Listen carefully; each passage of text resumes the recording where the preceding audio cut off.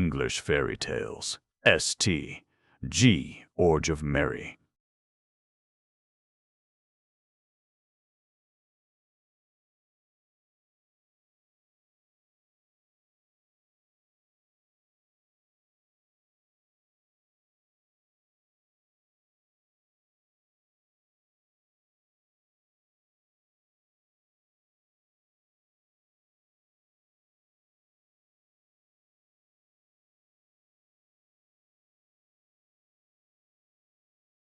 Terrible were her deeds, and few there were who had the hardihood to sound the brazen trumpet which hung over the iron gate that barred the way to the abode of witchcraft.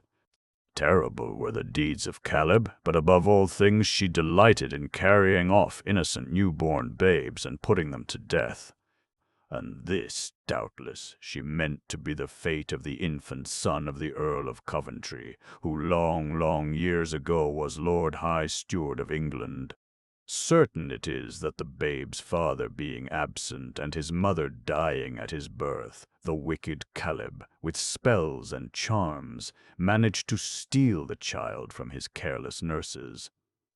But the babe was marked from the first for doughty deeds, for on his breast was pictured the living image of a dragon, on his right hand was a blood-red cross, and on his left leg showed the golden garter. And these signs so affected Kalyb, the fell enchantress, that she stayed her hand, and the child growing daily in beauty and stature, he became to her as the apple of her eye. Now, when twice 7 years had passed, the boy began to thirst for honorable adventures, though the wicked enchantress wished to keep him as her own. But he, seeking glory, utterly disdained so wicked a creature. Thus she sought to bribe him. And one day, taking him by the hand, she led him to a brazen castle and showed him 6 brave knights, prisoners therein. Then said she, "Lo, these be the 6 champions of Christendom. Thou shalt be the 7th, and thy name shall be St. George of Merry England, if thou wilt stay with me."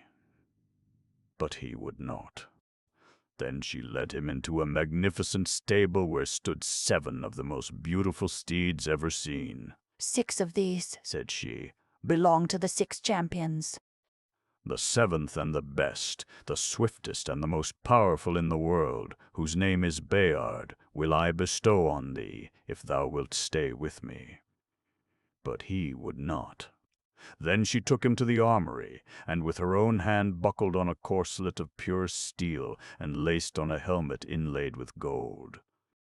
Then, taking a mighty falchion, she gave it into his hand, and said, "This armor which none can pierce, this sword called Ascalon, which will hew in sunder all it touches, are thine. Surely now thou wilt stop with me."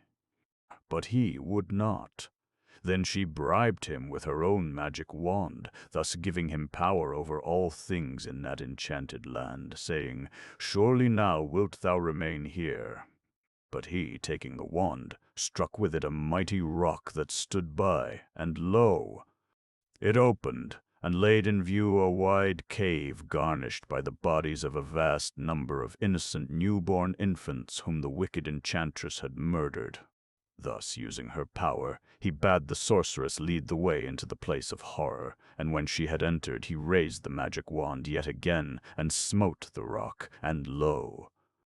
It closed forever, and the sorceress was left to bellow forth her lamentable complaints to senseless stones. Thus was St. George freed from the enchanted land, and taking with him the 6 other champions of Christendom on their steeds, he mounted Bayard and rode to the city of Coventry. Here for 9 months they abode, exercising themselves in all feats of arms. So when spring returned, they set forth as knights errant to seek for foreign adventure. And for 30 days and 30 nights they rode on until, at the beginning of a new month, they came to a great wide plain. Now in the center of this plain, where 7 several ways met, there stood a great brazen pillar, and here, with high heart and courage, they bade each other farewell, and each took a separate road. Hence St. George, on his charger Bayard, rode till he reached the seashore where lay a good ship bound for the land of Egypt. Taking passage in her, after long journeying, he arrived in that land when the silent wings of night were outspread, and darkness brooded on all things. Here, coming to a poor hermitage, he begged a night's lodging, on which the hermit replied, "Sir Knight of merry England, for I see her arms graven on thy breastplate, thou hast come hither in an ill time, when those alive are scarcely able to bury the dead by reason of the cruel destruction waged by a terrible dragon who ranges up and down the country by day and by night. If he have not an innocent maiden to devour each day, he sends a mortal plague amongst the people. And this has not ceased for 24 years, so that there is left throughout the land but one maiden, the beautiful Sabia, daughter to the king. And tomorrow must she die, unless some brave knight will slay the monster. To such will the king give his daughter in marriage, and the crown of Egypt in due time." "For crowns I care not," said St. George boldly, "but the beauteous maiden shall not die. I will slay the monster." So, rising at dawn of day, he buckled on his armor, laced his helmet, and with the falchion Ascalon in his hand, bestrode Bayard, and rode into the valley of the dragon. Now on the way he met a procession of old women weeping and wailing, and in their midst the most beauteous damsel he had ever seen. Moved by compassion, he dismounted, and bowing low before the lady, entreated her to return to her father's palace, since he was about to kill the dreaded dragon. Whereupon the beautiful Sabia, thanking him with smiles and tears, did as he requested, and he, remounting, rode on his emprise. Now, no sooner did the dragon catch sight of the brave knight than its leathern throat sent out a sound more terrible than thunder, and weltering from its hideous den, it spread its burning wings and prepared to assail its foe. Its size and appearance might well have made the stoutest heart tremble. From shoulder to tail ran full 40 feet, its body was covered with silver scales, its belly was as gold, and through its flaming wings the blood ran thick and red. So fierce was its onset that at the very first encounter the knight was nigh fell to the ground. But recovering himself, he gave the dragon such a thrust with his spear that the latter shivered to 1,000 pieces, whereupon the furious monster smote him so violently with its tail that both horse and rider were overthrown. Now, by great good chance, St. George was flung under the shade of a flowering orange tree, whose fragrance hath this virtue in it, that no poisonous beast dare come within the compass of its branches. So there the valiant knight had time to recover his senses, until with eager courage he rose, and rushing to the combat, smote the burning dragon on his burnished belly with his trusty sword Ascalon, and thereinafter spouted out such black venom as, falling on the armor of the knight, burst it in twain. And ill might it have fared with St. George of merry England, but for the orange tree, which once again gave him shelter under its branches, where, seeing the issue of the fight was in the hands of the Most High, he knelt and prayed that such strength of body should be given him as would enable him to prevail. Then, with a bold and courageous heart, he advanced again, and smote the fiery dragon under one of his flaming wings, so that the weapon pierced the heart, and all the grass around turned crimson with the blood that flowed from the dying monster.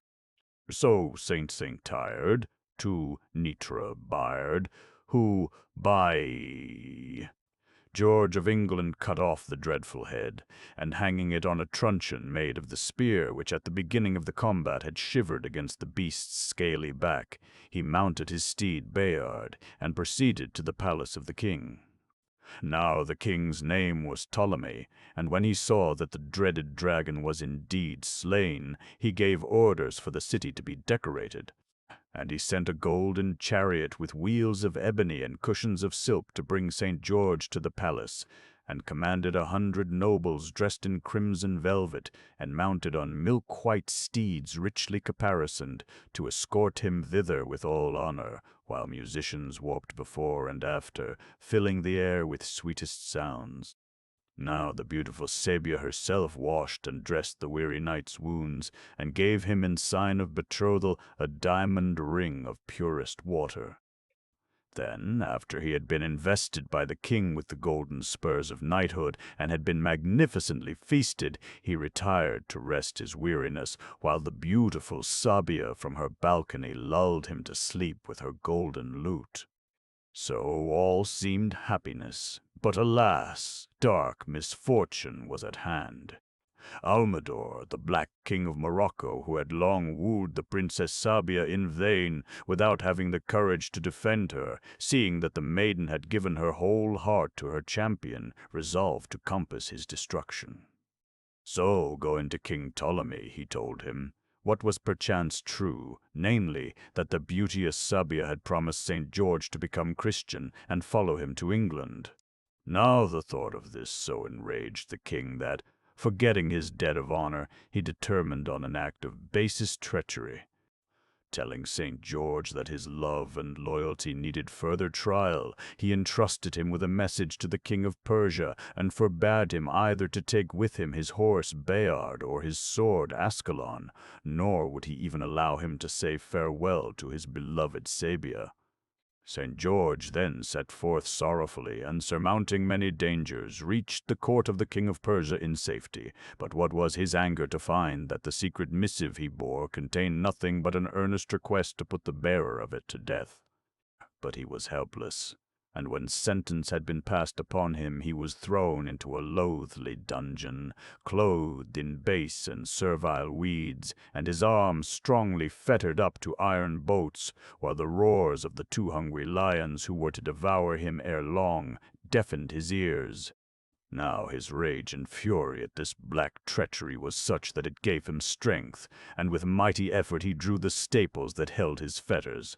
So being part free, he tore his long locks of amber-colored hair from his head, and wound them round his arms instead of gauntlets. So prepared, he rushed on the lions when they were let loose upon him, and thrusting his arms down their throats, choked them, and thereafter tearing out their very hearts, held them up in triumph to the gaolers, who stood by, trembling with fear. After this, the king of Persia gave up the hopes of putting St. George to death, and, doubling the bars of the dungeon, left him to languish therein. And there the unhappy knight remained for 7 long years, his thoughts full of his lost princess, his only companions rats and mice and creeping worms, his only food and drink bread made of the coarsest bran and dirty water. At last, one day, in a dark corner of his dungeon, he found one of the iron staples he had drawn in his rage and fury.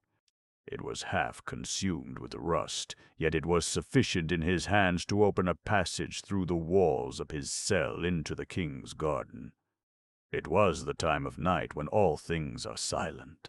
But St. George, listening, heard the voices of grooms in the stables, which, entering, he found 2 grooms furnishing forth a horse against some business. Whereupon, taking the staple with which he had redeemed himself from prison, he slew the grooms, and mounting the palfrey rode boldly to the city gates, where he told the watchman at the bronze tower that St. George having escaped from the dungeon, he was in hot pursuit of him. Whereupon the gates were thrown open, and St. George, clapping spurs to his horse, found himself safe from pursuit before the first red beams of the sun shot up into the sky. Now, ere long, being most famished with hunger, he saw a tower set on a high cliff, and riding thitherward determined to ask for food. But as he neared the castle, he saw a beauteous damsel in a blue and gold robe seated disconsolate at a window.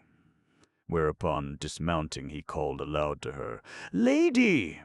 If thou hast sorrow of thine own, succor one also in distress, and give me, a Christian knight, now almost famished, 1 meal's meat." To which she replied quickly, Sir Knight, fly quickly as thou canst, for my lord is a mighty giant, a follower of Mohammed, who hath sworn to destroy all Christians."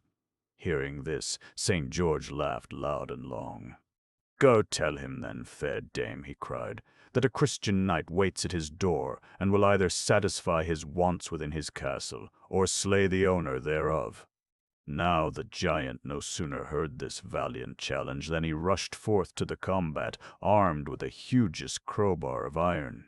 He was a monstrous giant, deformed, with a huge head, bristled like any boar's, with hot glaring eyes and a mouth equaling a tiger's. At first sight of him, St. George gave himself up for lost, not so much for fear, but for hunger and faintness of body. Still commending himself to the Most High, he also rushed to the combat with such poor arms as he had, and with many a regret for the loss of his magic sword Ascalon. So they fought till noon, when, just as the champion's strength was nigh finished, the giant stumbled on the root of a tree, and St. George, taking his chance, ran him through the midrib, so that he gasped and died. After which St. George entered the tower, whereat the beautiful lady, freed from her terrible lord, set before him all manner of delicacies and pure wine, with which he sufficed his hunger, rested his weary body, and refreshed his horse. So, leaving the tower in the hands of the grateful lady, he went on his way, coming ere long to the enchanted garden of the necromancer Ormadine, where, embedded in the living rock, he saw a magic sword, the like of which for beauty he had never seen, the belt being beset with jaspers and sapphire stones, while the pommel was a globe of the purest silver chased in gold with these verses: "My magic will remain most firmly bound, till that a knight from the far north be found, to pull this sword from out its bed of stone. Lo, when he comes wise, Ormadine must fall. Farewell, my magic power, my spell, my all." Seeing this, St. George put his hand to the hilt, thinking to essay pulling it out by strength, but lo! He drew it out with as much ease as though it had hung by a thread of untwisted silk. And immediately every door in the enchanted garden flew open, and the magician Ormadine appeared, his hair standing on end, and he, after kissing the hand of the champion, led him to a cave where a young man wrapped in a sheet of gold lay sleeping, lulled by the songs of 4 beautiful maidens. "The knight whom thou seest here," said the necromancer in a hollow voice, "is none other than thy brother in arms, the Christian champion St. David of Wales. He also attempted to draw my sword, but failed. Him hast thou delivered from my enchantments, since they come to an end." Now, as he spoke, came such a rattling of the skies, such a lumbering of the earth as never was, and in the twinkling of an eye the enchanted garden and all in it vanished from view, leaving the champion of Wales, roused from his 7 years' sleep, giving thanks to St. George, who greeted his ancient comrade heartily. After this, St. George of merry England travelled far and travelled fast, with many adventures by the way, to Egypt, where he had left his beloved Princess Sabia. But, learning to his great grief and horror from the same hermit he had met on first landing that, despite her denials, her father, King Ptolemy, had consented to Almador, the Black King of Morocco, carrying her off as one of his many wives, he turned his steps towards Tripoli, the capital of Morocco, for he was determined at all costs to gain a sight of the dear princess from whom he had been so cruelly rent. To this end he borrowed an old cloak of the hermit, and, disguised as a beggar, gained admittance to the gate of the women's palace, where were gathered together on their knees many others, poor, frail, infirm. And when he asked them wherefore they knelt, they answered, "Because good Queen Sabia succors us, that we may pray for the safety of St. George of England, to whom she gave her heart." Now when St. George heard this, his own heart was like to break for very joy, and he could scarce keep on his knees when, lovely as ever, but with her face pale and sad and wan from long distress, the Princess Sabia appeared clothed in deep mourning. In silence she handed an alms to each beggar in turn, but when she came to St. George she started and laid her hand on her heart. Then she said softly, "Rise up, sir beggar." Thou art too like one who rescued me from death, for it to be meet for thee to kneel before me." Then St. George, rising and bowing low, said quietly, "Peerless lady, lo, I am that very knight to whom thou didst condescend to give this." And with this he slipped the diamond ring she had given him on her finger. But she looked not at it, but at him, with love in her eyes. Then he told her of her father's base treachery and Almidor's part in it, so that her anger grew hot, and she cried, "Waste no more time in talk. I remain no longer in this detested place. Ere Almidor returns from hunting, we shall have escaped." So she led St. George to the armory, where he found his trusty sword Ascalon, and to the stable, where his swift steed Bayard stood ready caparisoned. Then, when her brave knight had mounted, and she, putting her foot on his, had leapt like a bird behind him, St. George touched the proud beast lightly with his spurs, and, like an arrow from a bow, Bayard carried them together over city and plain, through woods and forests, across rivers and mountains and valleys, until they reached the land of Greece. And here they found the whole country in festivity over the marriage of the king. Now amongst other entertainments was a grand tournament, the news of which had spread through the world. And to it had come all the other 6 champions of Christendom, so St. George arriving made the 7th, and many of the champions had with them the fair lady they had rescued. St. Denis of France brought beautiful Eglantine, St. James of Spain sweet Celestine, while noble Rosalind accompanied St. Anthony of Italy. St. David of Wales, after his 7 years' sleep, came full of eager desire for adventure. St. David of Wonder. Patrick of Ireland, ever courteous, brought all the 6 swan princesses who, in gratitude, had been seeking their deliverer St. Andrew of Scotland, since he, leaving all worldly things, had chosen to fight for the faith. So all these brave knights and fair ladies joined in the joyful jousting, and each of the 7 champions was in turn chief challenger for a day. Now in the midst of all the merriment appeared 100 heralds from 100 different parts of the Paynim world, declaring war to the death against all Christians. Whereupon the 7 champions agreed that each should return to his native land to place his dearest lady in safety, and gather together an army, and that 6 months later they should meet, and, joining as one legion, go forth to fight for Christendom. And this was done. So, having chosen St. George as chief general, they marched on Tripoli with the cry, "For Christendom we fight, for Christendom we die." Here the wicked Almidor fell in single combat with St. George, to the great delight of his subjects, who begged the champion to be king in his stead.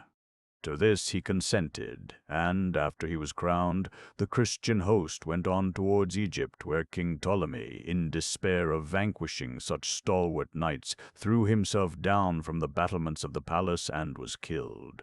Whereupon, in recognition of the chivalry and courtesy of the Christian champions, the nobles offered the crown to one of their number, and they, with acclaim, chose St. George of merry England. Thence the Christian host journeyed to Persia, where a fearsome battle raged for 7 days, during which 200,000 pagans were slain, beside many who were drowned in attempting to escape. Thus they were compelled to yield, the emperor himself happening into the hands of St. George, and 6 other viceroys into the hands of the 6 other champions. And these were most mercifully and honorably entreated after they had promised to govern Persia after Christian rules. Now the emperor, having a heart fraught with despite and tyranny, conspired against them, and engaged a wicked wizard named Osmond to so beguile 6 of the champions that they gave up fighting, and lived an easy, slothful life. But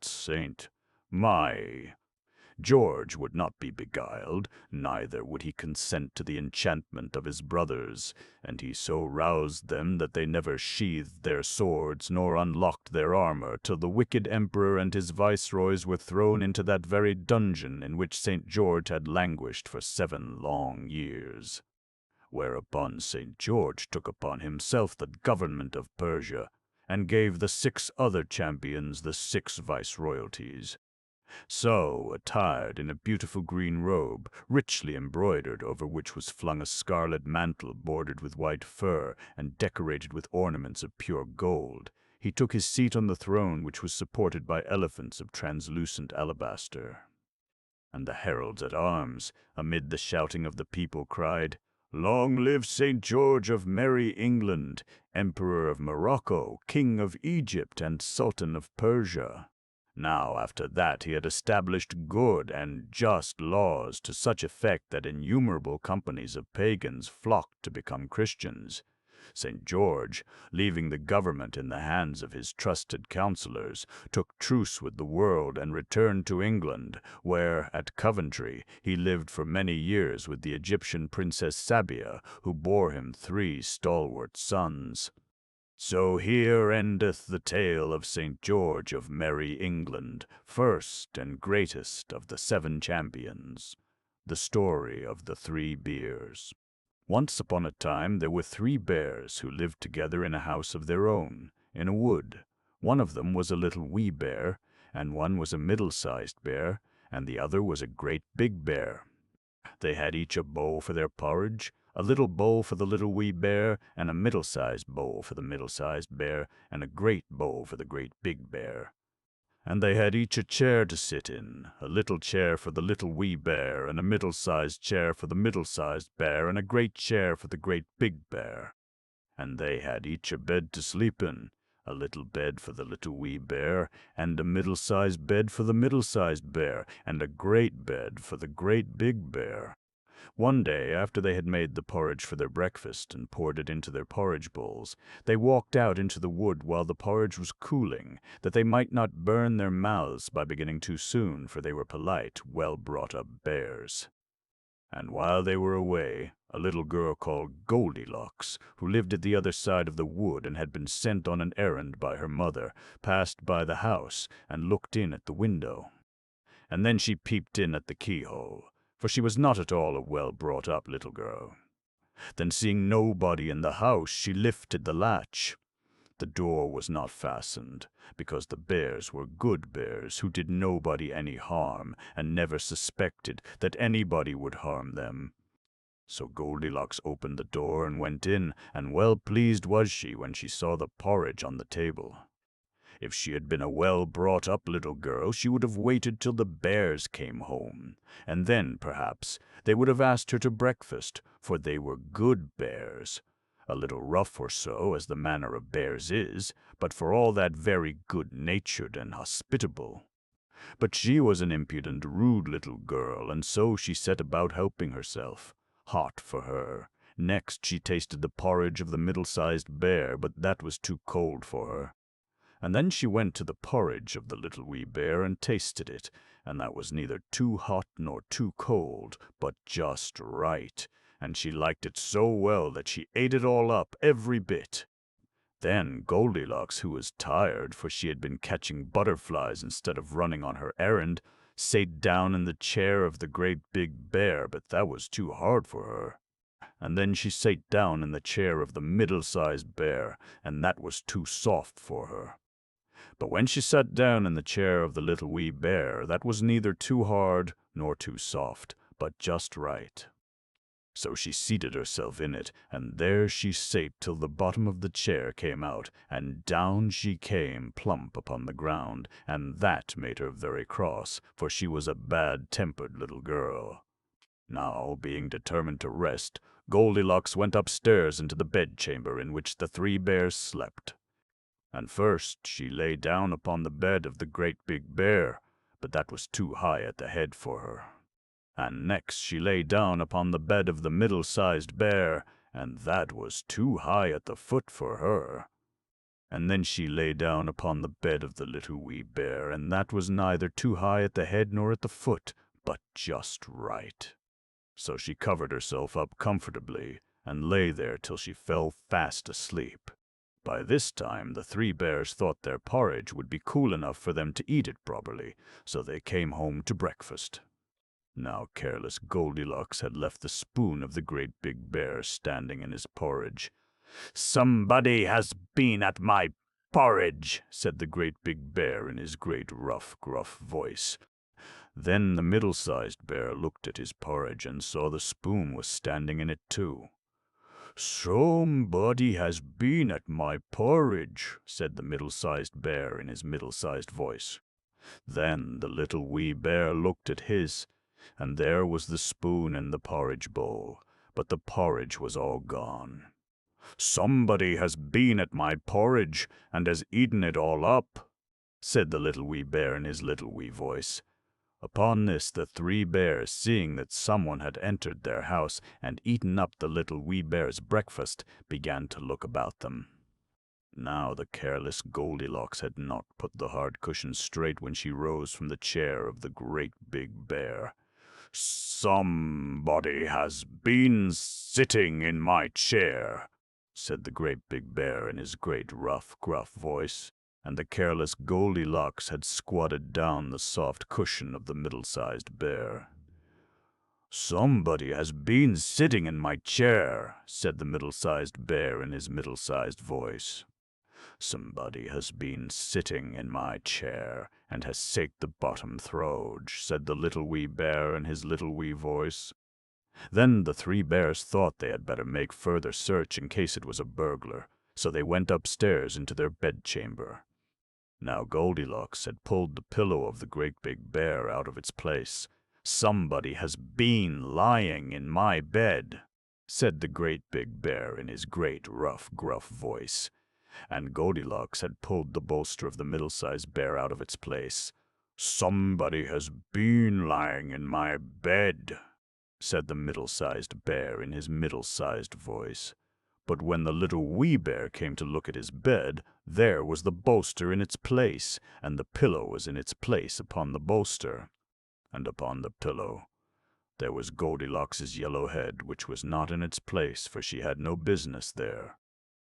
"Somebody has been lying in my bed, and here she is still," said the little wee bear in his little wee voice. Now Goldilocks had heard in her sleep the great, rough, gruff voice of the great big bear, but she was so fast asleep that it was no more to her than the roaring of wind or the rumbling of thunder. And she had heard the middle-sized voice of the middle-sized bear, but it was only as if she had heard someone speaking in a dream. But when she heard the little wee voice of the little wee bear, it was so sharp and so shrill that it awakened her at once. Up she started, and when she saw the three bears on one side of the bed, she tumbled herself out at the other and ran to the window. Now the window was open, because the bears, like good tidy bears as they were, always opened their bedchamber window when they got up in the morning. So naughty, frightened little Goldilocks jumped, and whether she broke her neck in the fall, or ran into the wood and was lost there, or found her way out of the wood and got whipped for being a bad girl and playing truant, no one can say. But the three bears never saw anything more of her. Tom, Tit Tot.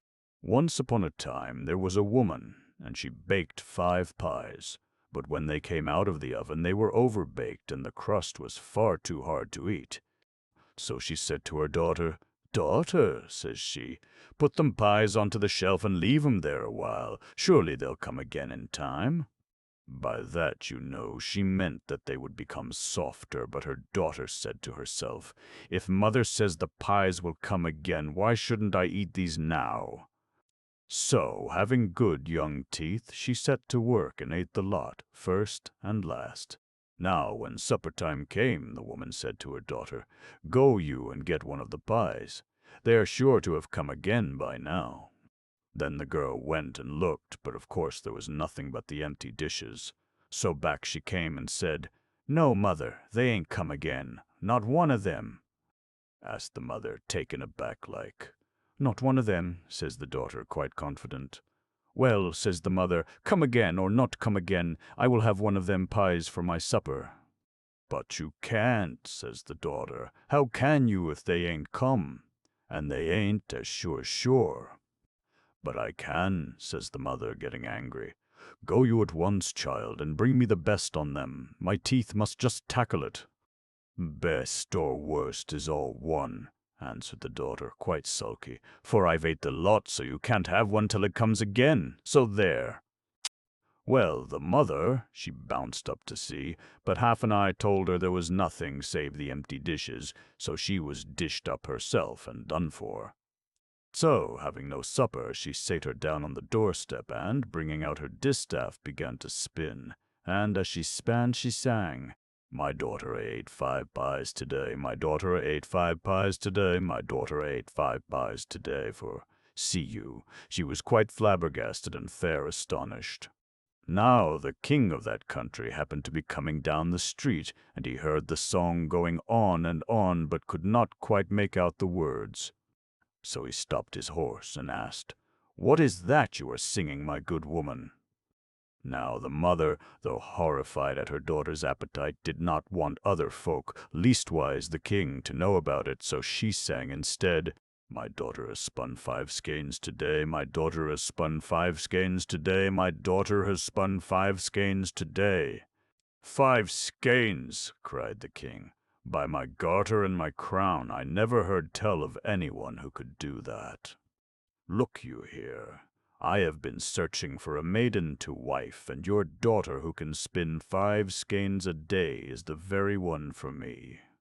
Only mind you, though for 11 months of the year she shall be queen indeed, and have all she likes to eat, all the gowns she likes to get, all the company she likes to keep, and everything her heart desires. In the 12th month she must set to work and spin 5 skeins a day, and if she does not, she must die. Come, is it a bargain?" So the mother agreed. She thought what a grand marriage it was for her daughter. And as for the 5 skeins, time enough to bother about them when the year came round. There was many a slip between cup and lip, and, likely as not, the king would have forgotten all about it by then. Anyhow, her daughter would be queen for 11 months. So they were married, and for 11 months the bride was happy as happy could be. She had everything she liked to eat, and all the gowns she liked to get, all the company she cared to keep, and everything her heart desired. And her husband the king was kind, as kind could be. But in the 10th month she began to think of those 5 skeins and wonder if the king remembered, and in the 11th month she began to dream about them as well. But ne'er a word did the king, her husband, say about them, so she hoped he had forgotten. But on the very last day of the 11th month, the king, her husband, led her into a room she had never set eyes on before. It had one window, and there was nothing in it but a stool and a spinning wheel. "Now, my dear," he said, quite kind-like, "you will be shut in here tomorrow morning with some victuals and some flax, and if by evening you have not spun 5 skeins, your head will come off." Well, she was fair frightened, for she had always been such a gatless, thoughtless girl that she had never learnt to spin at all. So what she was to do on the morrow she could not tell, for, see you, she had no one to help her, for, of course, now she was queen, her mother didn't live nigh her. So she just locked the door of her room, sat down on a stool, and cried and cried and cried until her pretty eyes were all red. Now, as she sate sobbing and crying, she heard a queer little noise at the bottom of the door. At first she thought it was a mouse, then she thought it must be something knocking. So she upped and opened the door, and what did she see? Why, a small little black thing with a long tail that whisked round and round ever so fast. "What are you crying for?" said that thing, making a bow and twirling its tail so fast that she could scarcely see it. "What's that to you?" said she, shrinking a bit, for that thing was very queer-like. "Don't look at my tail if you're frightened," says that, smirking. "Look at my toes. Ain't they beautiful?" And sure enough, that had on buckled shoes with high heels and big bows, ever so smart. So she kind of forgot about the tail and wasn't so frightened, and when that asked her again why she was crying, she upped and said, "It won't do no good if I do." "You don't know that," says that, twirling its tail faster and faster and sticking out its toes. "Come, tell me there's a good girl." "Well," says she, "it can't do any harm if it doesn't do good." So she dried her pretty eyes and told that all about the pies and the skeins and everything from first to last. And then that little black thing nearly burst with laughing. "If that is all, it's easy mended," it says. "I'll come to your window every morning, take the flax and bring it back spun into 5 skeins at night. Come, shall it be a bargain?" Now she, for all she was so gatless and thoughtless, said, cautious-like, "But what is your pay?" Then that twirled its tail so fast you couldn't see it, and stuck out its beautiful toes, and smirked and looked out of the corners of its eyes. "I will give you 3 guesses every night to guess my name, and if you haven't guessed it before the month is up, why—" And that twirled its tail faster and stuck out its toes further, and smirked and sniggered more than ever. "You shall be mine, my beauty." 3 guesses every night for a whole month. She felt sure she would be able for so much, and there was no other way out of the business, so she just said, "Yes, I agree." And lor, how! That twirled its tail and bowed and smirked and stuck out its beautiful toes. Well, the very next day her husband led her to the strange room again, and there was the day's food, and a spinning wheel, and a great bundle of flax. "There you are, my dear," says he, as polite, "and remember, if there are not 5 whole skeins tonight, I fear your head will come off." At that, she began to tremble, and after he had gone away and locked the door, she was just thinking of a good cry when she heard a queer knocking at the window. She upped at once and opened it, and sure enough there was the small little black thing sitting on the window ledge, dangling its beautiful toes and twirling its tail so that you could scarcely see it. "Good morning, my beauty," says that. "Come, hand over the flax sharp, there's a good girl." So she gave that the flax, and shut the window, and, you may be sure, ate her victuals, for, as you know, she had a good appetite, and the king, her husband, had promised to give her everything she liked to eat. So she ate to her heart's content, and when evening came and she heard that queer knocking at the window again, she upped and opened it, and there was the small little black thing with 5 spun skeins on his arm. And it twirled its tail faster than ever, and stuck out its beautiful toes, and bowed and smirked, and gave her the 5 skeins. Then that said, "And now, my beauty, what is that's name?" And she answered quite easy-like, "That is Bill." "No, it ain't," says that, and twirled its tail. "Then that is Ned," says she. "No, it ain't," says that, and twirled its tail faster. "Well," says she, a bit more thoughtful, "that is Mark." "No, it ain't," says that, and laughs and laughs and laughs, and twirls its tail so as you couldn't see it, as away it flew. Well, when the king, her husband, came in, he was fine and pleased to see the 5 skeins all ready for him, for he was fond of his pretty wife. "I shall not have to order your head off, my dear," says he, "and I hope all the other days will pass as happily." Then he said good night, and locked the door and left her. But next morning they brought her fresh flax, and even more delicious foods. And the small little black thing came knocking at the window, and stuck out its beautiful toes, and twirled its tail faster and faster, and took away the bundle of flax and brought it back, all spun into 5 skeins by evening. Then that made her guess 3 times what that's name was, but she could not guess right, and that laughed and laughed and laughed as it flew away.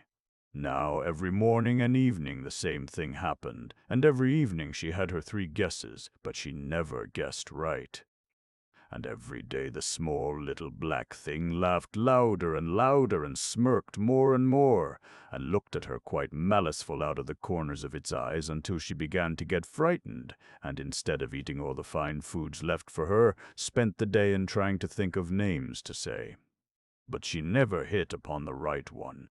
So it came to the last day of the month but one, and when the small little black thing arrived in the evening with the 5 skeins of flax already spun, it could hardly say for smirking, "Ain't you got that's name yet?"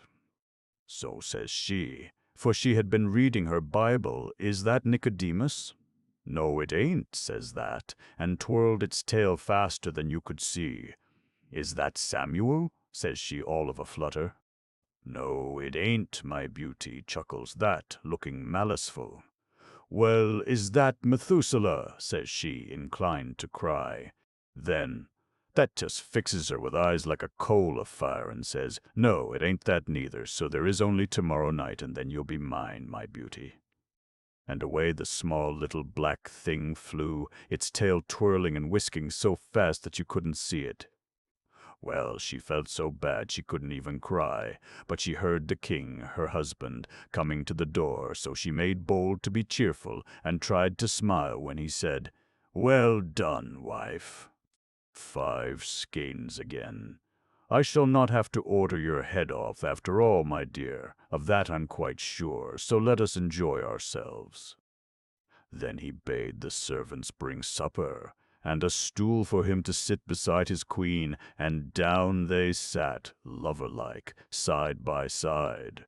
But the poor queen could eat nothing. She could not forget the small little black thing, and the king hadn't eaten but a mouthful or two when he began to laugh, and he laughed so long and so loud that at last the poor queen, all lackadaisical as she was, said, "Why do you laugh so?" "At something I saw today, my love," says the king. "I was out a-hunting, and by chance I came to a place I'd never been in before. It was in a wood, and there was an old chalk pit there, and out of the chalk pit there came a queer kind of a sort of a humming noise. So I got off my hobby to see what made it, and went quite quiet to the edge of the pit and looked down. And what do you think I saw? The funniest, queerest, smallest little black thing you ever set eyes upon. And it had a little spinning wheel, and it was spinning away for dear life. But the wheel didn't go so fast as its tail, and that span round and round. Ho, ho, ho, ho, ho, ho, ho. You never saw the like. And its little feet had buckled shoes and bows on them, and they went up and down in a desperate hurry. And all the time that small little black thing kept bumming and booming away at these words, name me not, who'll guess it's Tom, Tit-Tot." Well, when she heard these words, the queen nearly jumped out of her skin for joy, but she managed to say nothing, but ate her supper quite comfortably. And she said no word when next morning the small little black thing came for the flax, though it looked so gleeful and maliceful that she could hardly help laughing, knowing she had got the better of it. And when night came and she heard that knocking against the window pane, she put on a wry face and opened the window slowly as if she was afraid. But that thing was as bold as brass and came right inside, grinning from ear to ear. And oh, my goodness, how! That's tail was twirling and whisking. "Well, my beauty," says that, giving her the 5 skeins already spun, "what's my name?" Then she put down her lip and says, tearful like, Is that Solomon?" "No, it ain't," laughs that, smirking out of the corner of that's eye. And the small little black thing came further into the room. So she tried again, and this time she seemed hardly able to speak for fright. "Well, is that Zebedee?" she says. "No, it ain't," cried the impet, full of glee, and it came quite close and stretched out its little black hands to her, and OOITS, tail. "Take time, my beauty," says that, sort of jeering like, and its small little black eyes seemed to eat her up. "Take time, remember, next guess and you're mine." Well, she backed just a wee bit from it, for it was just horrible to look at, but then she laughed out and pointed her finger at it and said, says she, name me not, your name is Tom Tit-Tot." And you never heard such a shriek as that small little black thing gave out. Its tail dropped down straight, its feet all crumpled up and away, that flew into the dark, and she never saw it no more. And she lived happy ever after with her husband, the king. The golden snuff-box. Once upon a time, and a very good time too, though it was not in my time, nor your time, nor for the matter of that in anyone's time, there lived a man and a woman who had one son called Jack, and he was just terribly fond of reading books. He read and he read, and then, because his parents lived in a lonely house in a lonely forest, and he never saw any other folk but his father and his mother, he became quite crazy to go out into the world and see charming princesses and the like. So one day he told his mother he must be off, and she called him an air-brained addle-pate, but added that, as he was no use at home, he had better go seek his fortune. Then she asked him if he would rather take a small cake with her blessing to eat on his journey, or a large cake with her curse. Now Jack was a very hungry lad, so he just up and said, "A big cake, if you please, me." So his mother made a great big cake, and when he started, she just off to the top of the house and cast malisons on him, till he got out of sight. You see, she had to do it, but after that she sate down and cried. Well, Jack hadn't gone far till he came to a field where his father was ploughing. Now the goodman was dreadfully put out when he found his son was going away, and still more so when he heard he had chosen his mother's malison. So he cast about what to do to put things straight, and at last he drew out of his pocket a little golden snuff-box, and gave it to the lad, saying, "If ever you are in danger of sudden death, you may open the box, but not till then. It has been in our family for years and years, but as we have lived, father and son, quietly in the forest, none of us have ever been in need of help. Perhaps you may." So Jack pocketed the golden snuff-box and went on his way. Now, after a time, he grew very tired and very hungry, for he had eaten his big cake first thing, and night closed in on him so that he could scarce see his way. But at last he came to a large house and begged board and lodging at the back door. Now Jack was a good-looking young fellow, so the maid-servant at once called him into the fireside and gave him plenty good meat and bread and beer. And it so happened that while he was eating his supper, the master's gay young daughter came into the kitchen and saw him. So she went to her father and said that there was the prettiest young fellow she had ever seen in the back kitchen, and that if her father loved her, he would give the young man some employment. Now the gentleman of the house was exceedingly fond of his gay young daughter, and did not want to vex her, so he went into the back kitchen and questioned Jack as to what he could do. "Anything," said Jack gaily, meaning, of course, that he could do any foolish bit of work about a house. But the gentleman saw a way of pleasing his gay young daughter and getting rid of the trouble of employing Jack. So he laughs and says, "If you can do anything, my good lad," says he, "you had better do this. By 8 o'clock tomorrow morning you must have dug a lake 4 miles round in front of my mansion, and on it there must be floating a whole fleet of vessels. And they must range up in front of my mansion and fire a salute of guns. And the very last shot must break the leg of the four-post bed on which my daughter sleeps, for she is always late of a morning." Well, Jack was terribly flabbergasted, but he faltered out, "And if I don't do it?" "Then," said the master of the house quite calmly, "your life will be the forfeit." So he bade the servants take Jack to a turret room and lock the door on him. Well, Jack sate on the side of his bed and tried to think things out, but he felt as if he didn't know be from a battledore, so he decided to think no more, and after saying his prayers he lay down and went to sleep. And he did sleep. When he woke it was close on 8 o'clock, and he had only time to fly to the window and look out, when the great clock on the tower began to whir before it struck the hour. And there was the lawn in front of the house all set with beds of roses and stocks and marigolds. Well, all of a sudden he remembered the little golden snuff-box. "I'm near enough to death," quoth he to himself as he drew it out and opened it.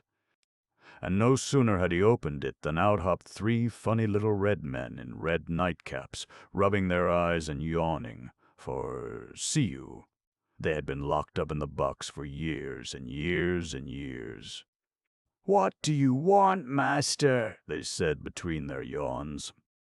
But Jack heard that clock a-whirring and knew he hadn't a moment to lose, so he just gabbled off his orders. Then the clock began to strike, and the little men flew out of the window, and suddenly bang, bang, bang, bang, bang, bang, went the guns, and the last one must have broken the leg of the four-post bed, for there at the window was the gay young daughter in her nightcap, gazing with astonishment at the lake 4 miles round, with the fleet of vessels floating on it. And so did Jack. He had never seen such a sight in his life, and he was quite sorry when the 3 little red men disturbed him by flying in at the window and scrambling into the golden snuff-box. "Give us a little more time when you want us next, master," they said sulkily. Then they shut down the lid, and Jack could hear them yawning inside as they settled down to sleep.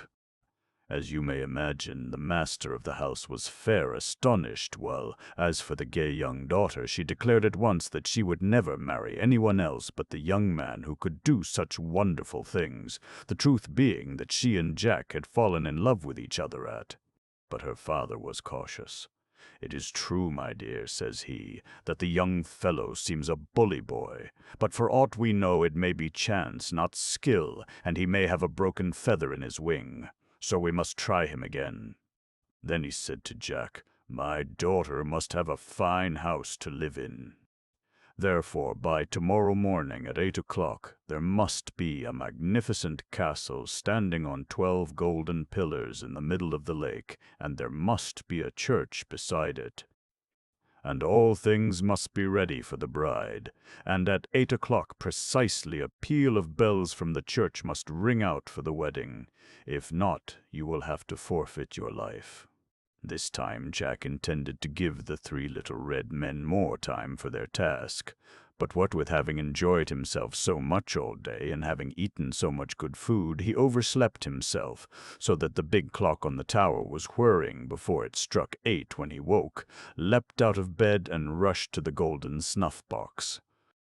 But he had forgotten where he had put it, and so the clock had really begun to strike before he found it under his pillow, opened it, and gabbled out his orders. And then you never saw how the 3 little red men tumbled over each other and yawned and stretched and made haste all at one time, so that Jack thought his life would surely be forfeit. But just as the clock struck its last chime, out rang a peal of merry bells, and there was the castle standing on 12 golden pillars and a church beside it in the middle of the lake. And the castle was all decorated for the wedding, and there were crowds and crowds of servants and retainers, all dressed in their Sunday best. Never had Jack seen such a sight before. Neither had the gay young daughter, who, of course, was looking out of the next window in her nightcap. And she looked so pretty and so gay that Jack felt quite cross when he had to step back to let the 3 little red men fly to their golden snuff-box. But they were far crosser than he was, and mumbled and grumbled at the hustle, so that Jack was quite glad when they shut the box down and began to snore. Well, of course, Jack and the gay young daughter were married, and were as happy as the day is long, and Jack had fine clothes to wear, fine food to eat, fine servants to wait on him, and as many fine friends as he liked. So he was in luck, but he had yet to learn that a mother's malison is sure to bring misfortune some time or another. Thus it happened that one day when he was going a-hunting with all the ladies and gentlemen, Jack forgot to change the golden snuff-box, which he always carried about with him for fear of accidents. From his waistcoat pocket to that of his scarlet hunting coat, so he left it behind him. And what should happen but that the servant let it fall on the ground when he was folding up the clothes, and the snuff-box flew open, and out popped the 3 little red men yawning and stretching. Well, when they found out that they hadn't really been summoned, and that there was no fear of death, they were in a towering temper and said they had a great mind to fly away with the castle, golden pillars and all. On hearing this, the servant pricked up his ears. "Could you do that?" he asked. "Could we?" they said, and they laughed loud. "Why, we can do anything." Then the servant said, ever so sharp, "Then move me this castle and all it contains right away over the sea where the master can't disturb us." Now the little red men need not really have obeyed the order, but they were so cross with Jack that hardly had the servants said the words before the task was done. So when the hunting party came back, lo and behold, the castle and the church and the golden pillars had all disappeared. At first all the rest set upon Jack for being a knave and a cheat, and, in particular, his wife's father threatened to have at him for deceiving the gay young daughter. But at last he agreed to let Jack have 12 months and a day to find the castle and bring it back. So off Jack starts on a good horse with some money in his pocket. And he traveled far, and he traveled fast, and he traveled east and west, north and south, over hills and dales and valleys and mountains and woods and sheep-walks, but never a sign of the missing castle did he see. Now at last he came to the palace of the king of all the mice in the wide world. And there was a little mousie in a fine hauberk and a steel cap doing sentry at the front gate, and he was not for letting Jack in until he had told his errand. And when Jack had told it, he passed him on to the next mouse sentry at the inner gate, so by degrees he reached the king's chamber, where he sate surrounded by mice courtiers. Now the king of the mice received Jack very graciously, and said that he himself knew nothing of the missing castle, but, as he was king of all the mice in the whole world, it was possible that some of his subjects might know more than he. So he ordered his chamberlain to command a grand assembly for the next morning, and in the meantime he entertained Jack right royally. But the next morning, though there were brown mice and black mice and gray mice and white mice and piebald mice from all parts of the world, they all answered with one breath, "If it please your majesty, we have not seen the missing castle." Then the king said, "You must go and ask my elder brother, the king of all the frogs. He may be able to tell you. Leave your horse here and take one of mine. It knows the way and will carry you safe."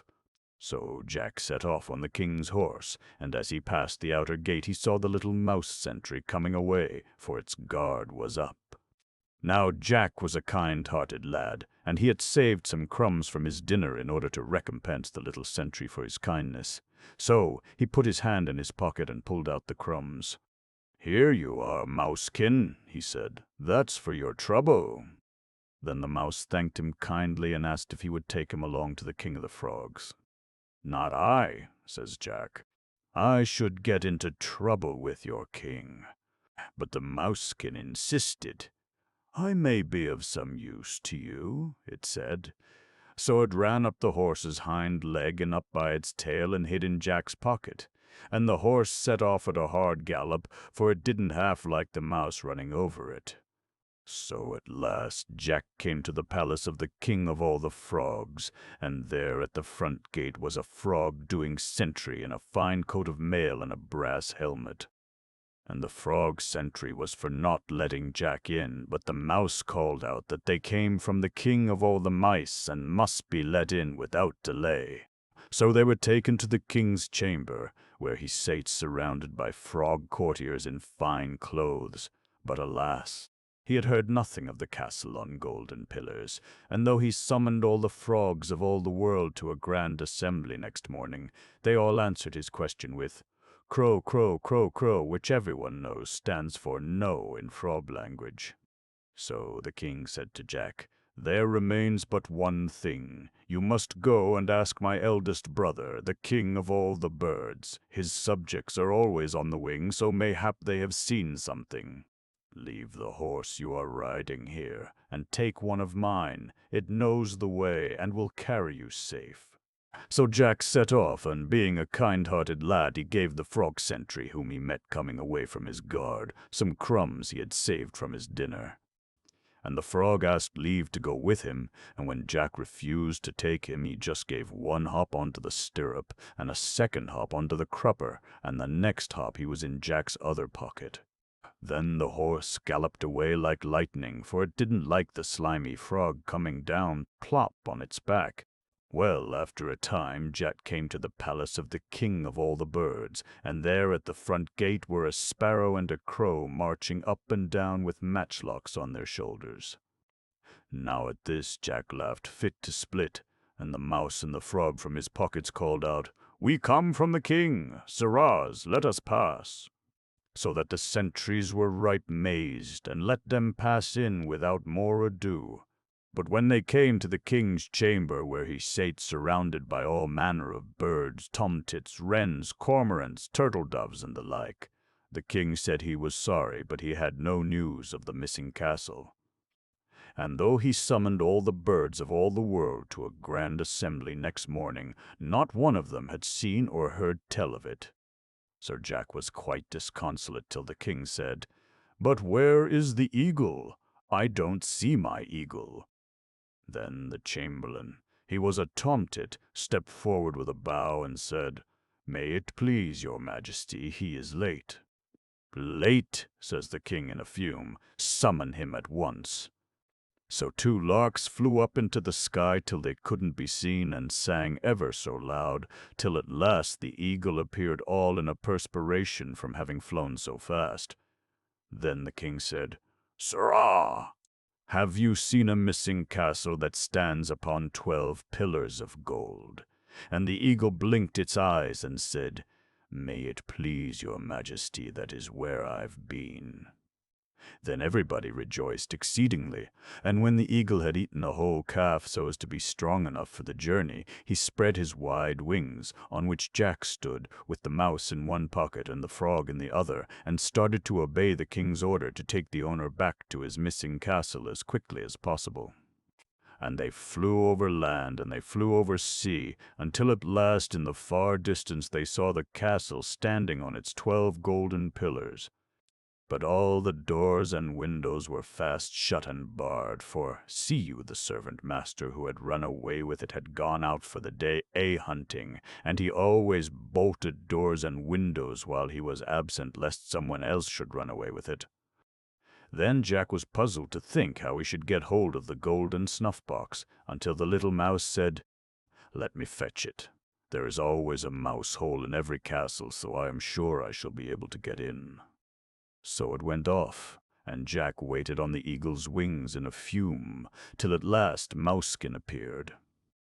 "Have you got it?" shouted Jack, and the little mousie cried, "Yes!"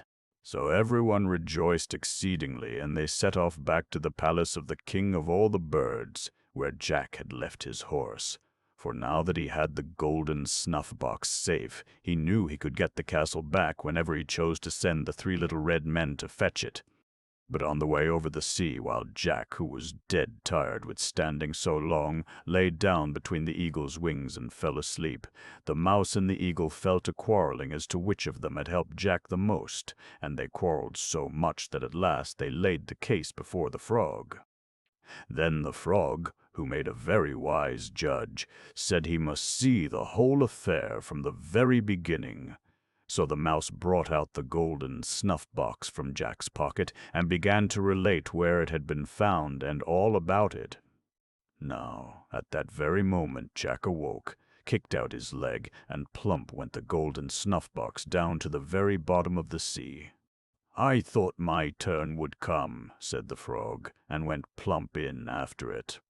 Well, they waited and waited and waited for 3 whole days and 3 whole nights, but Froggy never came up again, and they had just given him up in despair when his nose showed above the water. "Have you got it?" they shouted. "No," says he with a great gasp. "Then what do you want?" they cried in a rage. "My breath," says Froggy, and with that he sinks down again. Well, they waited 2 days and 2 nights more, and at last up comes the little frog with the golden snuff-box in its mouth. Then they all rejoiced exceedingly, and the eagle flew ever so fast to the palace of the king of the birds. But alas and alack-a-day! Jack's troubles were not ended. His mother's malison was still bringing him ill luck, for the king of the birds flew into a fearsome rage because Jack had not brought the castle of the golden pillars back with him. And he said that unless he saw it by 8 o'clock next morning, Jack's head should come off as a cheat and a liar. Then Jack, being close to death, opened the golden snuff-box, and out tumbled the 3 little red men in their 3 little red caps. They had recovered their tempers and were quite glad to be back with a master who knew that they would only, as a rule, work under fear of death, for, see you, the servant, master had been forever disturbing their sleep with opening the box to no purpose. So before the clock struck 8 next morning, there was the castle on its 12 golden pillars, and the king of the birds was fine and pleased, and let Jack take his horse and ride to the palace of the king of the frogs. But there exactly the same thing happened, and poor Jack had to open the snuff-box again and order the castle to come to the palace of the king of the frogs. At this the little red men were a wee bit cross, but they said they supposed it could not be helped, so, though they yawned, they brought the castle all right, and Jack was allowed to take his horse and go to the palace of the king of all the mice in the world. But here the same thing happened, and the little red men tumbled out of the golden snuff-box in a real rage, and said fellows might as well have no sleep at all. However, they did as they were bidden.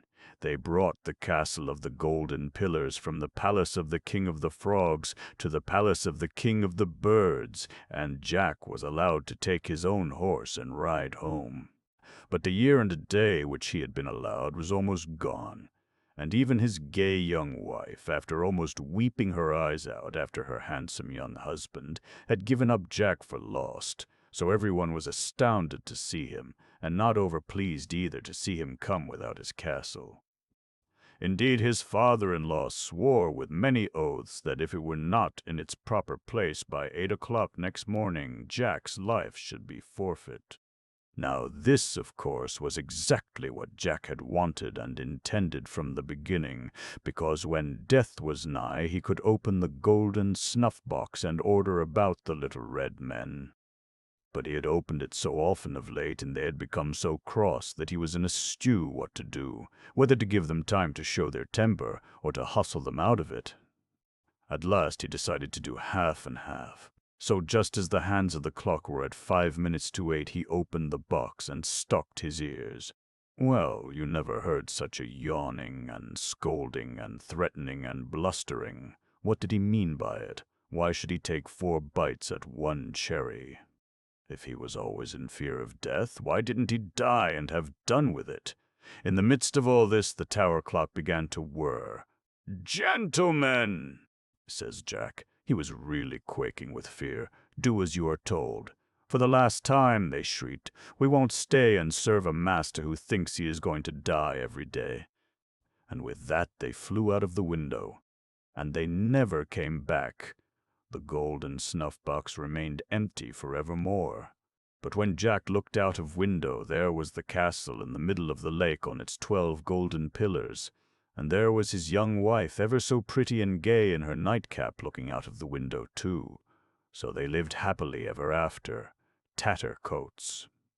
In a great palace by the sea there once dwelt a very rich old lord, who had neither wife nor children living, only one little granddaughter, whose face he had never seen in all her life. He hated her bitterly because at her birth his favorite daughter died, and when the old nurse brought him the baby he swore that it might live or die as it liked, but he would never look on its face as long as it lived.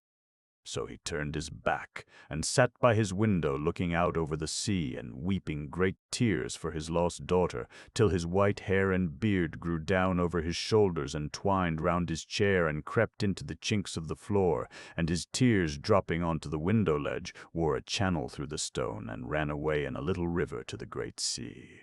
Meanwhile his granddaughter grew up with no one to care for her or clothe her. Only the old nurse, when no one was by, would sometimes give her a dish of scraps from the kitchen or a torn petticoat from the rag-bag, while the other servants of the palace would drive her from the house with blows and mocking words, calling her tattercoats and pointing to her bare feet and shoulders till she ran away crying to hide among the bushes. So she grew up with little to eat or to wear, spending her days out of doors, her only companion a crippled gooseherd who fed his flock of geese on the common.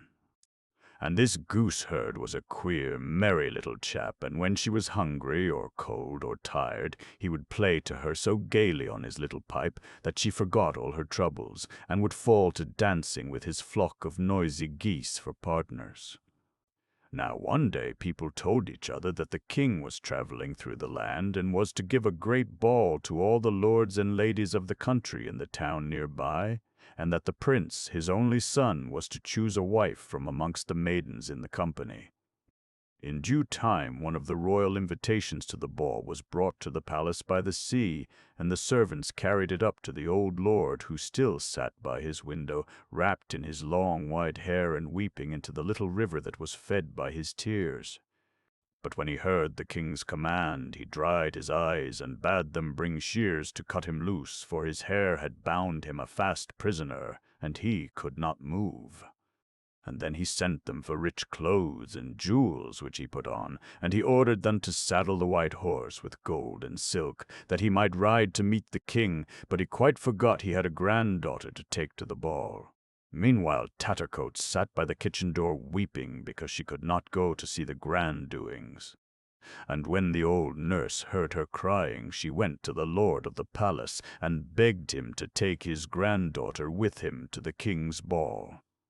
But he only frowned and told her to be silent, while the servants laughed and said, "Tattercoats is happy in her rags, playing with the gooseherd. Let her be, it is all she is fit for." A second, and then a third time, the old nurse begged him to let the girl go with him, but she was answered only by black looks and fierce words, till she was driven from the room by the jeering servants with blows and mocking words.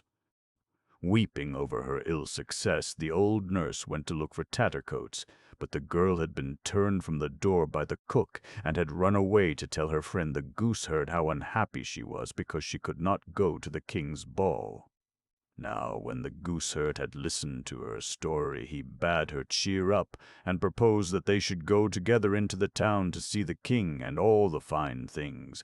And when she looked sorrowfully down at her rags and bare feet, he played a note or two upon his pipe, so gay and merry that she forgot all about her tears and her troubles, and before she well knew, the gooseherd had taken her by the hand, and she and he and the geese before them were dancing down the road towards the town. "Even cripples can dance when they choose," said the gooseherd. Before they had gone very far, a handsome young man, splendidly dressed, riding up, stopped to ask the way to the castle where the king was staying, and when he found that they too were going thither, he got off his horse and walked beside them along the road. "You seem merry folk," he said, "and we'll be good company." "Good company indeed," said the gooseherd, and played a new tune that was not a dance. It was a curious tune, and it made the strange young man stare and stare and stare at Tattercoats till he couldn't see her rags, till he couldn't, to tell the truth, see anything but her beautiful face. Then he said, "You are the most beautiful maiden in the world. Will you marry me?" Then the gooseherd smiled to himself, and played sweeter than ever. But Tattercoats laughed. "Not I," said she. "You would be finely put to shame, and so would I be, if you took a goose-girl for your wife. Go and ask one of the great ladies you will see tonight at the king's ball, and do not flout poor Tattercoats." But the more she refused him, the sweeter the pipe played, and the deeper the young man fell in love, till at last he begged her to come that night at 12 to the king's ball, just as she was, with the gooseherd and his geese, in her torn petticoat and bare feet, and see if he wouldn't dance with her before the king and the lords and ladies, and present her to them all as his dear and honored bride. Now at first Tattercoats said she would not, but the gooseherd said, "Take fortune when it comes, little one."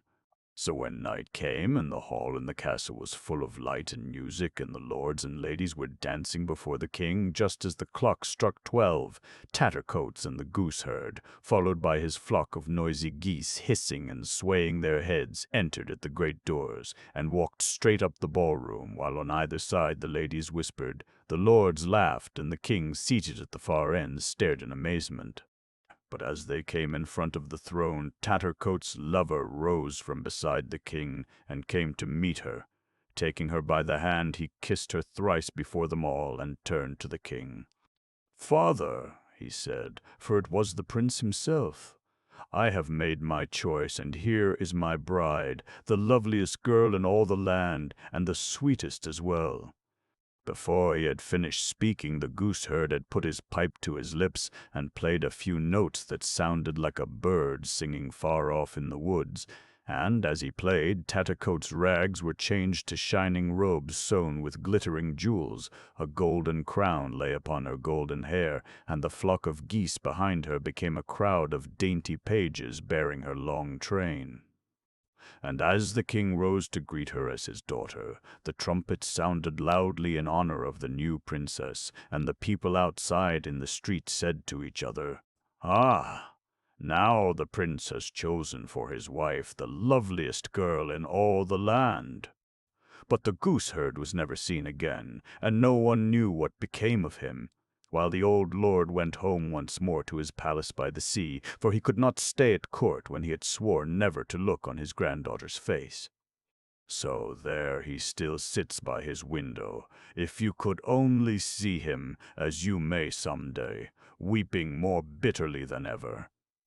And his white hair has bound him to the stones, and the river of his tears runs away to the great sea. The 3 Feeters. Once upon a time there lived a girl who was wooed and married by a man she never saw, for he came a-courting her after nightfall, and when they were married he never came home till it was dark, and always left before dawn.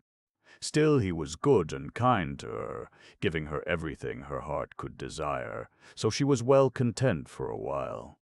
But after a bit, some of her friends, doubtless full of envy for her good luck, began to whisper that the unseen husband must have something dreadful the matter with him, which made him averse to being seen.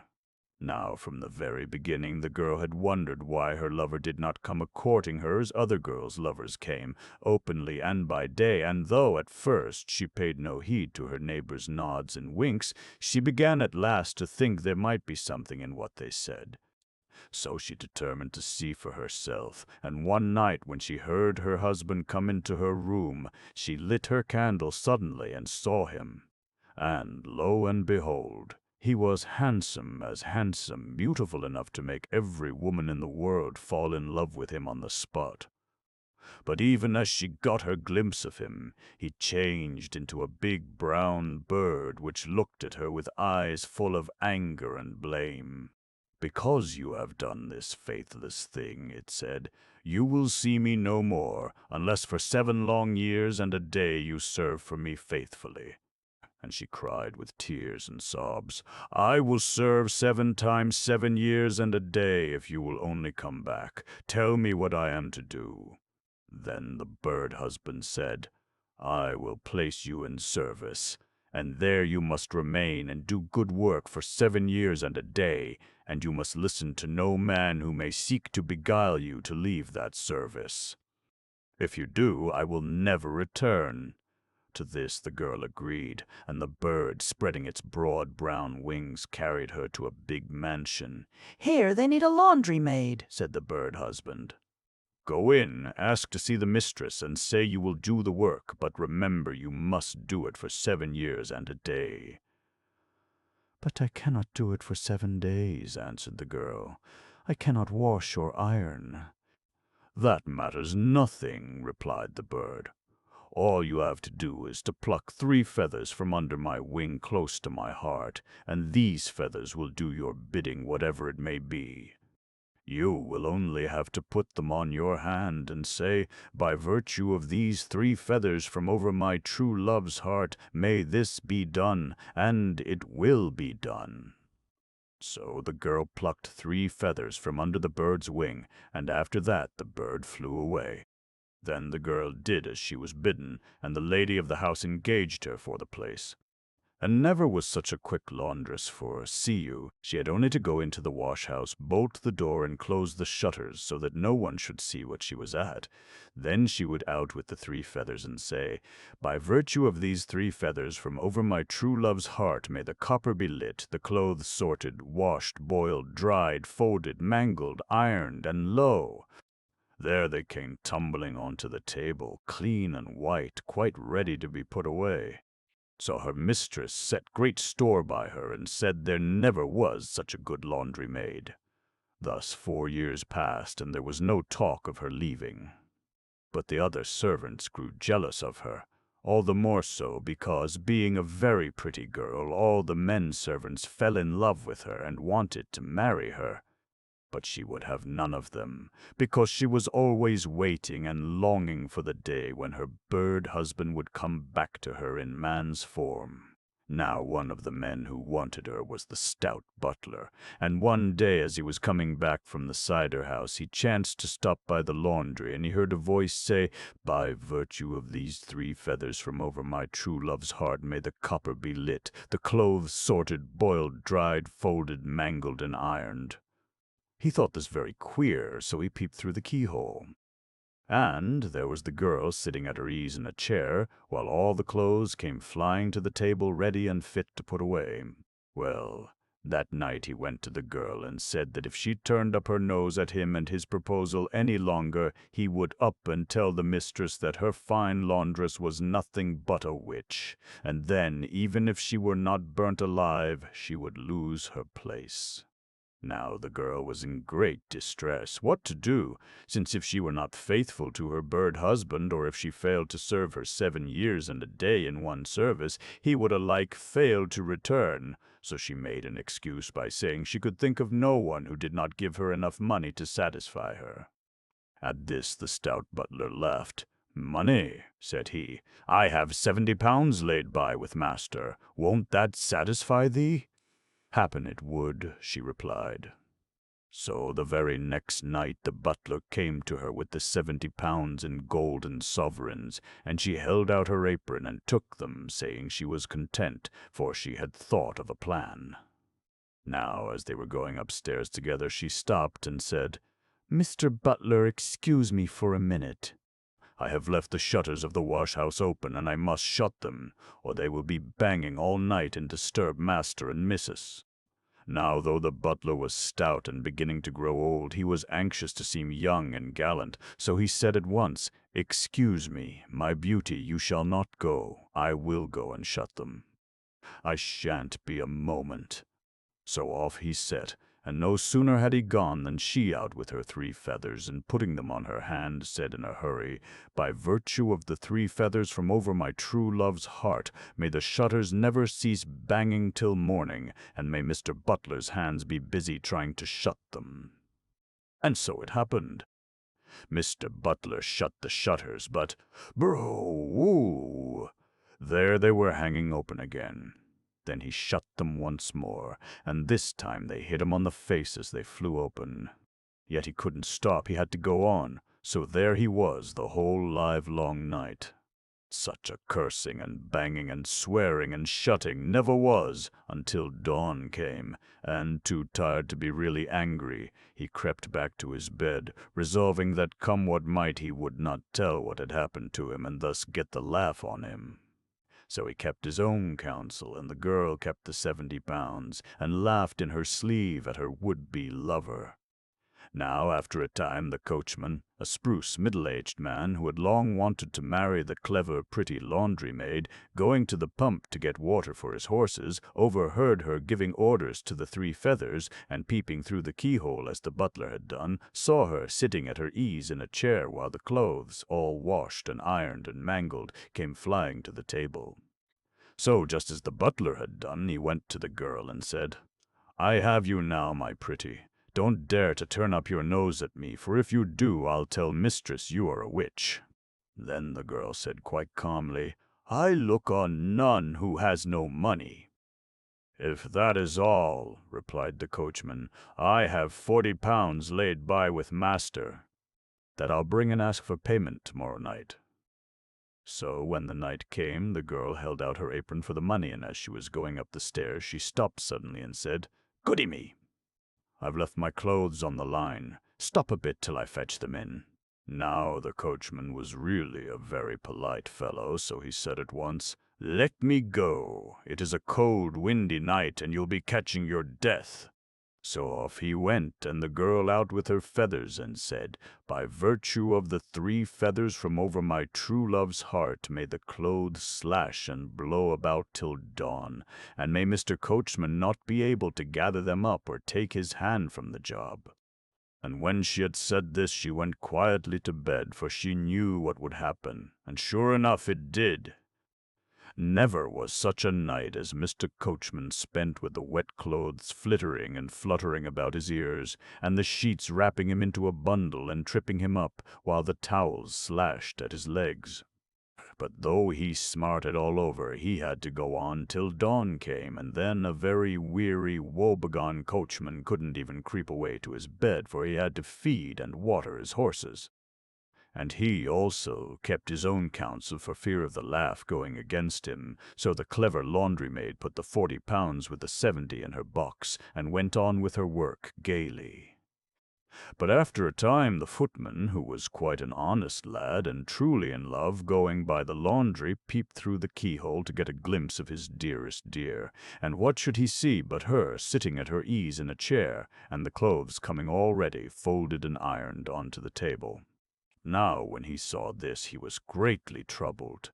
So he went to his master and drew out all his savings, and then he went to the girl and told her that he would have to tell the mistress what he had seen unless she consented to marry him.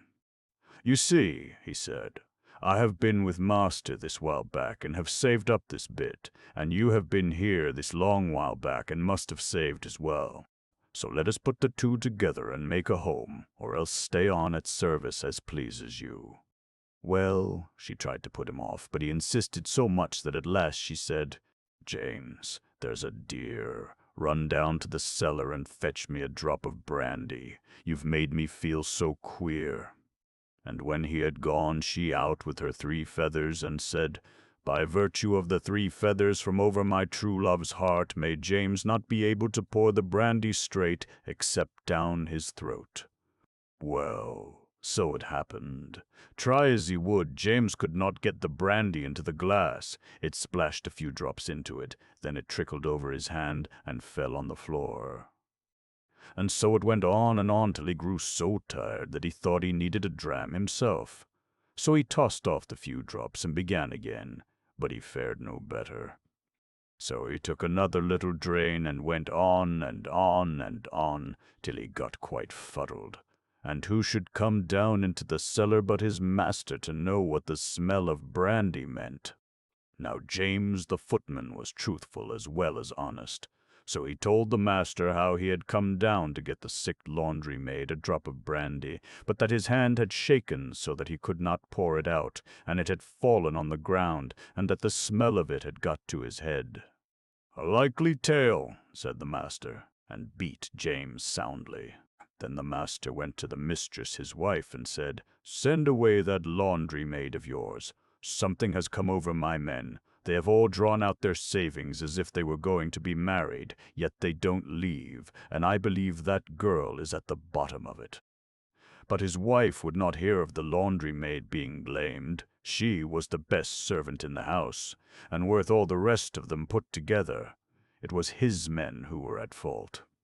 So they quarreled over it, but in the end the master gave in, and after this there was peace, since the mistress bade the girl keep herself to herself, and none of the men would say aught of what had happened, for fear of the laughter of the other servants. So it went on until one day when the master was going a-driving, the coach was at the door, and the footman was standing to hold the coach open, and the butler on the steps all ready, when who should pass through the yard, so saucy and bright with a great basket of clean clothes, but the laundry-maid. And the sight of her was too much for James, the footman, who began to blub. "She is a wicked girl," he said. "She got all my savings, and got me a good thrashing besides." Then the coachman grew bold. "Did she?" he said. "That was nothing to what she served me." So he up and told all about the wet clothes and the awful job he had had the livelong night. Now the butler on the steps swelled with rage until he nearly burst, and at last he out with his night of banging shutters. "And one," he said, "hit me on the nose." This settled the 3 men, and they agreed to tell their master the moment he came out, and get the girl sent about her business. Now the laundry-maid had sharp ears and had paused behind a door to listen, so when she heard this, she knew she must do something to stop it. So she out with her 3 feathers and said, By virtue of the 3 feathers from over my true love's heart, may there be striving as to who suffered most between the men, so that they get into the pond for a ducking. Well, no sooner had she said the words than the 3 men began disputing as to which of them had been served the worst. Then James up and hit the stout butler, giving him a black eye, and the fat butler fell upon James and pommeled him hard, while the coachman scrambled from his box and belabored them both, and the laundry-maid stood by, laughing. So out comes the master, but none of them would listen, and each wanted to be heard, and fought and shoved and pommeled away until they shoved each other into the pond, and all got a fine ducking. Then the master asked the girl what it was all about, and she said, "They all wanted to tell a story against me because I won't marry them, and one said his was the best, and the next said his was the best. So they fell a-quarreling as to which was the likeliest story to get me into trouble. But they are well punished, so there is no need to do more." Then the master went to his wife and said, "You are right. That laundry-maid of yours is a very wise girl."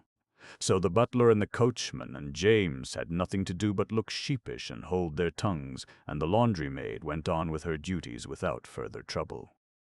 Then when the 7 years and a day were over, who should drive up to the door in a fine gilded coach but the bird-husband restored to his shape as a handsome young man. And he carried the laundry-maid off to be his wife again, and her master and mistress were so pleased at her good fortune that they ordered all the other servants to stand on the steps and give her good luck. So as she passed the butler, she put a bag with 70 pounds in it into his hand and said sweetly, "That is to recompense you for shutting the shutters." And when she passed the coachman, she put a bag with 40 pounds into his hand and said, "That is your reward for bringing in the clothes." But when she passed the footman, she gave him a bag with 100 pounds in it, and laughed, saying, "That is for the drop of brandy you never brought me." So she drove off with her handsome husband, and lived happy ever after. A lazy Jack. Once upon a time there was a boy whose name was Jack, and he lived with his mother on a common. They were very poor, and the old woman got her living by spinning, but Jack was so lazy that he would do nothing but bask in the sun in the hot weather, and sit by the corner of the hearth in the winter-time. So they called him Lazy Jack. His mother could not get him to do anything for her, and at last told him one Monday that if he did not begin to work for his porridge, she would turn him out to get his living as he could. This roused Jack, and he went out and hired himself for the next day to a neighboring farmer for a penny. But as he was coming home, never having had any money before, he lost it in passing over a brook. "You stupid boy," said his mother, "you should have put it in your pocket." "I'll do so another time," replied Jack. Well, the next day Jack went out again and hired himself to a cow-keeper, who gave him a jar of milk for his day's work. Jack took the jar and put it into the large pocket of his jacket, spilling it all long before he got home. "Dear me," said the old woman, "you should have carried it on your head." "I'll do so another time," said Jack. So the following day Jack hired himself again to a farmer, who agreed to give him a cream cheese for his services. In the evening Jack took the cheese and went home with it on his head. By the time he got home, the cheese was all spoilt, part of it being lost and part matted with his hair. "You stupid lout," said his mother. "You should have carried it very carefully in your hands." "I'll do so another time," replied Jack. Now the next day Lazy Jack again went out and hired himself to a baker, who would give him nothing for his work but a large tomcat. Jack took the cat and began carrying it very carefully in his hands, but in a short time Pussy scratched him so much that he was compelled to let it go. When he got home, his mother said to him, "You silly fellow, you should have tied it with a string and dragged it along after you." "I'll do so another time," said Jack. So on the following day Jack hired himself to a butcher, who rewarded him by the handsome present of a shoulder of mutton. Jack took the mutton, tied it with a string, and trailed it along after him in the dirt, so that by the time he had got home the meat was completely spoilt. His mother was this time quite out of patience with him, for the next day was Sunday, and she was obliged to do with cabbage for her dinner. "You ninny hammer," said she to her son, "you should have carried it on your shoulder." "I'll do so another time," replied Jack. Well, on the Monday, lazy Jack went once more and hired himself to a cattle keeper, who gave him a donkey for his trouble. Now, though Jack was strong, he found it hard to hoist the donkey on his shoulders, but at last he did it, and began walking home slowly with his prize. Now it so happened that in the course of his journey he passed a house where a rich man lived with his only daughter, a beautiful girl who was deaf and dumb. And she had never laughed in her life, and the doctors said she would never speak till somebody made her laugh. So the father had given out that any man who made her laugh would receive her hand in marriage. Now this young lady happened to be looking out of the window when Jack was passing by with the donkey on his shoulders, and the poor beast with its legs sticking up in the air was kicking violently and hee-hawing with all its might. Well, the sight was so comical that she burst out into a great fit of laughter and immediately recovered her speech and hearing. Her father was overjoyed and fulfilled his promise by marrying her to lazy Jack, who was thus made a rich gentleman. They lived in a large house, and Jack's mother lived with them in great happiness until she died. Jack, the Giant Killer.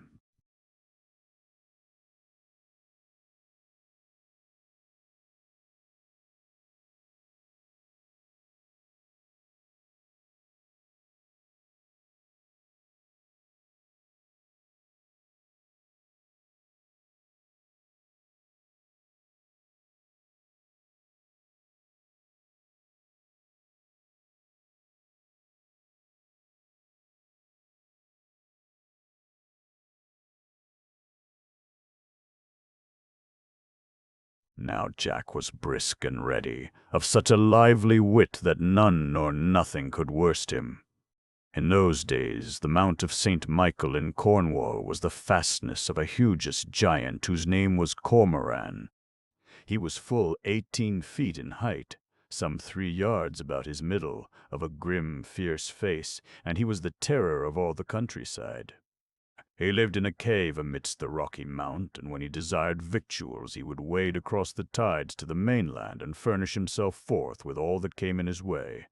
The poor folk and the rich folk alike ran out of their houses and hid themselves when they heard the swish-swash of his big feet in the water, for if he saw them he would think nothing of broiling half a dozen or so of them for breakfast. As it was, he seized their cattle by the score, carrying off half a dozen fat oxen on his back at a time, and hanging sheep and pigs to his waist-belt like bunches of dip candles. Now this had gone on for long years, and the poor folk of Cornwall were in despair, for none could put an end to the giant Cormoran. It so happened that one market day Jack, then quite a young lad, found the town upside down over some new exploit of the giant's. Women were weeping, men were cursing, and the magistrates were sitting in council over what was to be done, but none could suggest a plan. Then Jack, blithe and gay, went up to the magistrates, and with a fine courtesy, for he was ever polite, asked them what reward would be given to him who killed the giant Cormoran. "The treasures of the giant's cave," quoth they. "Every whit of it?" quoth Jack, who was never to be done. "To the last farthing," quoth they. "Then will I undertake the task," said Jack, and forthwith set about the business. It was winter time, and having got himself a horn, a pickaxe, and a shovel, he went over to the mount in the dark evening, set to work, and before dawn he had dug a pit no less than 22 feet deep and nigh as big across. This he covered with long, thin sticks and straw, sprinkling a little loose mold over all to make it look like solid ground. So, just as dawn was breaking, he planted himself fair and square on the side of the pit that was farthest from the giant's cave, raised the horn to his lips, and with full blast sounded, "Tantivy! Tantivy, Tantivy," just as he would have done had he been hunting a fox. Of course this woke the giant, who rushed in a rage out of his cave, and seeing little Jack, fair and square, blowing away at his horn, as calm and cool as may be, he became still more angry, and made for the disturber of his rest, bawling out, "I'll teach you to wake a giant, you little whippersnapper. You shall pay dearly for your tantivys. I'll take you and broil you whole for break." He had only got as far as this when crash, he fell into the pit, so there was a break indeed, such an one that it caused the very foundations of the mount to shake. But Jack shook with laughter. "Ho, ho, ho!" he cried. "How about breakfast now, Sir Giant? Will you have me broiled or baked? And will no diet serve you but poor little Jack?" "Faith, I've got you in Lob's pound now. You're in the stocks for bad behavior, and I'll plague you as I like. Would I had rotten eggs, but this will do as well." And with that he up with his pickaxe and dealt the giant cormorant such a most weighty knock on the very crown of his head that he killed him on the spot. Whereupon Jack calmly filled up the pit with earth again and went to search the cave, where he found much treasure. Now, when the magistrates heard of Jack's great exploit, they proclaimed that henceforth he should be known as Jack the Giant Killer. And they presented him with a sword and belt on which these words were embroidered in gold: "Here's the valiant Cornishman who slew the giant cormorant." Chapter 2. Chapter 2. Of course the news of Jack's victory soon spread over all England, so that another giant named Blunderbore, who lived to the north, hearing of it, vowed if ever he came across Jack he would be revenged upon him. Now this giant Blunderbore was lord of an enchanted castle that stood in the middle of a lonesome forest. It so happened that Jack, about 4 months after he had killed Cormoran, had occasion to journey into Wales, and on the road he passed this forest.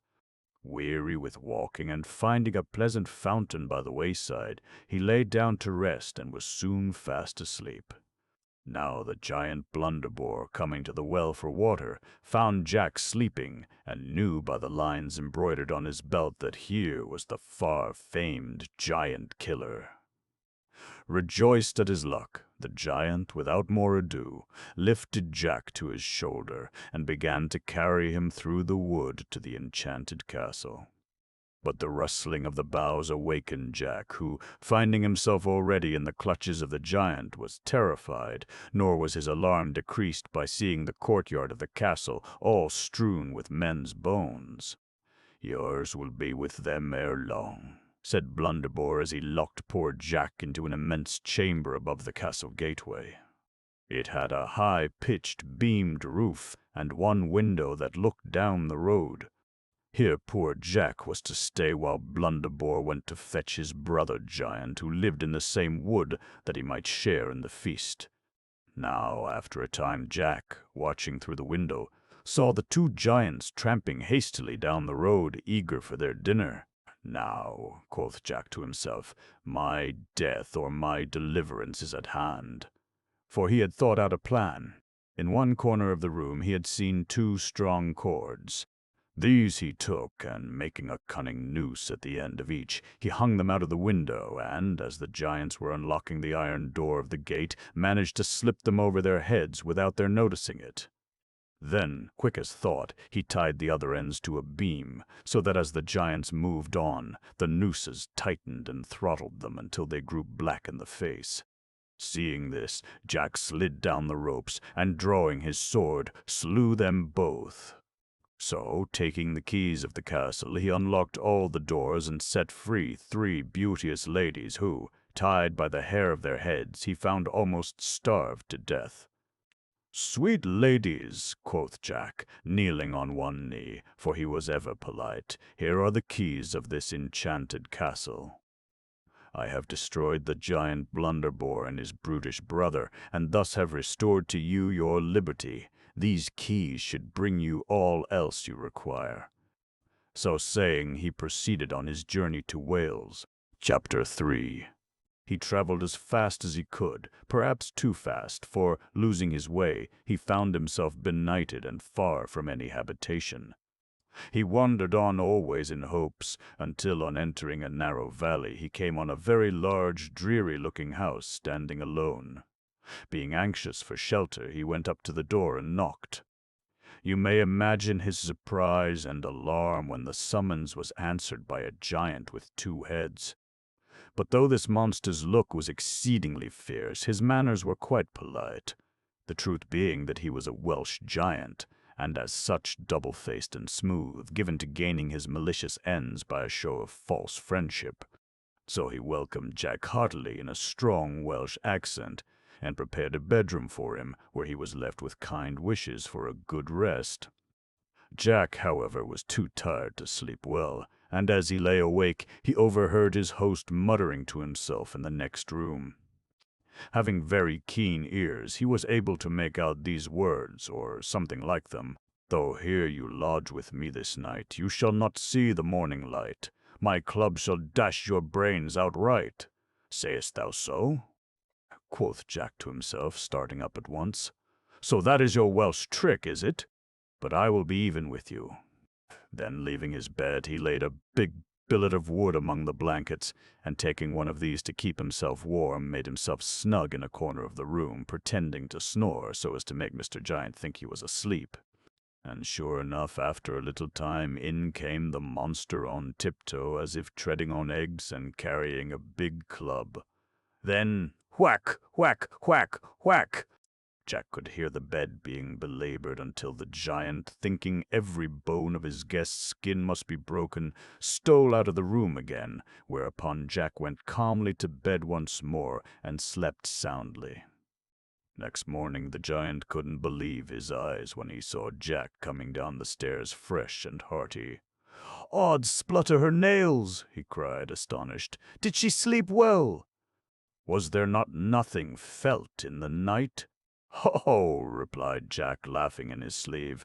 "I think a rat did come and give me 2 or 3 flaps of his tail." On this the giant was dumbfounded, and led Jack to breakfast, bringing him a bowl which held at least 4 gallons of hasty pudding, and bidding him, as a man of such mettle, eat the lot. Now Jack, when travelling, wore under his cloak a leathern bag to carry his things withal, so, quick as thought, he hitched this round in front with the opening just under his chin. Thus, as he ate, he could slip the best part of the pudding into it without the giant's being any the wiser. So they sate down to breakfast, the giant gobbling down his own measure of hasty pudding, while Jack made away with his. "See," says crafty Jack when he had finished, "I'll show you a trick worth 2 of yours." And with that he up with a carving knife, and, ripping up the leathern bag, out fell all the hasty pudding on the floor. "Odd splutter her nails!" cried the giant, not to be outdone. "Her can do that herself." Whereupon he seized the carving knife, and, ripping open his own belly, fell down dead. Thus was Jack quit of the Welsh giant. Chapter 4. Now it so happened that in those days, when gallant knights were always seeking adventures, King Arthur's only son, a very valiant prince, begged of his father a large sum of money to enable him to journey to Wales, and there strive to set free a certain beautiful lady who was possessed by 7 evil spirits. In vain the king denied him. So at last he gave way, and the prince set out with 2 horses, one of which he rode, the other laden with gold pieces. Now, after some days' journey, the prince came to a market town in Wales, where there was a great commotion.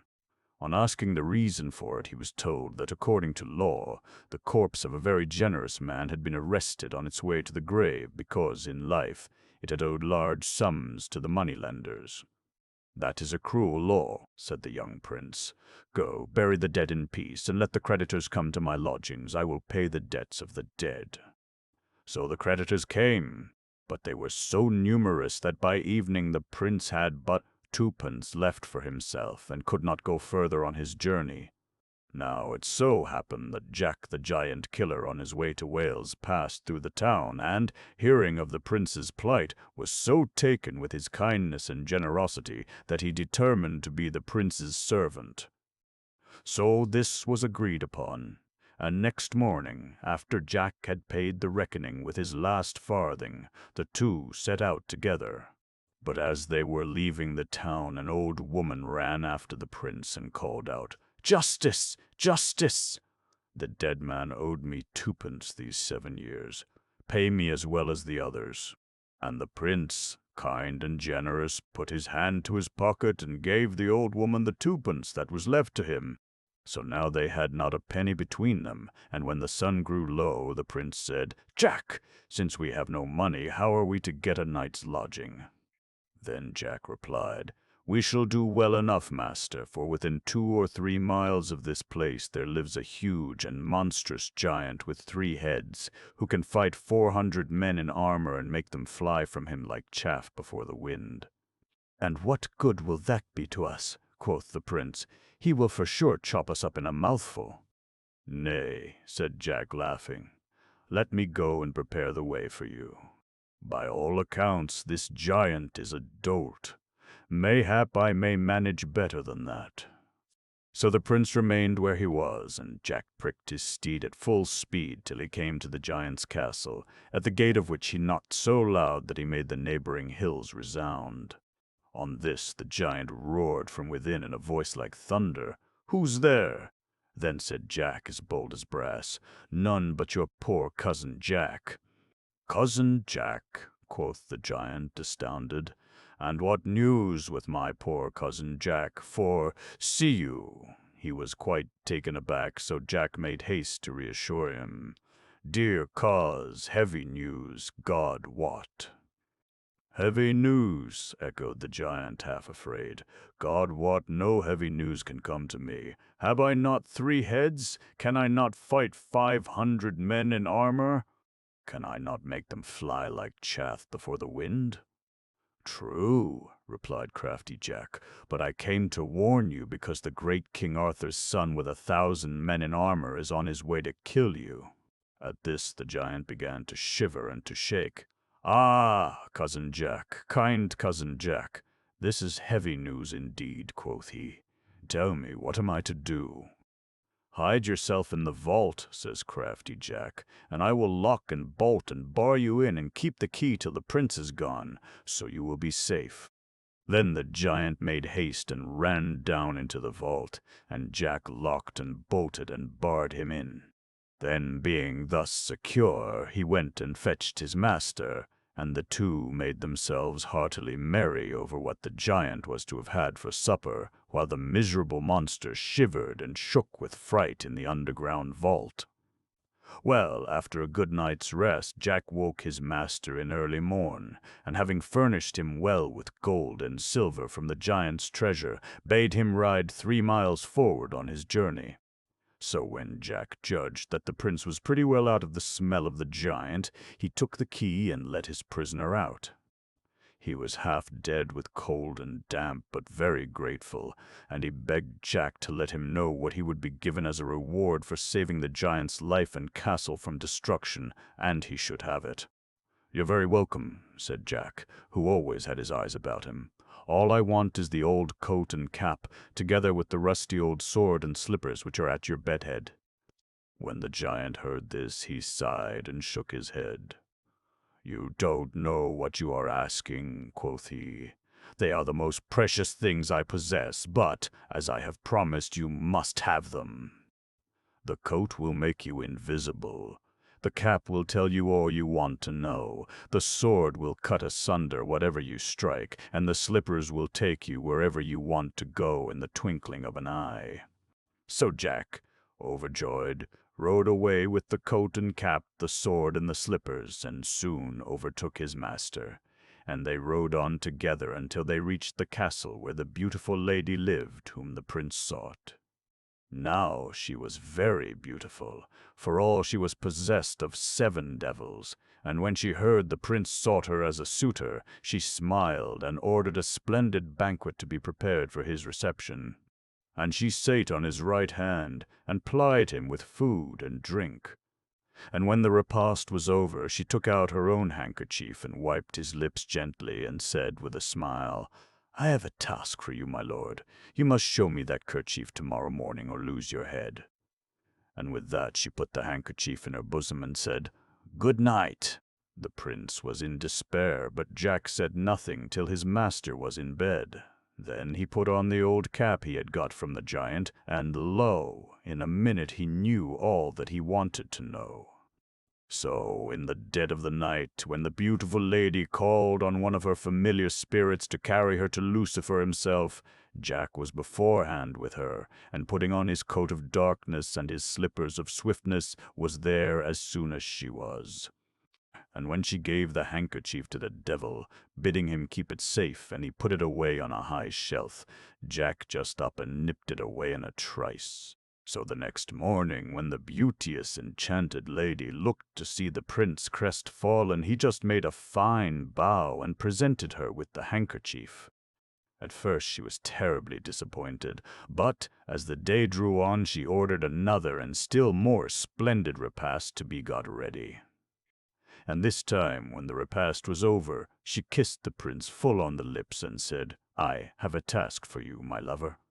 Show me tomorrow morning the last lips I kissed tonight, or you lose your head."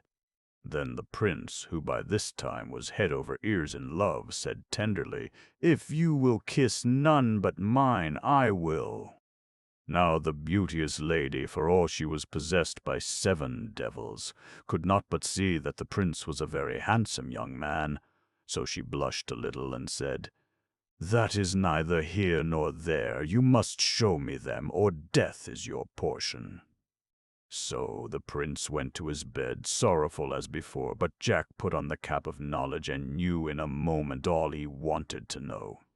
Thus when, in the dead of the night, the beauteous lady called on her familiar spirit to take her to Lucifer himself, Jack in his coat of darkness and his shoes of swiftness was there before her. "Thou hast betrayed me once," said the beauteous lady to Lucifer, frowning, "by letting go my handkerchief. Now will I give thee something none can steal, and so best the prince, king's son though he be." With that she kissed the loathly demon full on the lips and left him. Whereupon Jack, with one blow of the rusty sword of strength, cut off Lucifer's head and, hiding it under his coat of darkness, brought it back to his master.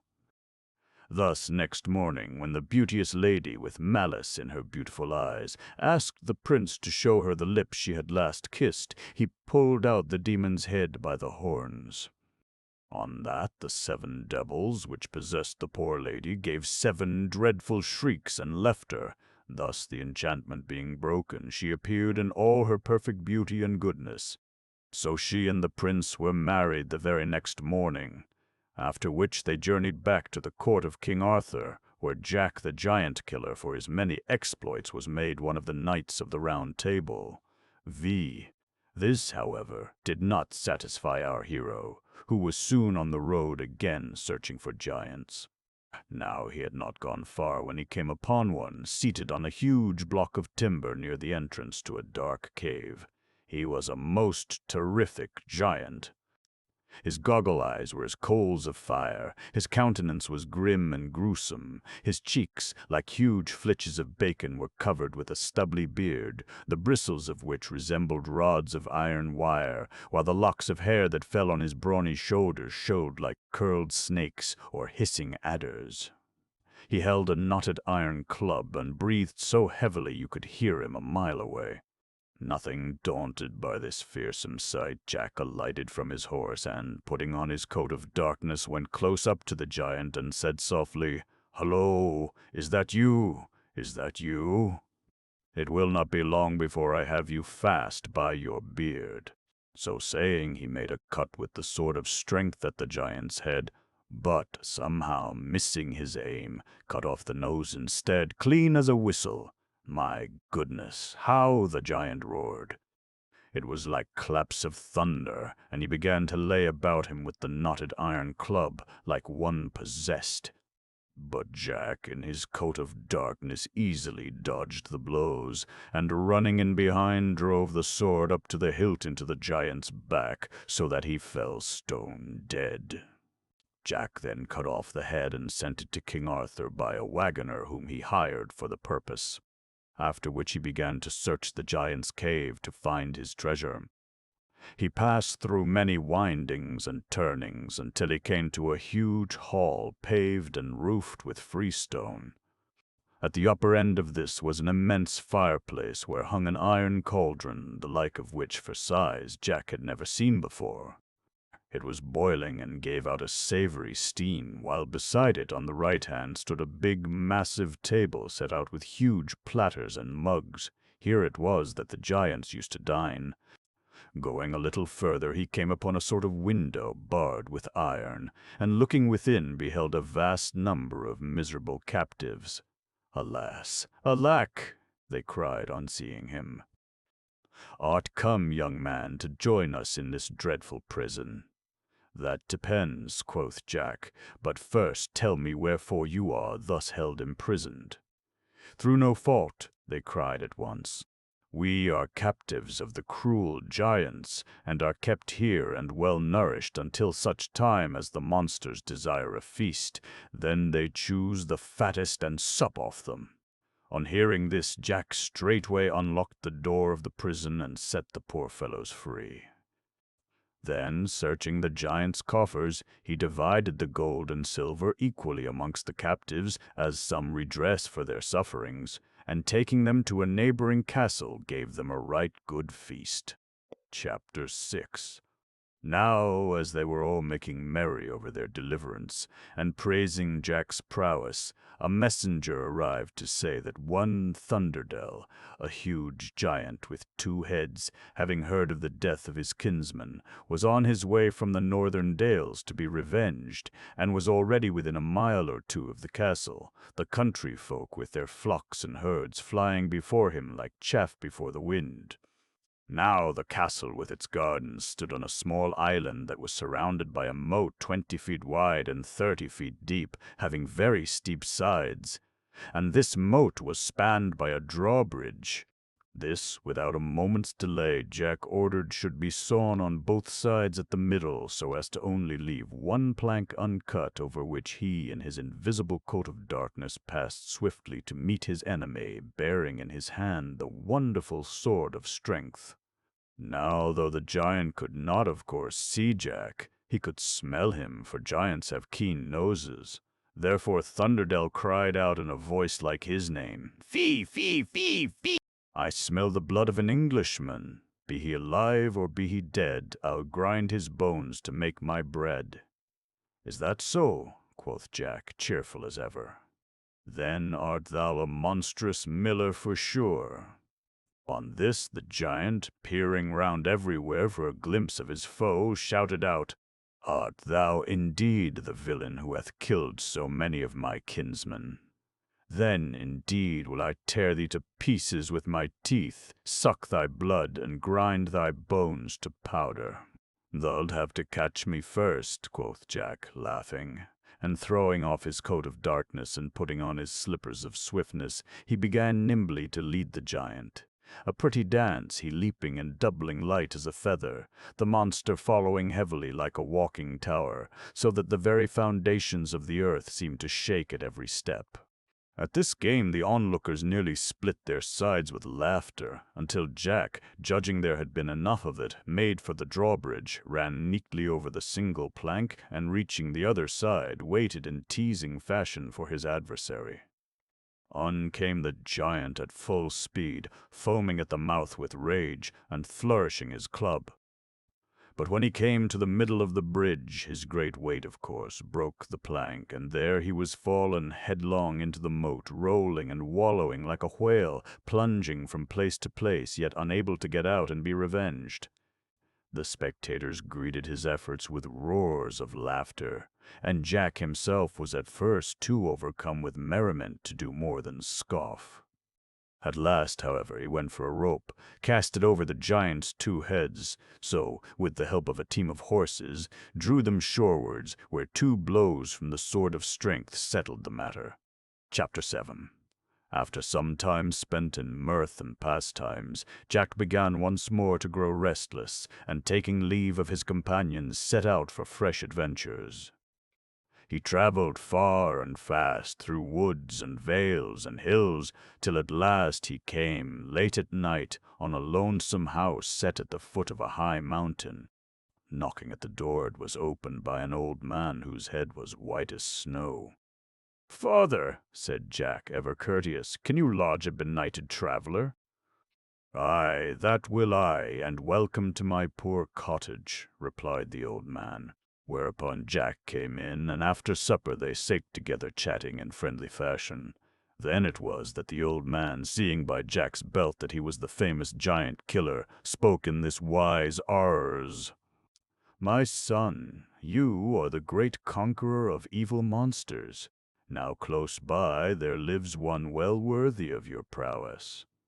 On the top of yonder high hill is an enchanted castle kept by a giant named Galligantua, who, by the help of a wicked old magician, inveigles many beautiful ladies and valiant knights into the castle, where they are transformed into all sorts of birds and beasts, yea, even into fishes and insects.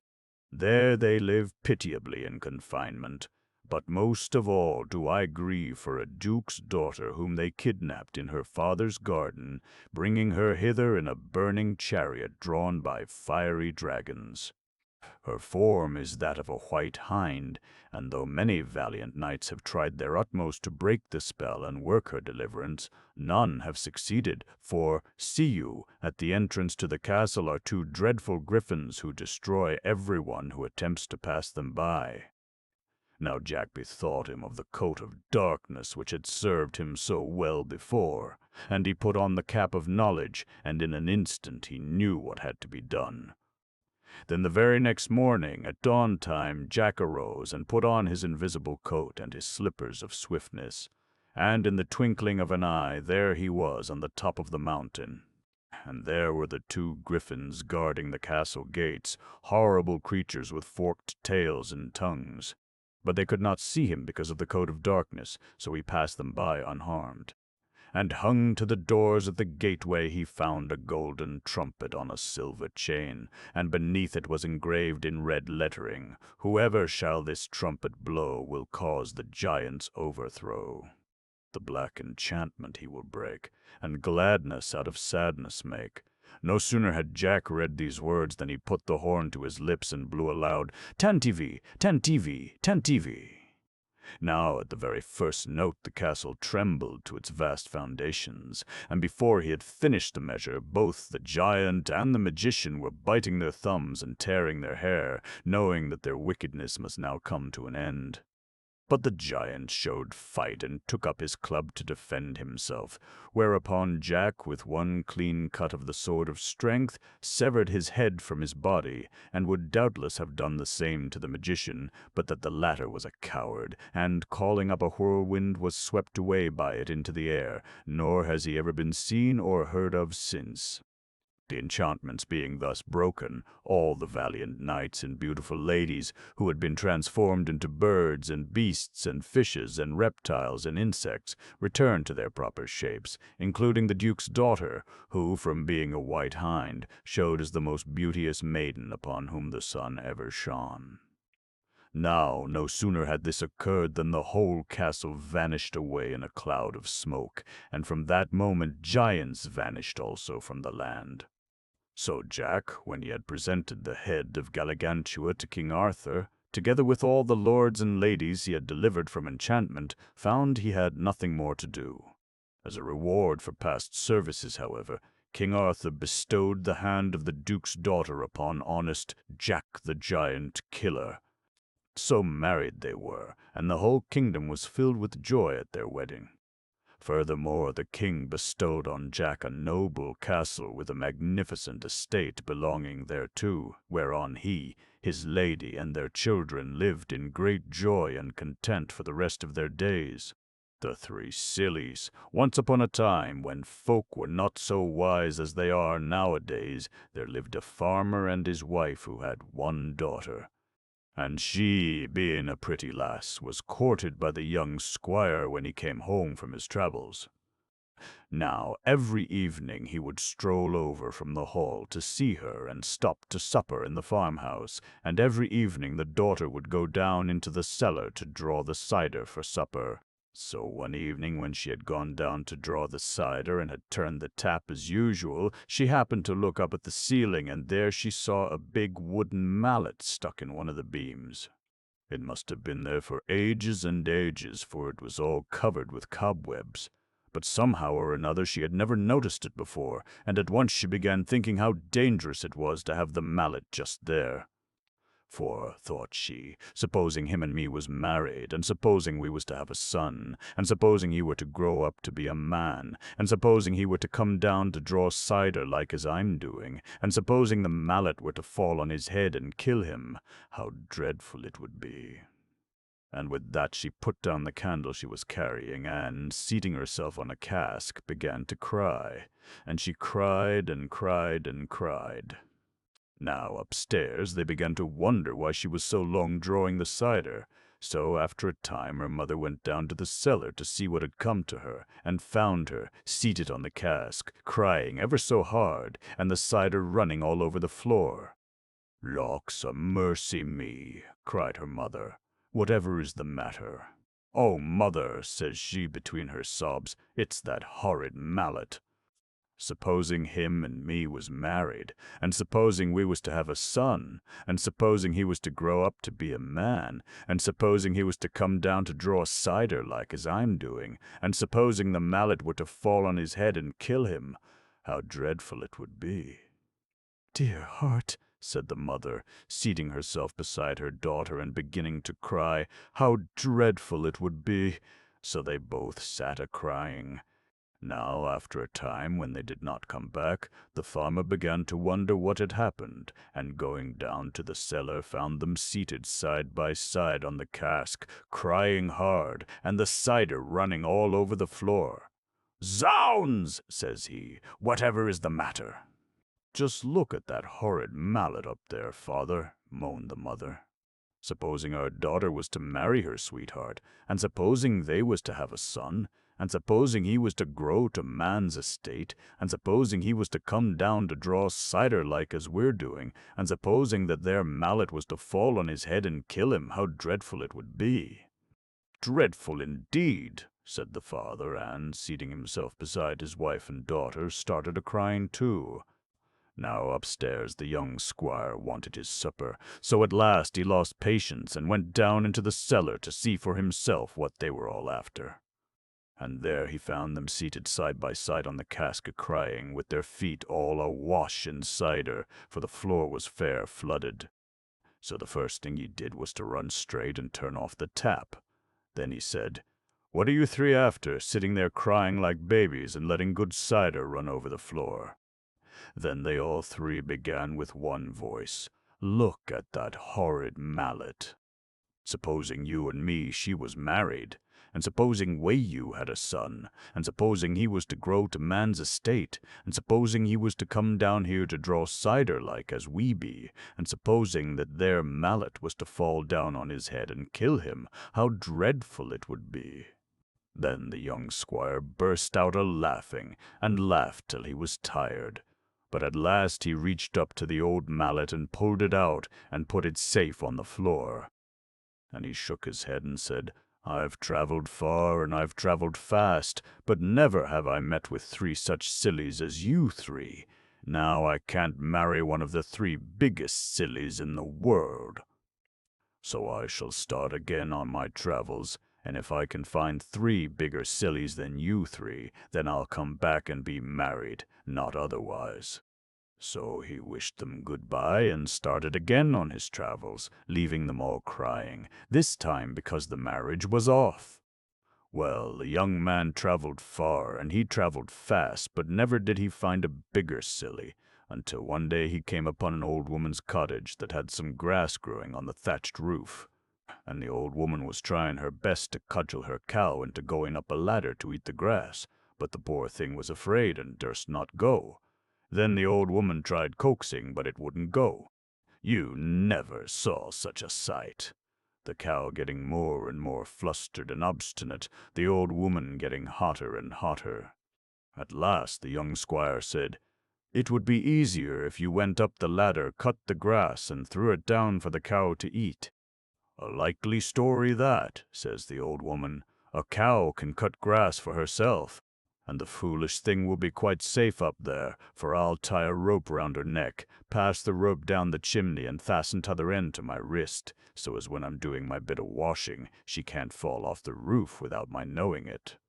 So mind your own business, young sir." Well, after a while the old woman coaxed and codgered and bullied and badgered the cow up the ladder, and when she got it onto the roof she tied a rope round its neck, passed the rope down the chimney, and fastened t'other end to her wrist. Then she went about her bit of washing, and young squire he went on his way. But he hadn't gone but a bit when he heard the awfullest hullabaloo. He galloped back and found that the cow had fallen off the roof and got strangled by the rope round its neck, while the weight of the cow had pulled the old woman by her wrist up the chimney, where she had got stuck halfway and been smothered by the soot. "That is one bigger silly," quoth the young squire as he journeyed on. "So now for two more." He did not find any, however, till late one night he arrived at a little inn, and the inn was so full that he had to share a room with another traveler. Now his roomfellow proved quite a pleasant fellow, and they forgathered, and each slept well in his bed. But next morning, when they were dressing, what does the stranger do but carefully hang his breeches on the knobs of the tall boy? "What are you doing?" asks young squire. "I'm putting on my breeches," says the stranger, and with that he goes to the other end of the room, takes a little run, and tried to jump into the breeches. But he didn't succeed, so he took another run and another try and another and another and another, until he got quite hot and flustered, as the old woman had got over her cow that wouldn't go up the ladder. And all the time young squire was laughing fit to split, for never in his life did he see anything so comical. Then the stranger stopped a while and mopped his face with his handkerchief, for he was all in a sweat. "It's very well laughing," says he, "but breeches are the most awkwardest things to get into that ever were. It takes me the best part of an hour every morning before I get them on. How do you manage yours?"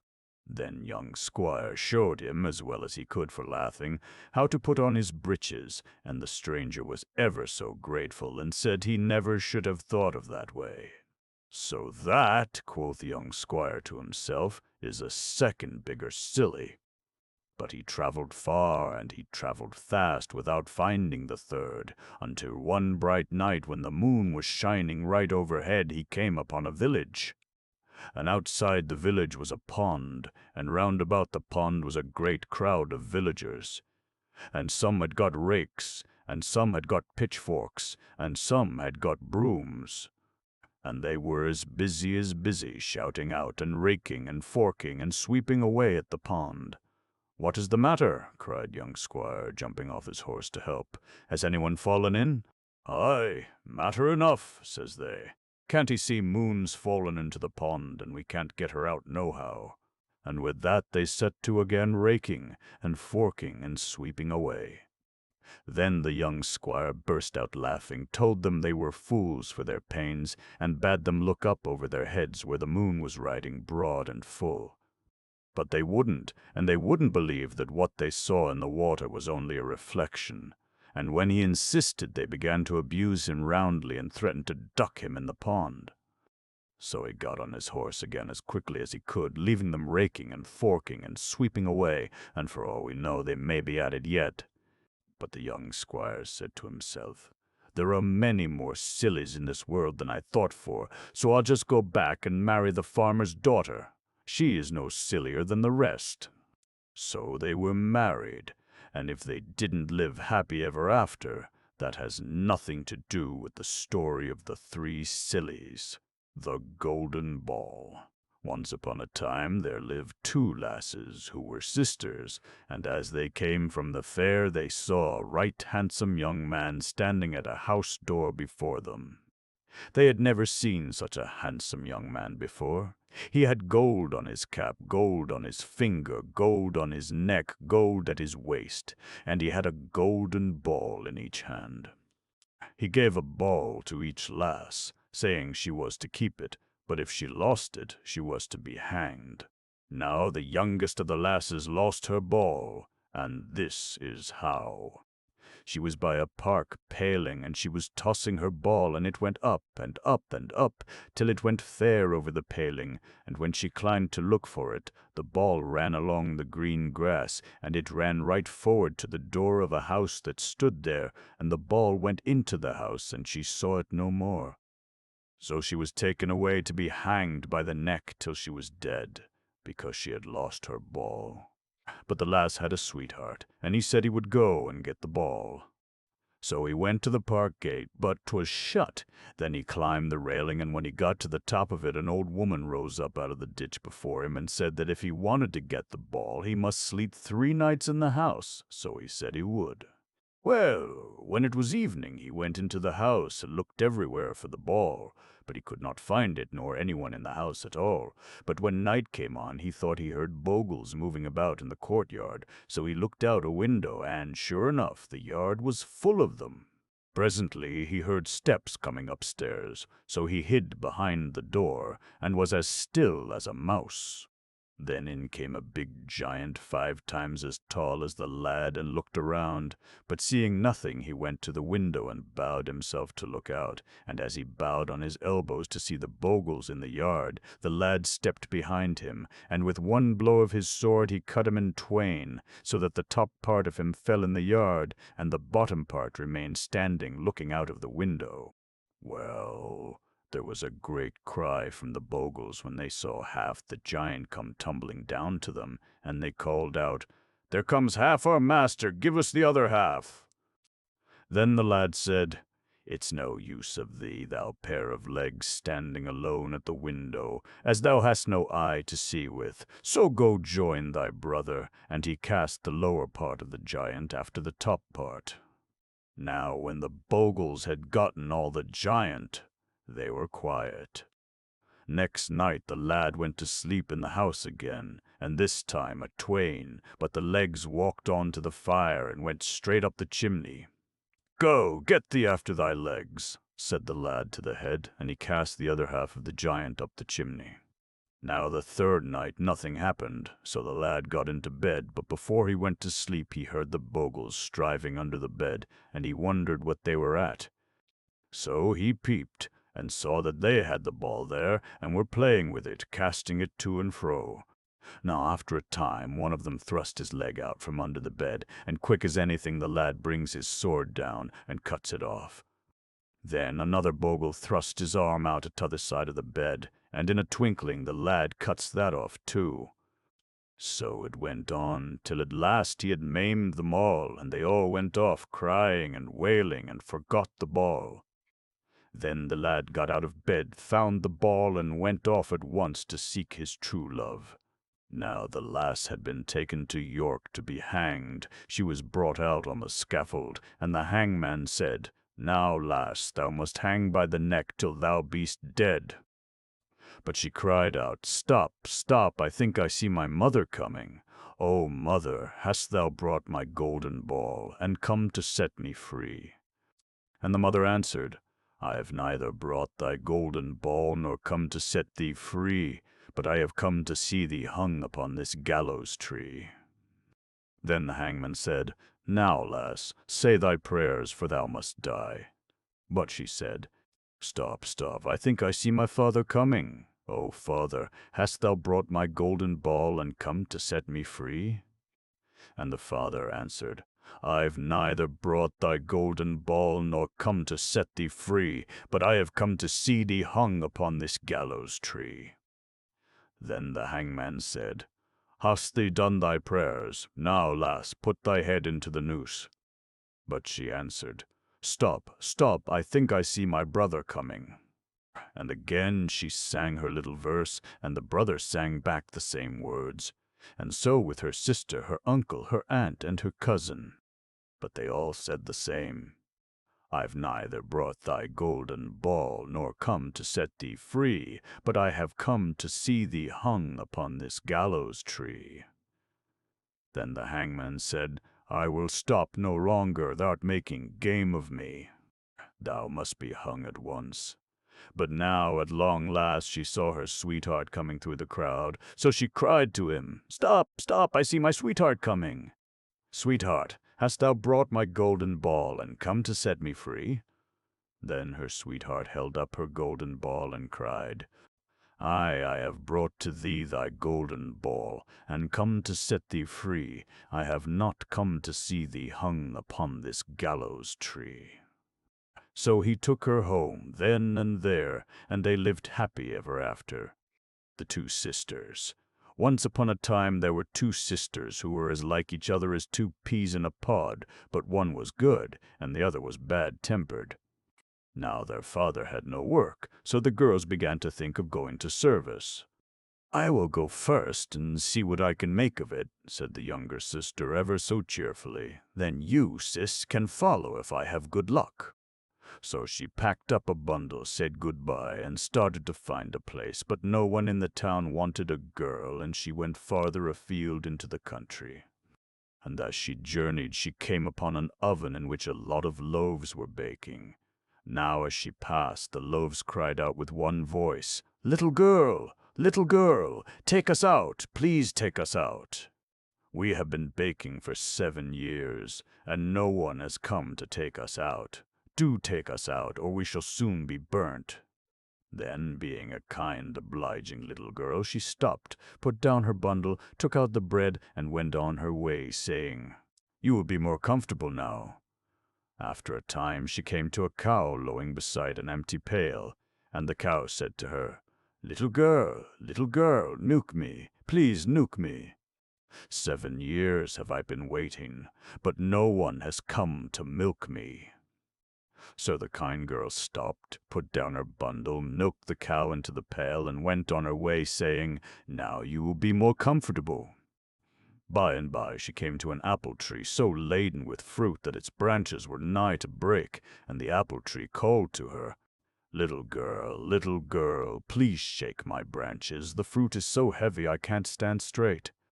Then the kind girl stopped, put down her bundle, and shook the branches so that the apples fell off, and the tree could stand straight. Then she went on her way, saying, You will be more comfortable now. So she journeyed on till she came to a house where an old witch-woman lived. Now this witch-woman wanted a servant maid and promised good wages. Therefore the girl agreed to stop with her and try how she liked service. She had to sweep the floor, keep the house clean and tidy, the fire bright and cheery.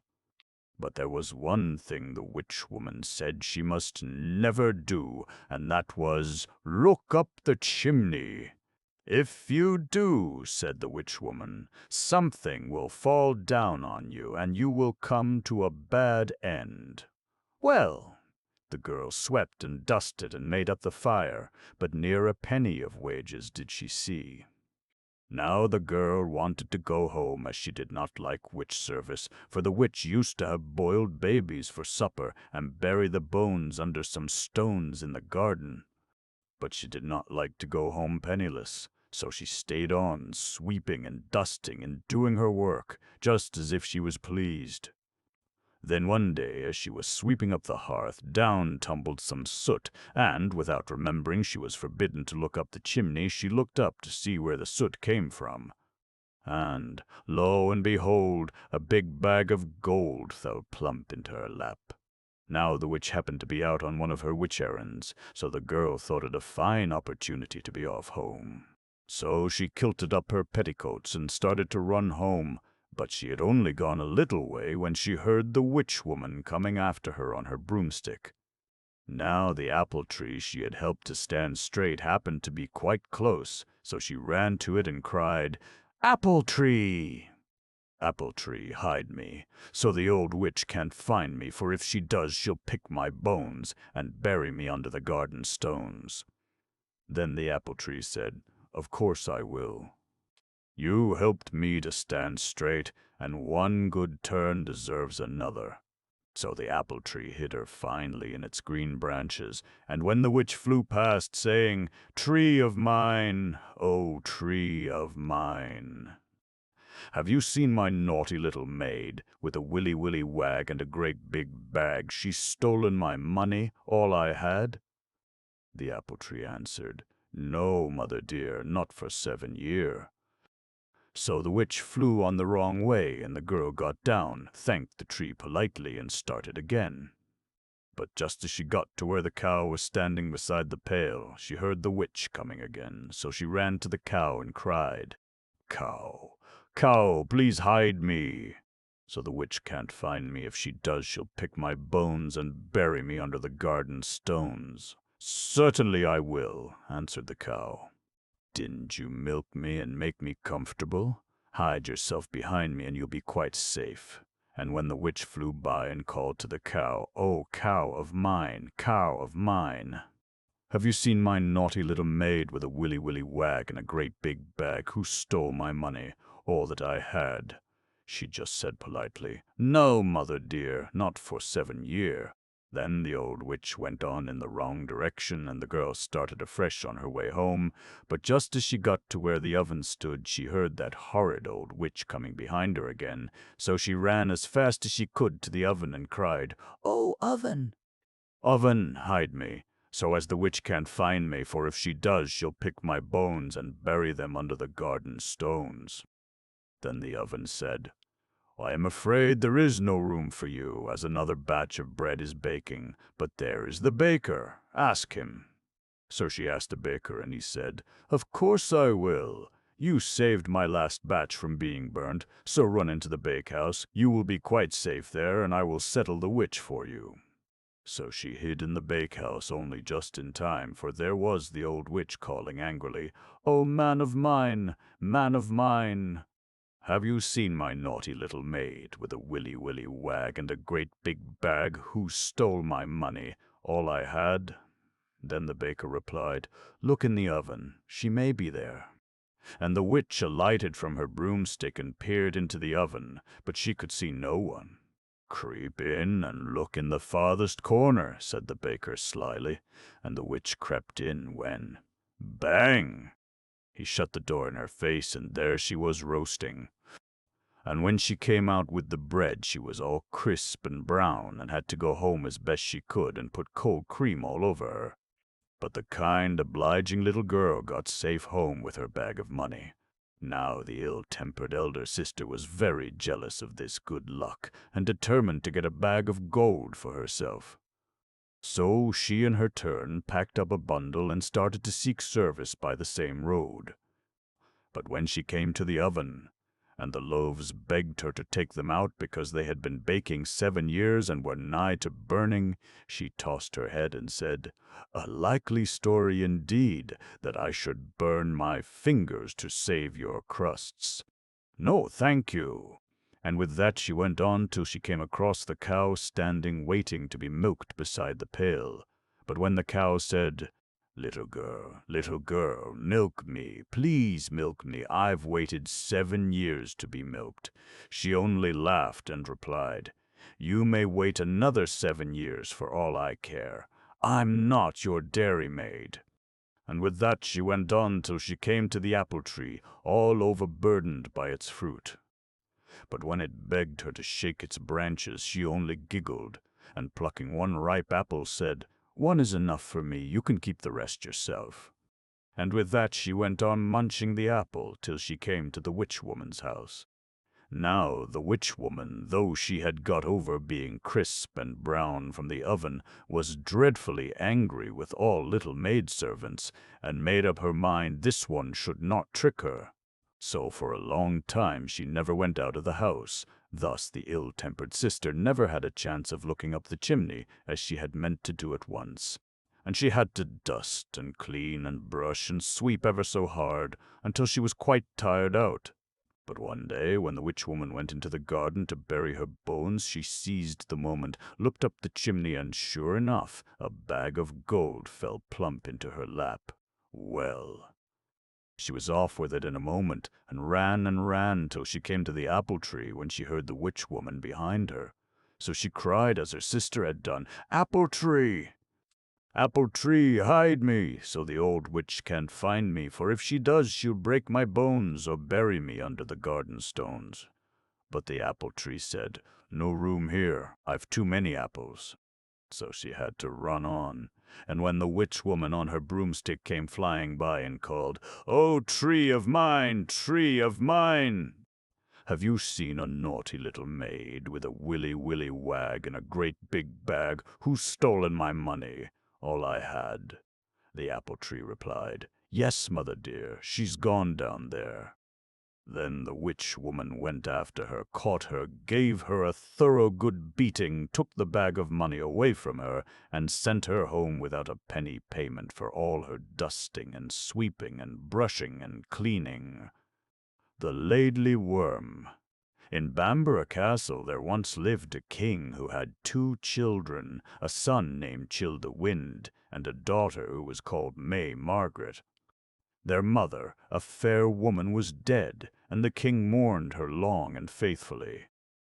But after his son Childe-Wynd went to seek his fortune, the king, hunting in the forest, came across a lady of such great beauty that he fell in love with her at once and determined to marry her. Now Princess May Margaret was not overpleased to think that her mother's place should be taken by a strange woman, nor was she pleased to think that she would have to give up keeping house for her father the king, for she had always taken a pride in her work. But she said nothing, though she stood long on the castle walls, looking out across the sea, wishing for her dear brother's return, for, see you, they had mothered each other. Still no news came of Childe-Wynd, so on the day when the old king was to bring the new queen home, May Margaret counted over the keys of the castle chambers, knotted them on a string, and after casting them over her left shoulder for luck, more for her father's sake than for the new queen's regard, she stood at the castle gate ready to hand over the keys to her stepmother. Now, as the bridal procession approached with all the lords of the North Country, and some of the Scots lords in attendance, she looked so fair and so sweet that the lords whispered to one another of her beauty. And when, after saying in a voice like a mavis, "Oh, welcome, welcome, father, unto your halls and towers, and welcome too, my stepmother, for all that's here is yours," she turned upon the step and tripped into the yard, the Scots lords said aloud, "Forsooth, May Margaret's grace surpasses all that we have met. She has so fair a face." Now the new queen overheard this, and she stamped her foot, and her face flushed with anger as she turned her about and called, "You might have accepted me, but I will bring May Margaret to a Laidly Worm's degree. I'll bring her low as a Laidly Worm that warps about a stone, and not till the Childe-Wynd come back will the witching be undone." Well, hearing this, May Margaret laughed, not knowing that her new stepmother, for all her beauty, was a witch, and the laugh made the wicked woman still more angry. So that same night she left her royal bed, and, returning to the lonely cave where she had ever done her magic, she cast Princess May Margaret under a spell with charms 3 times 3, and passes 9 times 9. And this was her spell: "I weird ye to a Laidly Worm, and such sail ye ever be, until Childe-Wynd, the king's dear son, comes home across the sea. Until the world comes to an end, unspelled you'll never be, unless Childe-Wynd of his own free will sail give you kisses 3. So it came to pass that Princess May Margaret went to her bed a beauteous maiden full of grace, and rose next morning a Laidly Worm, for when her tirewomen came to dress her they found coiled up in her bed an awesome dragon, which uncoiled itself and came towards them. And when they ran away terrified, the Laidly Worm crawled and crept and crept and crawled down to the sea till it reached the rock of the Spindlestone, which is called the Heugh. And there it curled itself round the stone and lay basking in the sun. Then for 7 miles east and 7 miles west and 7 miles north and south, the whole countryside knew the hunger of the Laidly Worm of Spindlestone hue, for it drove the awesome beast to leave its resting place at night and devour everything it came across. At last a wise warlock told the people that if they wished to be quit of these horrors, they must take every drop of the milk of 7 white milch kine every morn and every eve to the trough of stone at the foot of the hew for the Laidly Worm to drink. And this they did, and after that the Laidly Worm troubled the countryside no longer, but lay warped about the hew, looking out to sea with its terrible snout in the air. But the word of its doings had gone east and had gone west. It had even gone over the sea and had come to Childewind's ears, and the news of it angered him, for he thought perchance it had something to do with his beloved sister May Margaret's disappearance. So he called his men-at-arms together and said, "We must sail to Bamborough and land by Spindlestone so as to quell and kill this Laidly Worm." Then they built a ship without delay, laying the keel with wood from the rowan tree. And they made masts of rowan wood also, and oars likewise, and, so furnished, set forth. Now the wicked queen knew by her arts they were coming, so she sent out her imps to still the winds, so that the fluttering sails of silk hung idle on the masts. But Childewind was not to be bested, so he called out the oarsmen. Thus it came to pass that one morn the wicked queen, looking from the keep, saw the gallant ship in Bamborough Bay, and she sent out all her witch-wives and her impets to raise a storm and sink the ship, but they came back unable to hurt it, for see you, it was built of rowan wood, over which witches have no power. Then, as a last device, the witch-queen laid spells upon the Laidly Worm, saying, "Oh, Laidly Worm, go make their topmast heel, go, worm the sand, and creep beneath the keel." Now the Laidly Worm had no choice but to obey. So the worm leapt up, the worm leapt down, and plated round each plank, and as the ship came close to shore, she heeled as if she sank.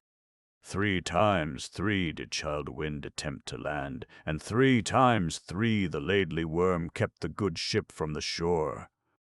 At last Childewind gave the word to put the ship about, and the witch-queen, who was watching from the keep, thought he had given up, but he was not to be bested, for he only rounded the next point to Budley Sands. And there, jumping into the shoal water, he got safely to land, and drawing his sword of proof, rushed up to fight the awesome worm. But as he raised his sword to strike, he heard a voice, soft as the western wind. "Oh, quit thy sword, unbend thy bow, and give me kisses 3, for though I seem a Laidly Worm, no harm I'll do to thee." And the voice seemed to him like the voice of his dear sister May Margaret. So he stayed his hand. Then once again the Laidly Worm said, "Oh, quit thy sword, unbend thy bow, my laidly form forget, forgive the wrong, and kiss me thrice, for love of May Margaret." Then Childewind, remembering how he had loved his sister, put his arms round the Laidly Worm and kissed it once, and he kissed the loathly thing twice, and he kissed it yet a 3rd time as he stood with the wet sand at his feet. Then with a hiss and a roar the Laidly Worm sank to the sand, and in his arms was May Margaret. He wrapped her in his mantle, for she trembled in the cold sea air, and carried her to Bamborough Castle, where the wicked queen, knowing her hour was come, stood, all deserted by her imps and witch-wives, on the stairs twisting her hands. Then Childewind, looking at her, cried, "Woe, woe to thee, thou wicked witch! An ill fate shalt thine be. The doom thou dreed on May, Margaret the same doom shalt thou dree. Henceforth thou'lt be a laidly toad that in the clay doth wend, and unspelled thou wilt never be, till this world hath an end." And as he spoke, the wicked queen began to shrivel, and she shriveled and shriveled to a horrid wrinkled toad that hopped down the castle steps and disappeared in a crevice. But to this day a loathsome toad is sometimes seen haunting Bamborough Keep, and that laidly toad is the wicked witch-queen. But Childewind and Princess May Margaret loved each other as much as ever, and lived happily ever after. Titty Mouse and Tatty Mouse, Titty Mouse and Tatty Mouse both lived in a house. Titty Mouse went a-gleaning, and Tatty Mouse went a-gleaning, so they both went a-gleaning. Titty Mouse gleaned an ear of corn, and Tatty Mouse gleaned an ear of corn. So they both gleaned an ear of corn. Titty Mouse made a pudding, and Tatty Mouse made a pudding. So they both made a pudding, and Tatty Mouse put her pudding into the pot to boil. But when Titty went to put hers in, the pot tumbled over and scalded her to death, and Tatty sat down and wept. Then the three-legged stool said, "Tatty, why do you weep?"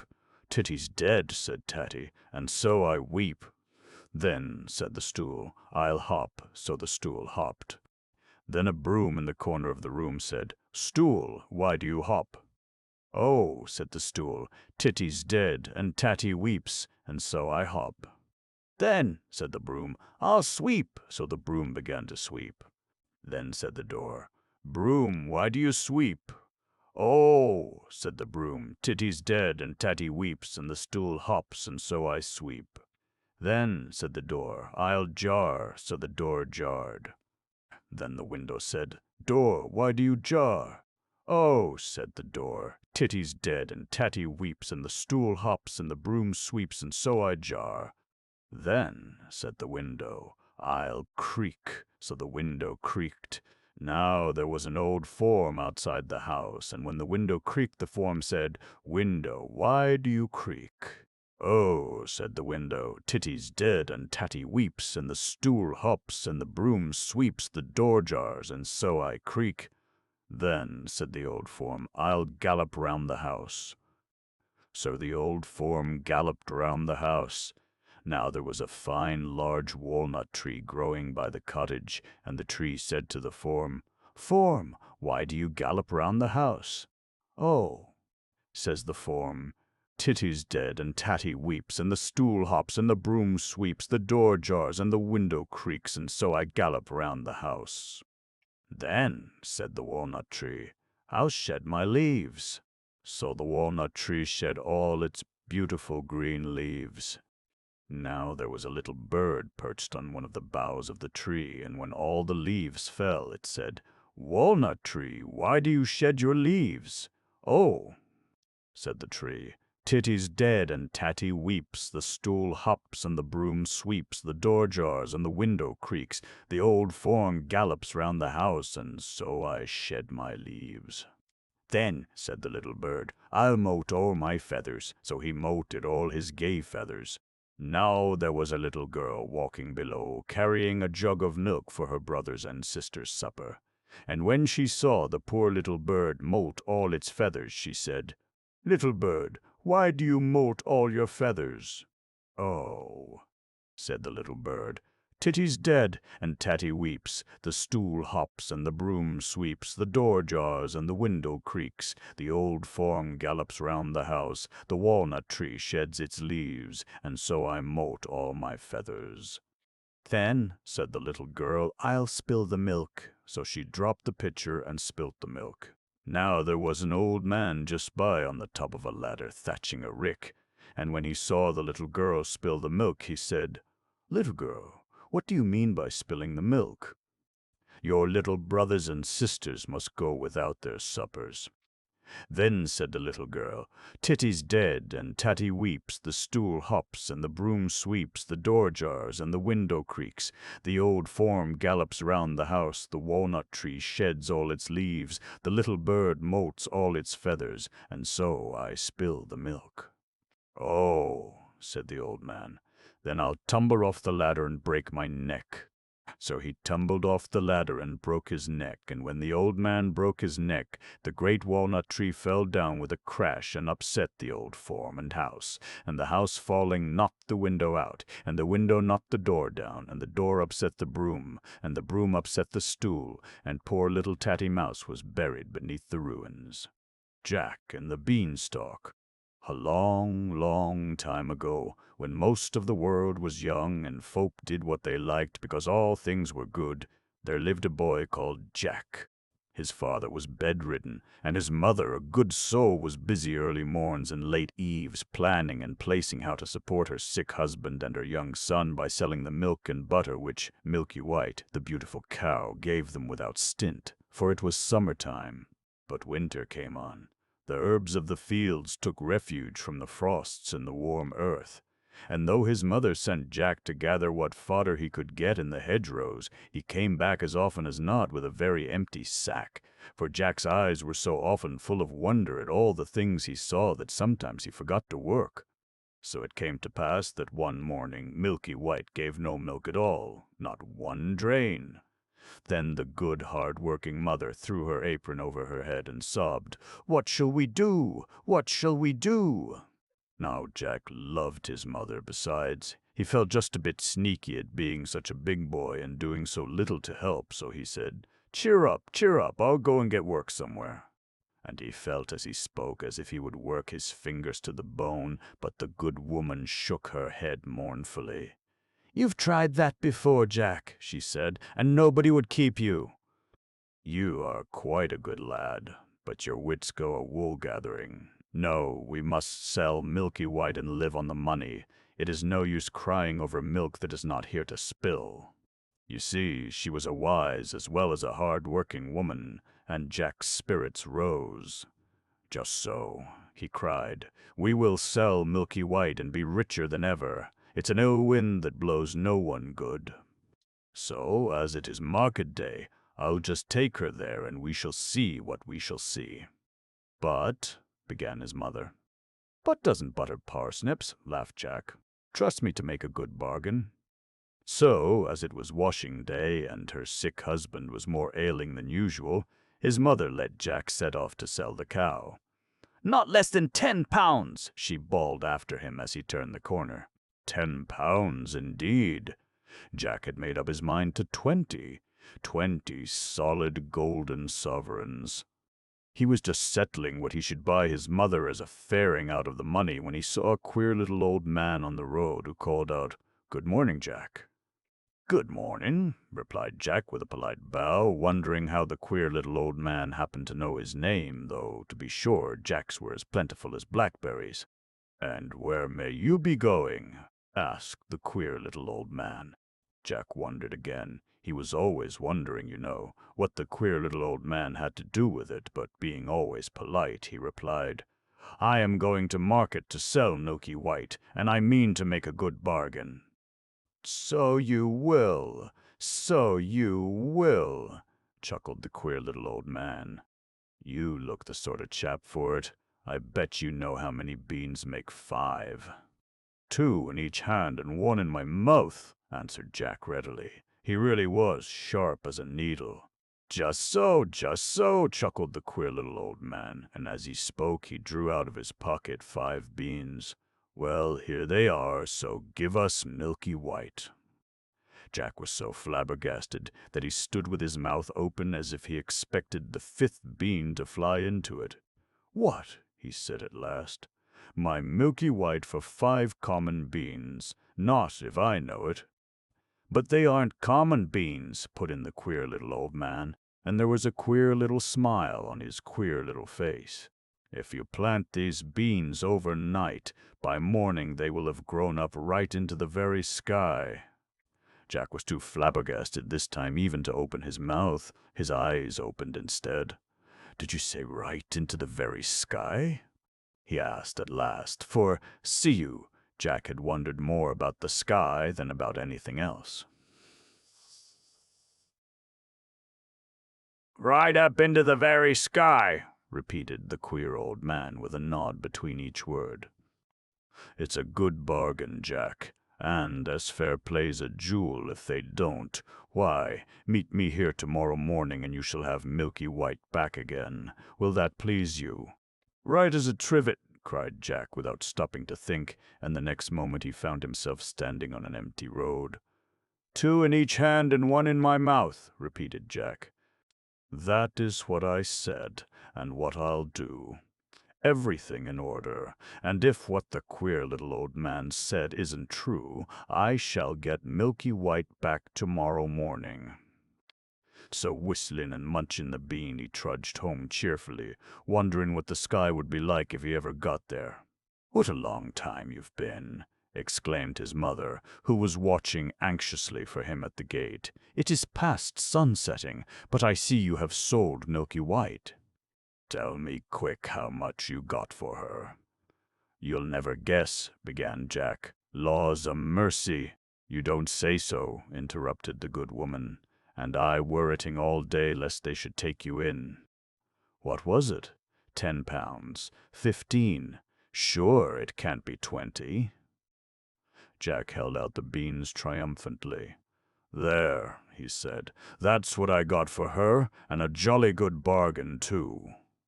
It was his mother's turn to be flabbergasted, but all she said was, "What, them beans?"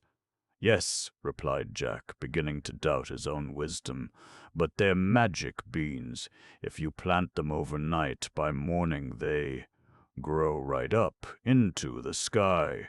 Oh, please don't hit so hard." For Jack's mother for once had lost her temper and was belaboring the boy for all she was worth.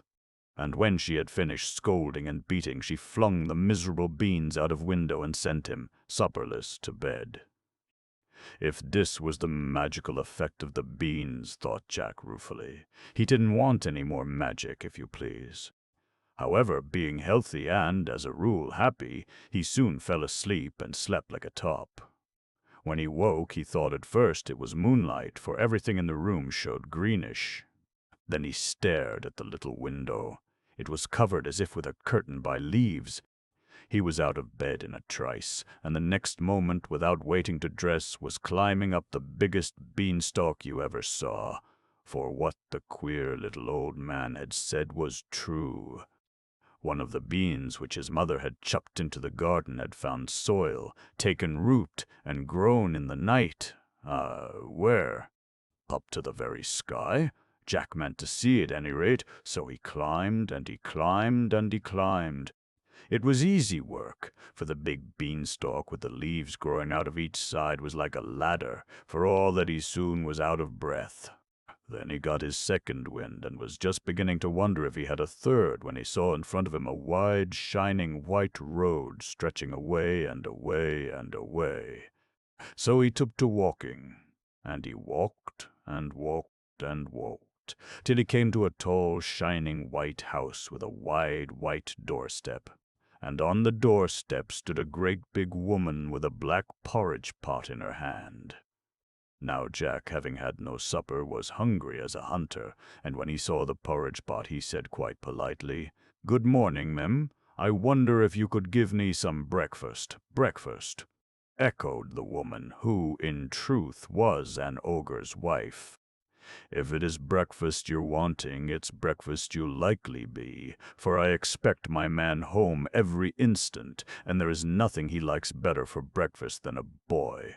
A fat boy grilled on toast." Now Jack was not a bit of a coward, and when he wanted a thing he generally got it, so he said cheerful, like, "I'd be fatter if I'd had my breakfast." Whereat the ogre's wife laughed and bade Jack come in, for she was not, really, half as bad as she looked. But he had hardly finished the great bowl of porridge and milk she gave him when the whole house began to tremble and quake. It was the ogre coming home. Thump, thump, thump. "Into the oven with you, sharp!" cried the ogre's wife, and the iron oven door was just closed when the ogre strode in. Jack could see him through the little peephole slide at the top where the steam came out. He was a big one, for sure. He had 3 sheep strung to his belt, and these he threw down on the table. "Here, wife," he cried, "roast me these snippets for breakfast. They are all I've been able to get this morning. Worse luck. I hope the oven's hot." And he went to touch the handle, while Jack burst out all of a sweat, wondering what would happen next. "Roast!" echoed the ogre's wife. "Pooh, the little things would dry to cinders. Better boil them." So she set to work to boil them, but the ogre began sniffing about the room.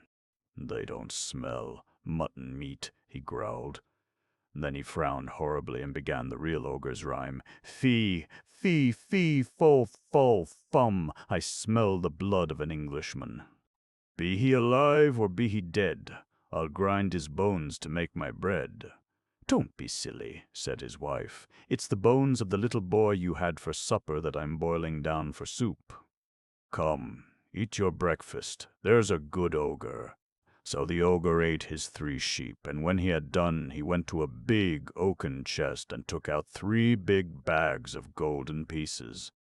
These he put on the table and began to count their contents while his wife cleared away the breakfast things. And by his head began to nod, and at last he began to snore, and snored so loud that the whole house shook. Then Jack nipped out of the oven and, seizing one of the bags of gold, crept away, and ran along the straight, wide, shining white road as fast as his legs would carry him till he came to the Beanstalk. He couldn't climb down it with the bag of gold, it was so heavy, so he just flung his burden down first and, helter-skelter, climbed after it. And when he came to the bottom, there was his mother picking up gold pieces out of the garden as fast as she could, for, of course, the bag had burst. "Laws, a mercy me," she says. "Wherever have you been? See, it's been raining gold." "No, it hasn't," began Jack. "I climbed up, then he turned to look for the beanstalk, but lo and behold, it wasn't there at all. So he knew, then, it was all real magic." After that they lived happily on the gold pieces for a long time, and the bedridden father got all sorts of nice things to eat. But, at last, a day came when Jack's mother showed a doleful face as she put a big yellow sovereign into Jack's hand and bade him be careful marketing, because there was not one more in the coffer.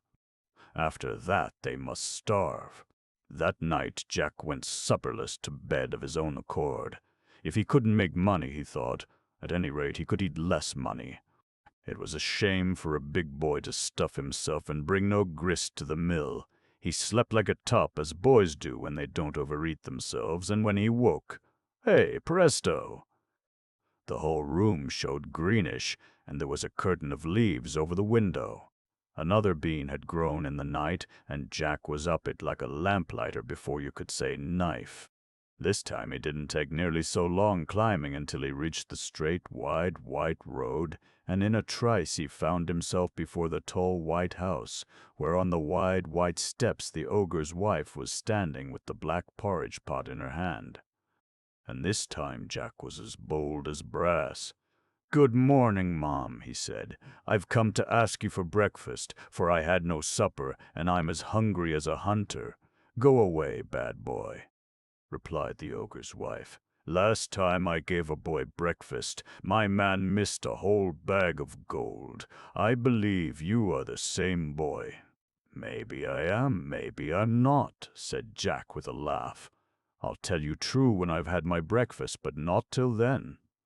So the ogre's wife, who was dreadfully curious, gave him a big bowl full of porridge. But before he had half finished it, he heard the ogre coming. Thump, thump, thump! "In with you to the oven," shrieked the ogre's wife. "You shall tell me when he has gone to sleep." This time Jack saw through the steam peephole that the ogre had 3 fat calves strung to his belt. "Better luck today, wife," he cried, and his voice shook the house. "Quick, roast these trifles for my breakfast. I hope the oven's hot."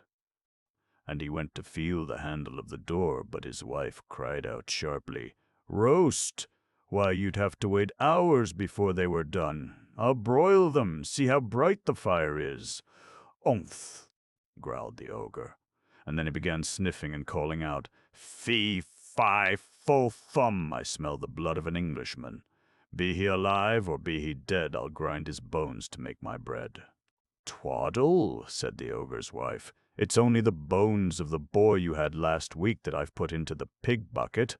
"Umph," said the ogre harshly, but he ate the broiled calves, and then he said to his wife, "Bring me my hen that lays the magic eggs. I want to see gold."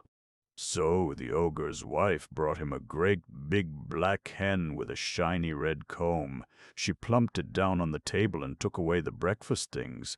Then the ogre said to the hen, "Lay," and it promptly laid. What do you think? A beautiful, shiny, yellow, golden egg. "None so dusty, Henny Penny," laughed the ogre. "I shan't have to beg as long as I've got you." Then he said, "Lay," once more, and lo and behold, there was another beautiful, shiny, yellow, golden egg. Jack could hardly believe his eyes, and made up his mind that he would have that hen, come what might. So, when the ogre began to doze, he just out like a flash from the oven, seized the hen, and ran for his life. But, you see, he reckoned without his prize, for hens, you know, always cackle when they leave their nests after laying an egg, and this one set up such a scrawing that it woke the ogre. "Where's my hen?" he shouted, and his wife came rushing in, and they both rushed to the door, but Jack had got the better of them by a good start, and all they could see was a little figure right away down the wide white road, holding a big, scrawling, cackling, fluttering black hen by the legs. How Jack got down the beanstalk he never knew. It was all wings and leaves and feathers and cacklings, but get down he did, and there was his mother wondering if the sky was going to fall. But the very moment Jack touched ground, he called out, "Lay!" and the black hen ceased cackling and laid a great, big, shiny, yellow, golden egg. So everyone was satisfied, and from that moment everybody had everything that money could buy. For whenever they wanted anything, they just said, "Lay!" and the black hen provided them with gold. But Jack began to wonder if he couldn't find something else besides money in the sky. So one fine moonlight midsummer night he refused his supper, and before he went to bed stole out to the garden with a big watering can, and watered the ground under his window, for, thought he, there must be 2 more beans somewhere, and perhaps it is too dry for them to grow. Then he slept like a top, and lo and behold, when he woke, there was the green light shimmering through his room, and there he was in an instant on the beanstalk, climbing, climbing, climbing for all he was worth. But this time he knew better than to ask for his breakfast, for the ogre's wife would be sure to recognize him.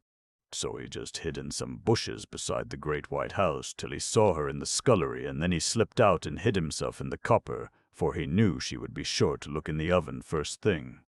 And by he heard thump, thump, thump, and peeping through a crack in the copper lid, he could see the ogre stalk in with 3 huge oxen strung at his belt. But this time, no sooner had the ogre got into the house than he began shouting, "Fee, fi, fo, fume, I smell the blood of an Englishman. Be he alive or be he dead, I'll grind his bones to make my bread.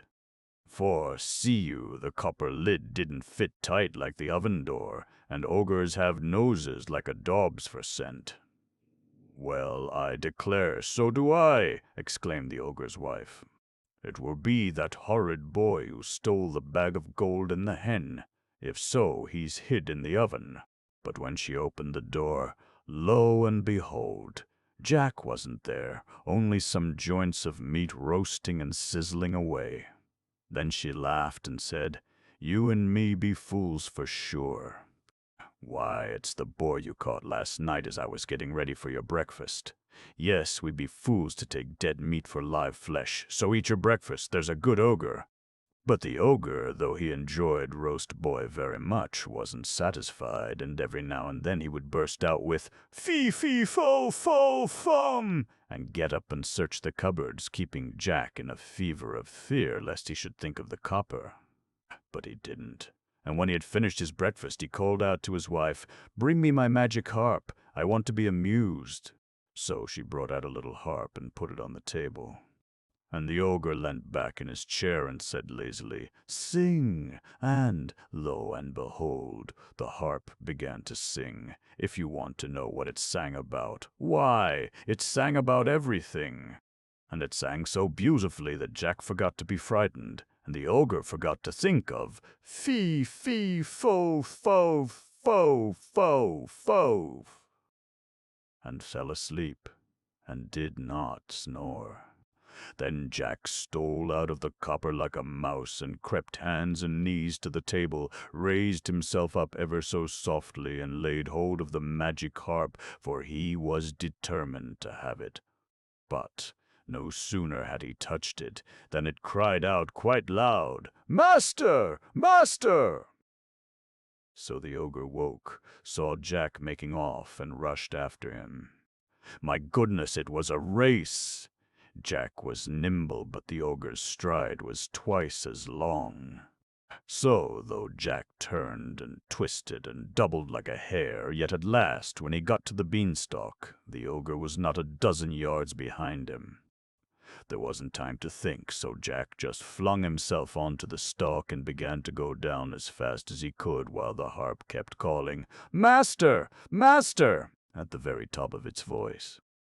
He had only got down about a quarter of the way when there was the most awful lurch you can think of, and Jack nearly fell off the beanstalk. It was the ogre beginning to climb down, and his weight made the stalk sway like a tree in a storm. Then Jack knew it was life or death, and he climbed down faster and faster, and as he climbed he shouted, "Mother! Mother! Bring an axe! Bring an axe!" Now his mother, as luck would have it, was in the backyard chopping wood, and she ran out thinking that this time the sky must have fallen.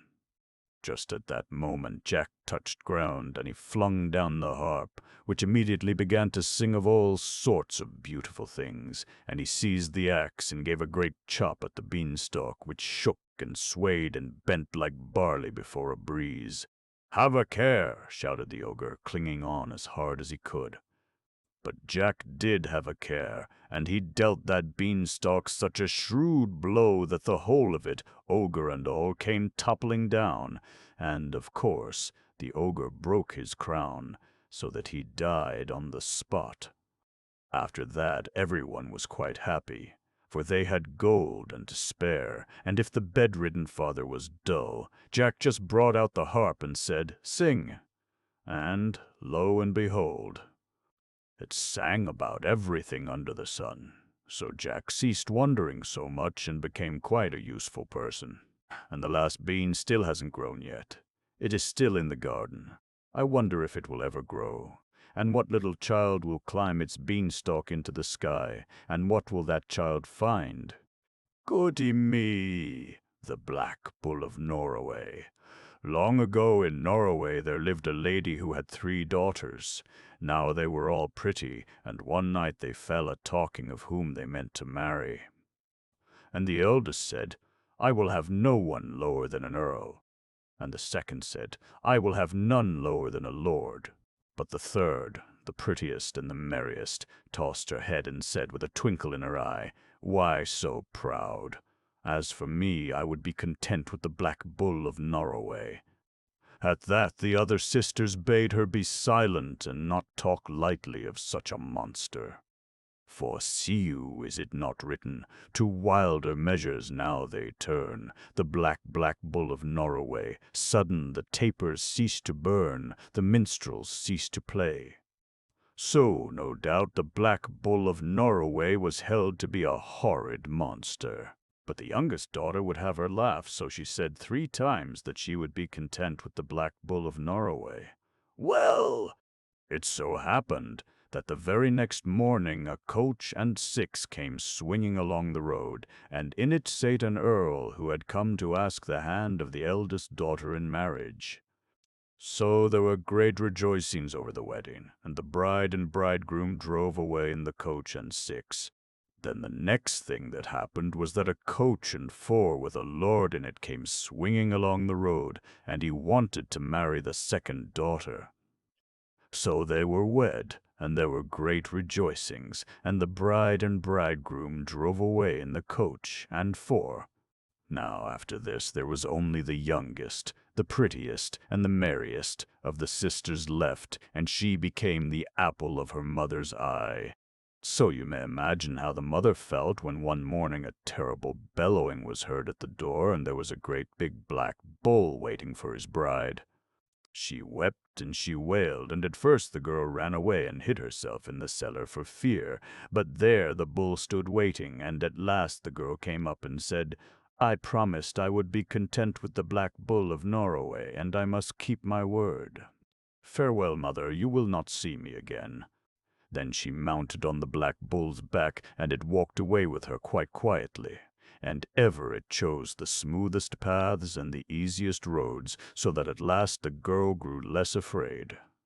But she became very hungry and was nigh to faint when the Black Bull said to her, in quite a soft voice that wasn't a bellow at all, "Eat out of my left ear, drink out of my right, and set by what you leave, to serve the morrow's night."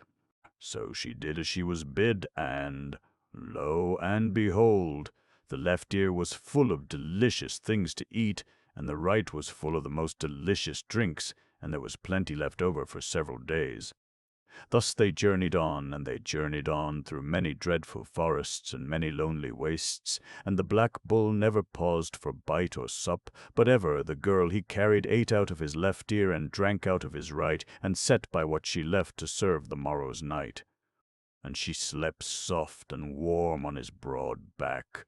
Now at last they reached a noble castle, where a large company of lords and ladies were assembled, and greatly the company wondered at the sight of these strange companions.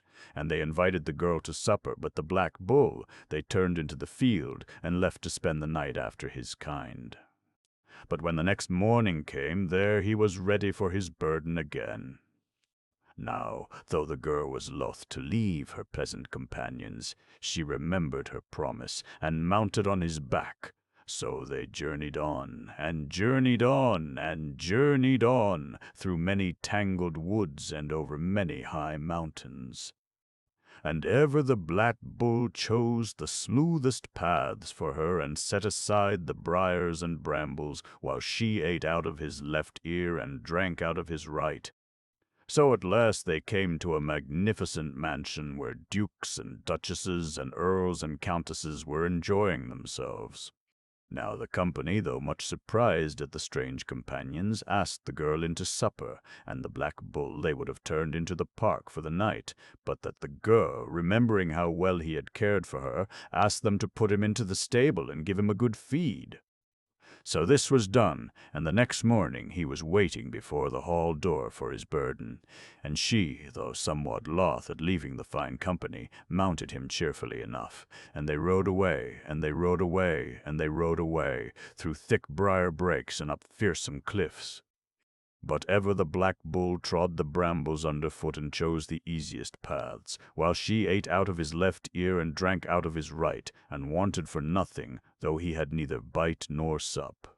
So it came to pass that he grew tired and was limping with one foot when, just as the sun was setting, they came to a beautiful palace where princes and princesses were disporting themselves with ball on the green grass. Now, though the company greatly wondered at the strange companions, they asked the girl to join them, and ordered the grooms to lead away the Black Bull to a field. But she, remembering all he had done for her, said, "Not so, he will stay with me." Then, seeing a large thorn in the foot with which he had been limping, she stooped down and pulled it out. And, lo and behold! In an instant, to everyone's surprise, there appeared, not a frightful monstrous bull, but one of the most beautiful princes ever beheld, who fell at his deliverer's feet, thanking her for having broken his cruel enchantment. A wicked witch woman who wanted to marry him had, he said, spelled him until a beautiful maiden of her own free will should do him a favor. But, he said, the danger is not all over. You have broken the enchantment by night, that by day has yet to be overcome. So the next morning the prince had to resume the form of a bull, and they set out together, and they rode, and they rode, and they rode, till they came to a dark and ugsome glen. And here he bade her dismount and sit on a great rock. "Here you must stay," he said, "while I go yonder and fight the old one, and mind, move neither hand nor foot whilst I am away, else I shall never find you again. If everything around you turns blue, I shall have beaten the old one, but if everything turns red, he will have conquered me." And with that, and a tremendous roaring bellow, he set off to find his foe. Well, she sate as still as a mouse, moving neither hand nor foot nor even her eyes, and waited and waited and waited. Then at last everything turned blue. But she was so overcome with joy to think that her lover was victorious that she forgot to keep still, and lifting one of her feet, crossed it over the other.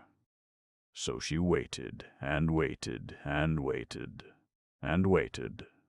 Long she sate, and aye she wearied, and all the time he was seeking for her, but he never found her. At last she rose and went, she knew not whither, determined to seek for her lover through the whole wide world. So she journeyed on, and she journeyed on, and she journeyed on, until one day in a dark wood she came to a little hut where lived an old, old woman who gave her food and shelter and bid her Godspeed on her errand, giving her 3 nuts, a walnut, a filbert, and a hazelnut, with these words: "When your heart is like to break, and once again is like to break, crack a nut, and in its shell that will be that suits you well." After this she felt heartened up and wandered on till her road was blocked by a great hill of glass, and though she tried all she could to climb it, she could not, for aye she slipped back, and slipped back, and slipped back, for it was like ice. Then she sought a passage elsewhere, and round and about the foot of the hill she went sobbing and wailing, but ne'er a foothold could she find. At last she came to a smithy, and the smith promised, if she would serve him faithfully for 7 years and 7 days, that he would make her iron shoon wherewith to climb the hill of glass. So for 7 long years and 7 short days she toiled and span and swept and washed in the smith's house. And for wage he gave her a pair of iron shoon, and with them she clomb the glassy hill and went on her way. Now she had not gone far before a company of fine lords and ladies rode past her, talking of all the grand doings that were to be done at the young Duke of Norroway's wedding. Then she passed a number of people carrying all sorts of good things which they told her were for the Duke's wedding. And at last she came to a palace castle where the courtyards were full of cooks and bakers, some running this way, some running that, and all so busy that they did not know what to do first. Then she heard the horns of hunters and cries of "Room, room!" for the Duke of Norroway and his bride. And who should ride past but the beautiful prince she had but half unspelled, and by his side was the witch woman who was determined to marry him that very day. Well, at the sight she felt that her heart was indeed like to break, and over again was like to break, so that the time had come for her to crack one of the nuts. So she broke the walnut, as it was the biggest, and out of it came a wonderful wee woman carding wool as fast as ever she could card. Now when the witch woman saw this wonderful thing, she offered the girl her choice of anything in the castle for it. "If you will put off your wedding with the Duke for a day, and let me watch in his room tonight," said the girl, "you shall have it." Now, like all witch women, the bride wanted everything her own way, and she was so sure she had her groom safe that she consented, but before the Duke went to rest she gave him, with her own hands, a posset so made that anyone who drank it would sleep till morning. Thus, though the girl was allowed alone into the Duke's chamber, and though she spent the livelong night sighing and singing, "Far have I sought for thee, long have I wrought for thee, near am I brought to thee, dear Duke o' Norroway, wilt thou say naught to me?" The Duke never wakened, but slept on. So when day came, the girl had to leave him without his ever knowing she had been there. Then once again her heart was like to break, and over again like to break, and she cracked the filbert nut, because it was the next biggest. And out of it came a wonderful wee woman, spinning away as fast as ever she could spin. Now when the witch bride saw this wonderful thing, she once again put off her wedding so that she might possess it. And once again the girl spent the livelong night in the Duke's chamber, sighing and singing.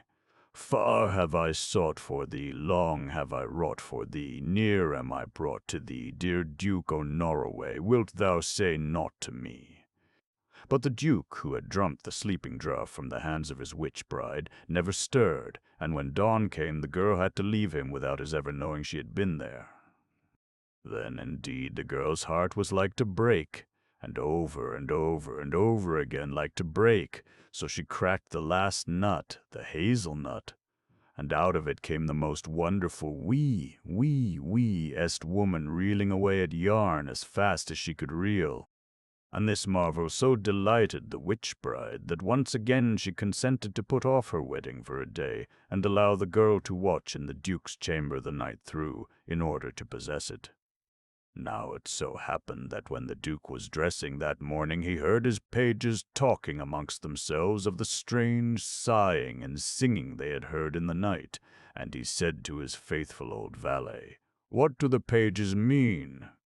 And the old valet, who hated the witch bride, said, "If the master will take no sleeping draught tonight, mayhap he may also hear what for 2 nights has kept me awake." At this the Duke marveled greatly, and when the witch bride brought him his evening posset, he made excuse. It was not sweet enough, and while she went away to get honey to sweeten it withal, he poured away the posset and made believe he had swallowed it. So that night when dark had come, and the girl stole into his chamber with a heavy heart, thinking it would be the very last time she would ever see him, the Duke was really broad awake. And when she sate down by his bedside and began to sing, "Far have I sought for thee," he knew her voice at once, and clasped her in his arms. Then he told her how he had been in the power of the witch-woman and had forgotten everything, but that now he remembered all, and that the spell was broken forever, and so the wedding feast served for their marriage, since the witch-bride, seeing her power was gone, quickly fled the country and was never heard of again. Catskin. Once upon a time there lived a gentleman who owned fine lands and houses, and he very much wanted to have a son to be heir to them. So when his wife brought him a daughter, though she was bonny as bonny could be, he cared naught for her and said, "Let me never see her face." So she grew up to be a beautiful maiden, though her father never set eyes on her till she was 15 years old and was ready to be married. Then her father said roughly, "She shall marry the first that comes for her." Now when this became known, who should come along and be first but a nasty, horrid old man? So she didn't know what to do, and went to the henwife and asked her advice. And the henwife said, "Say you will not take him unless they give you a coat of silver cloth." Well, they gave her a coat of silver cloth, but she wouldn't take him for all that, but went again to the henwife, who said, "Say you will not take him unless they give you a coat of beaten gold." Well, they gave her a coat of beaten gold, but still she would not take the old man, but went again to the henwife, who said, "Say you will not take him unless they give you a coat made of the feathers of all the birds of the air." So they sent out a man with a great heap of peas, and the man cried to all the birds of the air, "Each bird take a pea and put down a feather." So each bird took a pea and put down one of its feathers, and they took all the feathers and made a coat of them and gave it to her. But still she would not take the nasty, horrid old man, but asked the henwife once again what she was to do, and the henwife said, "Say they must first make you a coat of catskin." Then they made her a coat of catskin, and she put it on, and tied up her other coats into a bundle, and when it was night time ran away with it into the woods. Now she went along, and went along, and went along, till at the end of the wood she saw a fine castle. Then she hid her fine dresses by a crystal waterfall, and went up to the castle gates and asked for work. The lady of the castle saw her, and told her, "I'm sorry I have no better place, but if you like you may be our scullion." So down she went into the kitchen, and they called her Catskin because of her dress. But the cook was very cruel to her, and led her a sad life. Well, soon after that it happened that the young lord of the castle came home, and there was to be a grand ball in honor of the occasion.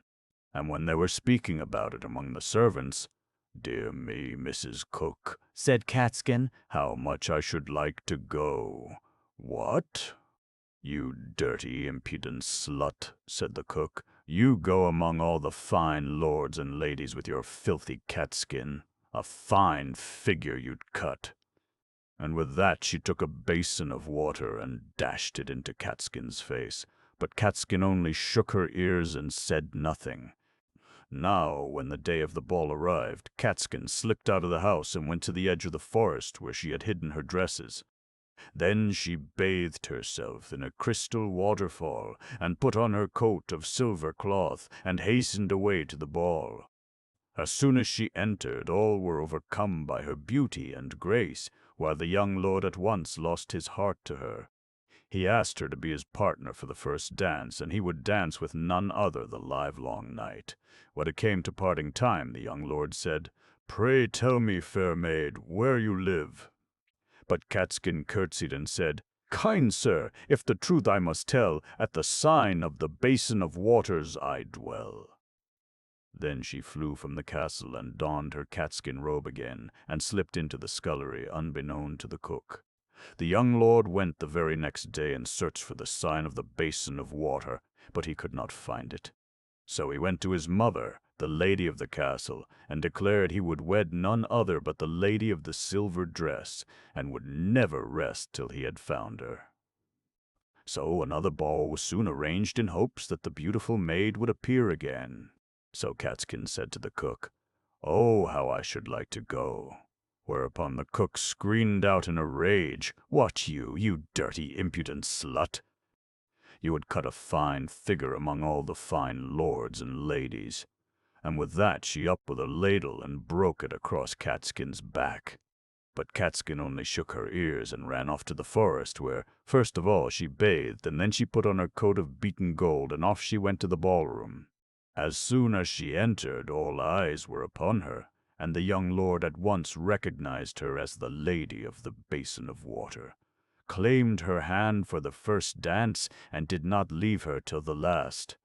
When that came, he again asked her where she lived, but all that she would say was, "Kind sir, if the truth I must tell, at the sign of the broken ladle I dwell," and with that she curtsied and flew from the ball, off with her golden robe, on with her catskin, and into the scullery without the cook's knowing. Next day, when the young lord could not find where the sign of the Basin of Water was, he begged his mother to have another grand ball, so that he might meet the beautiful maid once more. Then Catskin said to the cook, "Oh, how I wish I could go to the ball." Whereupon the cook called out, "A fine figure you'd cut," and broke the skimmer across her head. But Catskin only shook her ears and went off to the forest, where she first bathed in the crystal spring, and then donned her coat of feathers, and so off to the ballroom. When she entered, everyone was surprised at so beautiful a face and form, dressed in so rich and rare a dress. But the young lord at once recognized his beautiful sweetheart, and would dance with none but her the whole evening. When the ball came to an end, he pressed her to tell him where she lived, but all she would answer was, "Kind sir, if the truth I must tell, at the sign of the broken skimmers I dwell." And with that she curtsied, and was off to the forest. But this time the young lord followed her, and watched her change her fine dress of feathers for her catskin dress, and then he knew her for his own scullery maid. Next day he went to his mother, and told her that he wished to marry the scullery maid Catskin. "Never," said the lady of the castle, "never so long as I live."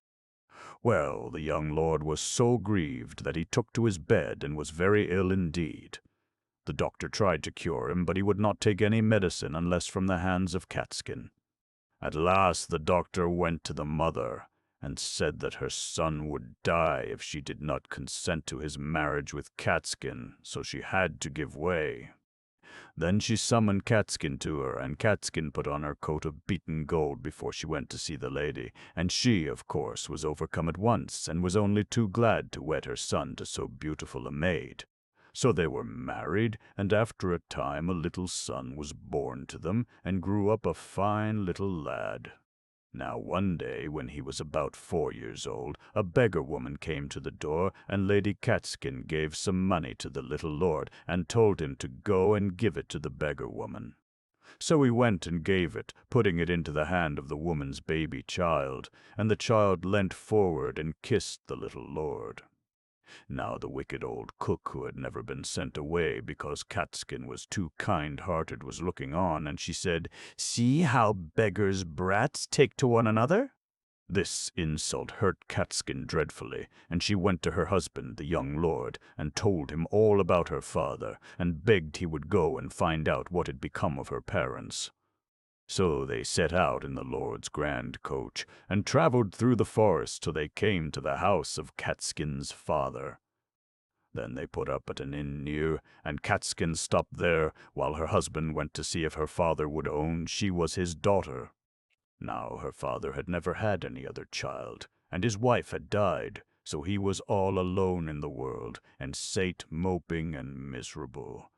When the young lord came in, he hardly looked up, he was so miserable. Then Catskin's husband drew a chair close up to him and asked him, "Pray, sir, had you not once a young daughter whom you would never see or own?" And the miserable man said with tears, "It is true I am a hardened sinner, but I would give all my worldly goods if I could but see her once before I die." Then the young lord told him what had happened to Catskin, and took him to the inn, and afterwards brought his father-in-law to his own castle, where they lived happy ever afterwards. The Three Little Pigs. Once upon a time there was an old sow who had 3 little pigs, and as she had not enough for them to eat, she said they had better go out into the world and seek their fortunes. Now the eldest pig went first, and as he trotted along the road he met a man carrying a bundle of straw. So he said very politely, "If you please, sir, could you give me that straw to build me a house?" And the man, seeing what good manners the little pig had, gave him the straw, and the little pig set to work and built a beautiful house with it. Now, when it was finished, a wolf happened to pass that way, and he saw the house, and he smelt the pig inside. So he knocked at the door and said, little pig, let me in, let me in." But the little pig saw the wolf's big paws through the keyhole, so he answered back, "No, no, no, by the hair of my chinny chin." Then the wolf showed his teeth and said, "Then I'll huff and I'll puff and I'll blow your house in." So he huffed and he puffed and he blew the house in. Then he ate up little piggy and went on his way.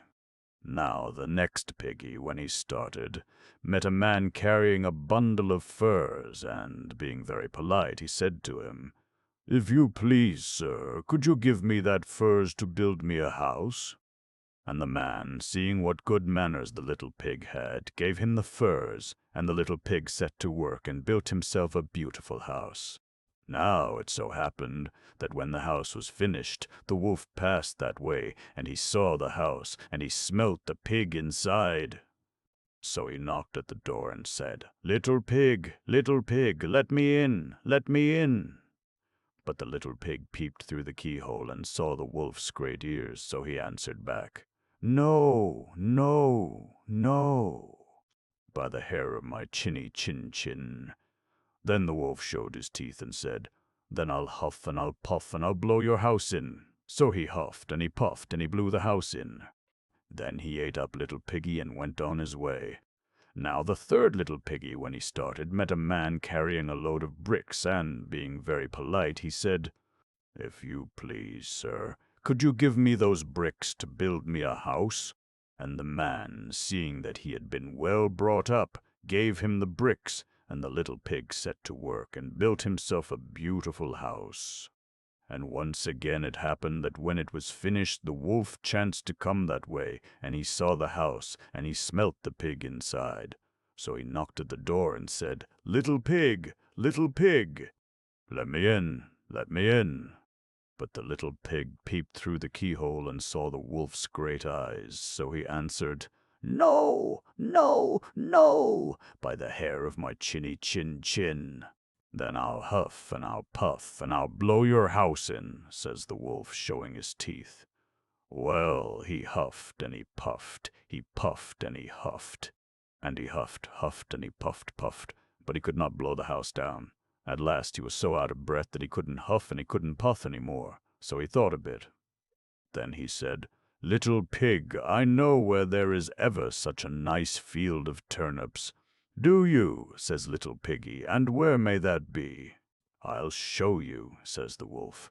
"If you will be ready at 6 o'clock tomorrow morning, I will call round for you, and we can go together to Farmer Smith's field and get turnips for dinner." "Thank you kindly," says the little piggy. "I will be ready at 6 o'clock sharp." But, you see, the little pig was not one to be taken in with chaff, so he got up at 5, trotted off to Farmer Smith's field, rooted up the turnips, and was home eating them for breakfast when the wolf clattered at the door and cried, "Little pig, little pig, aren't you ready?" "Ready?" says the little piggy. "Why, what a sluggard you are! I've been to the field and come back again, and I'm having a nice potful of turnips for breakfast." Then the wolf grew red with rage, but he was determined to eat little piggy, so he said, as if he didn't care, "I'm glad you like them, but I know of something better than turnips." "Indeed," says little piggy, "and what may that be?" "A nice apple tree down in Merry Gardens with the juiciest, sweetest apples on it. So if you will be ready at 5 o'clock tomorrow morning, I will come round for you, and we can get the apples together." "Thank you kindly," says little piggy. "I will sure and be ready at 5 o'clock sharp."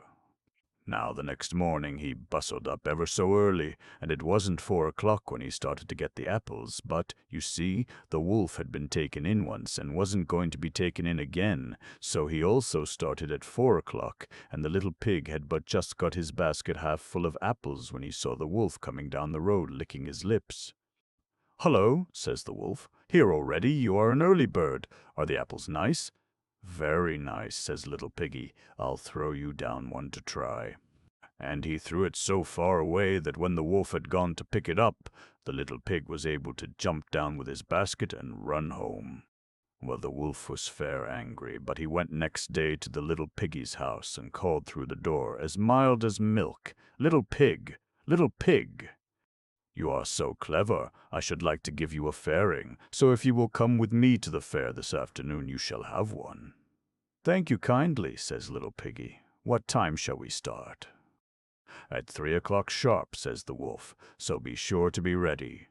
"I'll be ready before 3, sniggered the little piggy. And he was. He started early in the morning and went to the fair and rode in a swing and enjoyed himself ever so much, and bought himself a butter churn as a fairing, and trotted away towards home long before 3 o'clock. But just as he got to the top of the hill, what should he see but the wolf coming up it, all panting and red with rage. Well, there was no place to hide in but the butter churn, so he crept into it and was just pulling down the cover when the churn started to roll down the hill. Bumpety bumpety bump. Of course, Piggy inside began to squeal, and when the wolf heard the noise and saw the butter churn rolling down on top of him, bumpety bumpety bump, he was so frightened that he turned tail and ran away.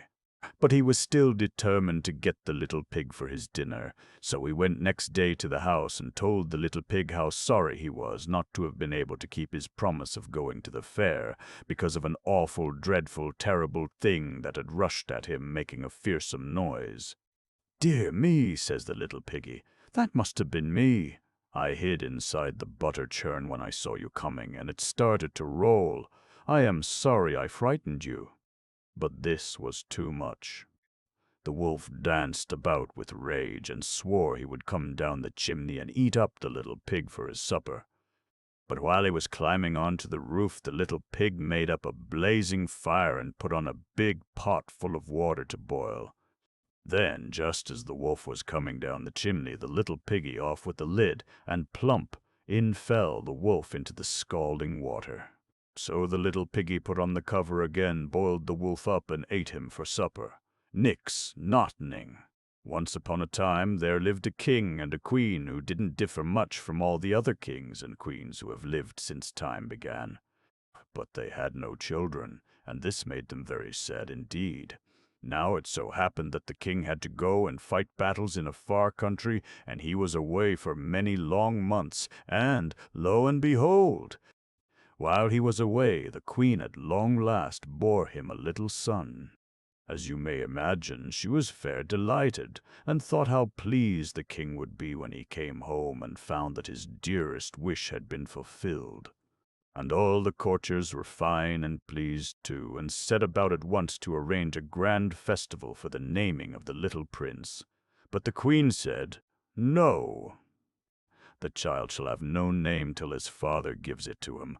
Till then we will call him Nix, Naught, Nothing, because his father knows nothing about him." So little Prince Nix Naught Nothing grew into a strong, hearty little lad, for his father did not come back for a long time, and did not even know that he had a son. But at long last he turned his face homewards. Now, on the way he came to a big rushing river which neither he nor his army could cross, for it was flood time, and the water was full of dangerous whirlpools, where nixies and water wraiths lived, always ready to drown men. So they were stopped, until a huge giant appeared who could take the river, whirlpool and all, in his stride, and he said kindly, "I'll carry you all over if you like." Now, though the giant smiled and was very polite, the king knew enough of the ways of giants to think it wiser to have a hard and fast bargain. So he said, quite curt, "What's your pay?" "Pay!" echoed the giant with a grin. "What do you take me for? Give me Nix Naught, Nothing, and I'll do the job with a glad heart." Now the king felt just a trifle ashamed at the giant's generosity, so he said, "Certainly, certainly, I'll give you Nix Naught, Nothing, and my thanks into the bargain." So the giant carried them safely over the stream and past the whirlpools, and the king hastened homewards. If he was glad to see his dear wife the queen, you may imagine how he felt when she showed him his young son, tall and strong for his age. "And what's your name, young sir?" he asked of the child, fast clasped in his arms. "Nix Naught Nothing," answered the boy. "That's what they call me till my father gives me a name." Well, the king nearly dropped the child, he was so horrified. "What have I done?" he cried. "I promised to give Nix Naught Nothing to the giant who carried us over the whirlpools where the nixies and water wraiths live." At this the queen wept and wailed, but being a clever woman she thought out a plan whereby to save her son. So she said to her husband the king, "If the giant comes to claim his promise, we will give him the henwife's youngest boy. She has so many she will not mind if we give her a crown piece, and the giant will never know the difference." Now, sure enough, the very next morning the giant appeared to claim Nix Naught, Nothing, and they dressed up the henwife's boy in the prince's clothes, and wept and wailed when the giant, fine and satisfied, carried his prize off on his back. But after a while he came to a big stone and sat down to ease his shoulders, and he fell a-dozing. Now when he woke he started up in a fluster and called out, "Hodge, Hodge, on my shoulders!" "Say what you make the time o' day?" And the henwife's little boy replied, "Time that my mother the henwife takes the eggs for the wise queen's breakfast cakes." Then the giant saw at once the trick that had been played on him, and he threw the henwife's boy on the ground, so that his head hit on the stone, and he was killed. Then the giant strode back to the palace in a tower of a temper, and demanded, "Nix Naught Nothing." So this time they dressed up the gardener's boy, and wept and wailed when the giant, fine and satisfied, carried his prize off on his back. Then the same thing happened. The giant grew weary of his burden, and sate down on the big stone to rest. So he fell a-dozing, woke with a start, and called out, "Hodge, Hodge, on my shoulders! Say what d'ye make the time o' day?"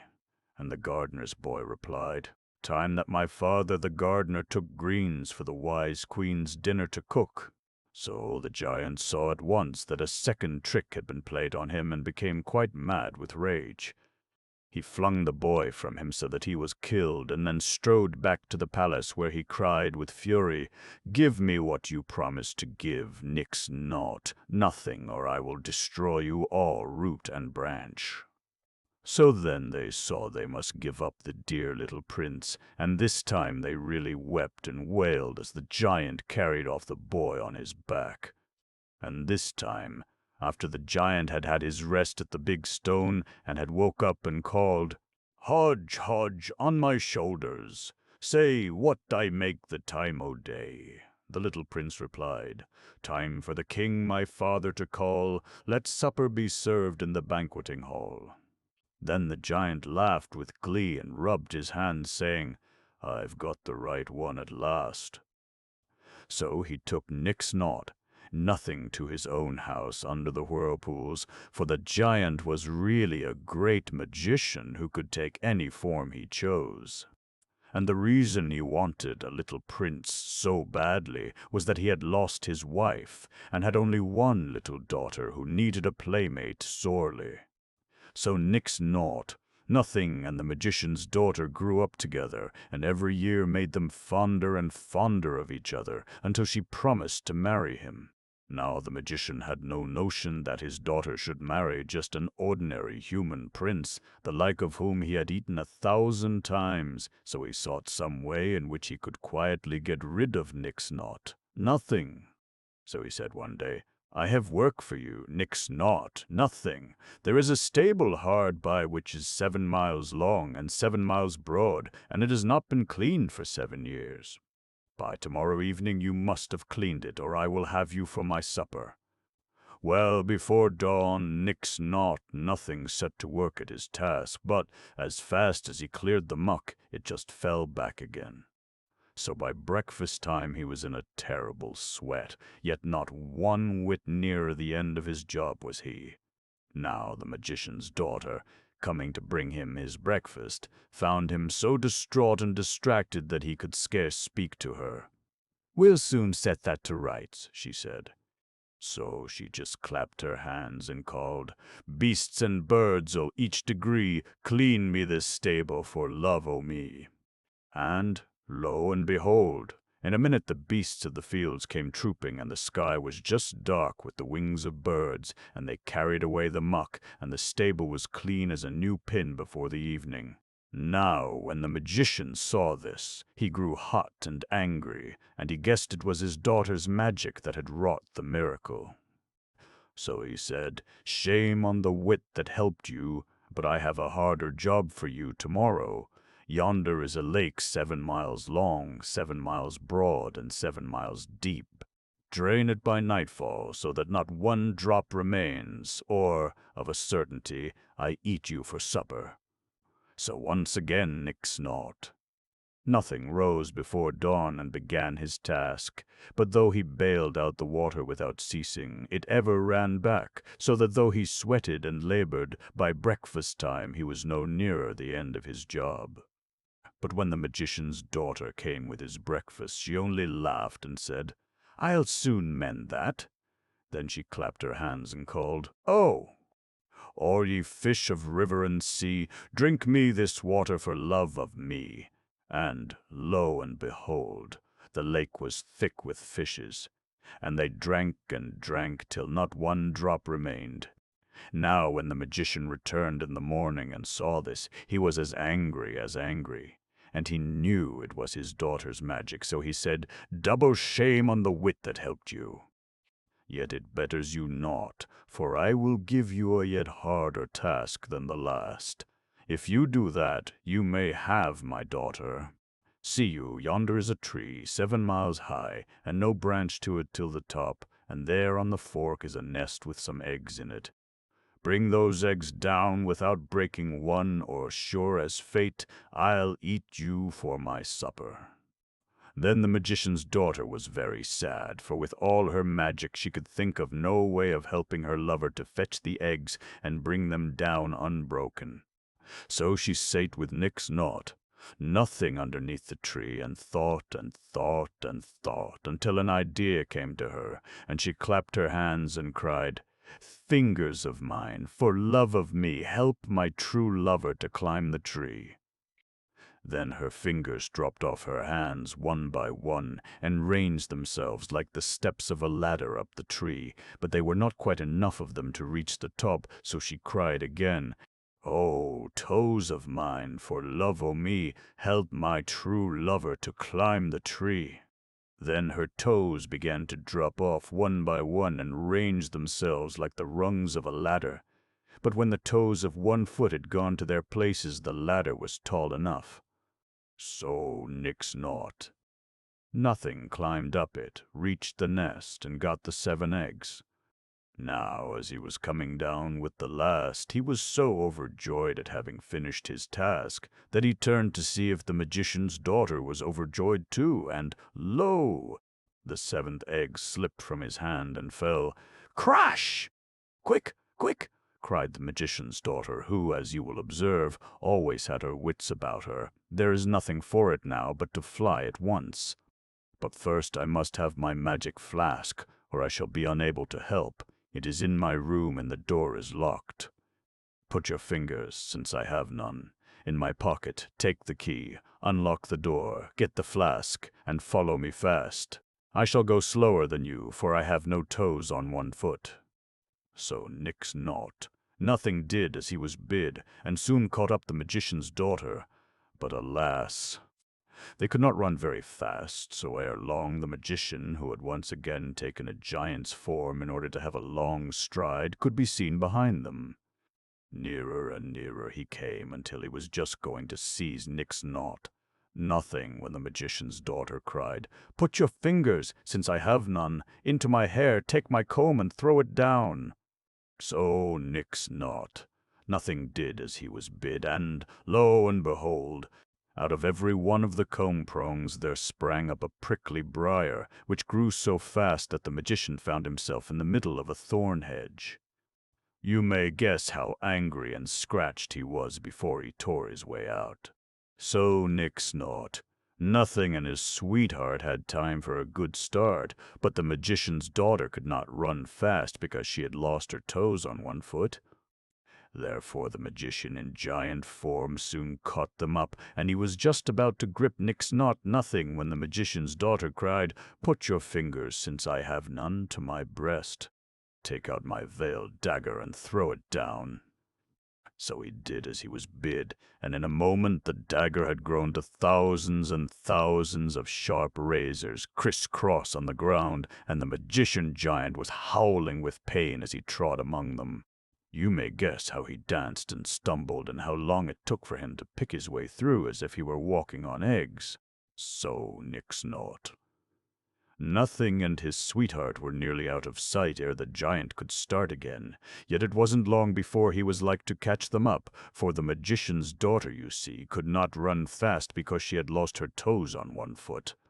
She did what she could, but it was no use. So just as the giant was reaching out a hand to lay hold of Nix Naught, "Nothing," she cried breathlessly. "There's nothing left but the magic flask." "Take it out and sprinkle some of what it holds on the ground." And Nix Naught. Nothing did as he was bid, but in his hurry he nearly emptied the flask altogether, and so the big wave of water, which instantly welled up, swept him off his feet and would have carried him away, had not the magician's daughter's loosened veil caught him and held him fast. But the wave grew and grew and grew behind them until it reached the giant's waist. Then it grew and grew until it reached his shoulders, and it grew and grew until it swept over his head, a great big sea wave full of little fishes and crabs and sea snails and all sorts of strange creatures. So that was the last of the magician giant. But the poor little magician's daughter was so weary that, after a time, she couldn't move a step further, and she said to her lover, "Yonder are lights burning. Go and see if you can find a night's lodging. I will climb this tree by the pool where I shall be safe, and by the time you return I shall be rested." Now, by chance, it happened that the lights they saw were the lights of the castle where Nix Naught, Nothing's father and mother, the king and queen, lived, though of course he did not know this. So as he walked towards the castle, he came upon the henwife's cottage and asked for a night's lodging. "Who are you?" asked the henwife suspiciously. "I am Nix Naught." "Nothing," replied the young man. Now the henwife still grieved over her boy who had been killed, so she instantly resolved to be revenged. "I cannot give you a night's lodging," she said, "but you shall have a drink of milk, for you look weary. Then you can go on to the castle and beg for a bed there." So she gave him a cup of milk, but, being a witch woman, she put a potion to it so that the very moment he saw his father and mother, he should fall fast asleep, and none should be able to waken him, so he would be no use to anybody, and would not recognize his father and mother. Now the king and queen had never ceased grieving for their lost son. They were always very kind to wandering young men, and when they heard that one was begging a night's lodging, they went down to the hall to see him. And lo, the moment Nix nothing caught sight of his father and mother, there he was on the floor fast asleep, and none could waken him. He did not recognize his father and mother, nor they did not recognize him, but Prince Nix Nothing had grown into a very handsome young man, so they pitied him very much, and when none, do what they would, could waken him, the king said, "A maiden will likely take more trouble to waken him than others, seeing how handsome he is.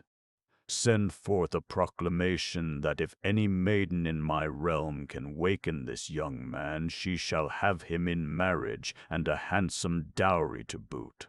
So the proclamation was sent forth, and all the pretty maidens of the realm came to try their luck, but they had no success. Now the gardener whose boy had been killed by the giant had a daughter who was very ugly indeed, so ugly that she thought it no use to try her luck, and went about her work as usual. So she took her pitcher to the pool to fill it. Now the magician's daughter was still hiding in the tree waiting for her lover to return. Thus it came to pass that the gardener's ugly daughter, bending down to fill her pitcher in the pool, saw a beautiful shadow in the water and thought it was her own. "If I am as pretty as that," she cried, "I'll draw water no longer." So she threw down her pitcher and went straight to the castle to see if she hadn't a chance of the handsome stranger and the handsome dowry. But of course she hadn't, though at the sight of Nothing she fell so much in love with him that, knowing the henwife to be a witch, she went straight to her and offered all her savings for a charm by which she could awaken the sleeper. Now when the henwife witch heard her tale, she thought it would be a rare revenge to marry the king and queen's long-lost son to a gardener's ugly daughter, so she straightway took the girl's savings and gave her a charm by which she could unspell the prince or spell him again at her pleasure. So away went the gardener's daughter to the castle, and sure enough, no sooner had she sung her charm than Nothing awoke.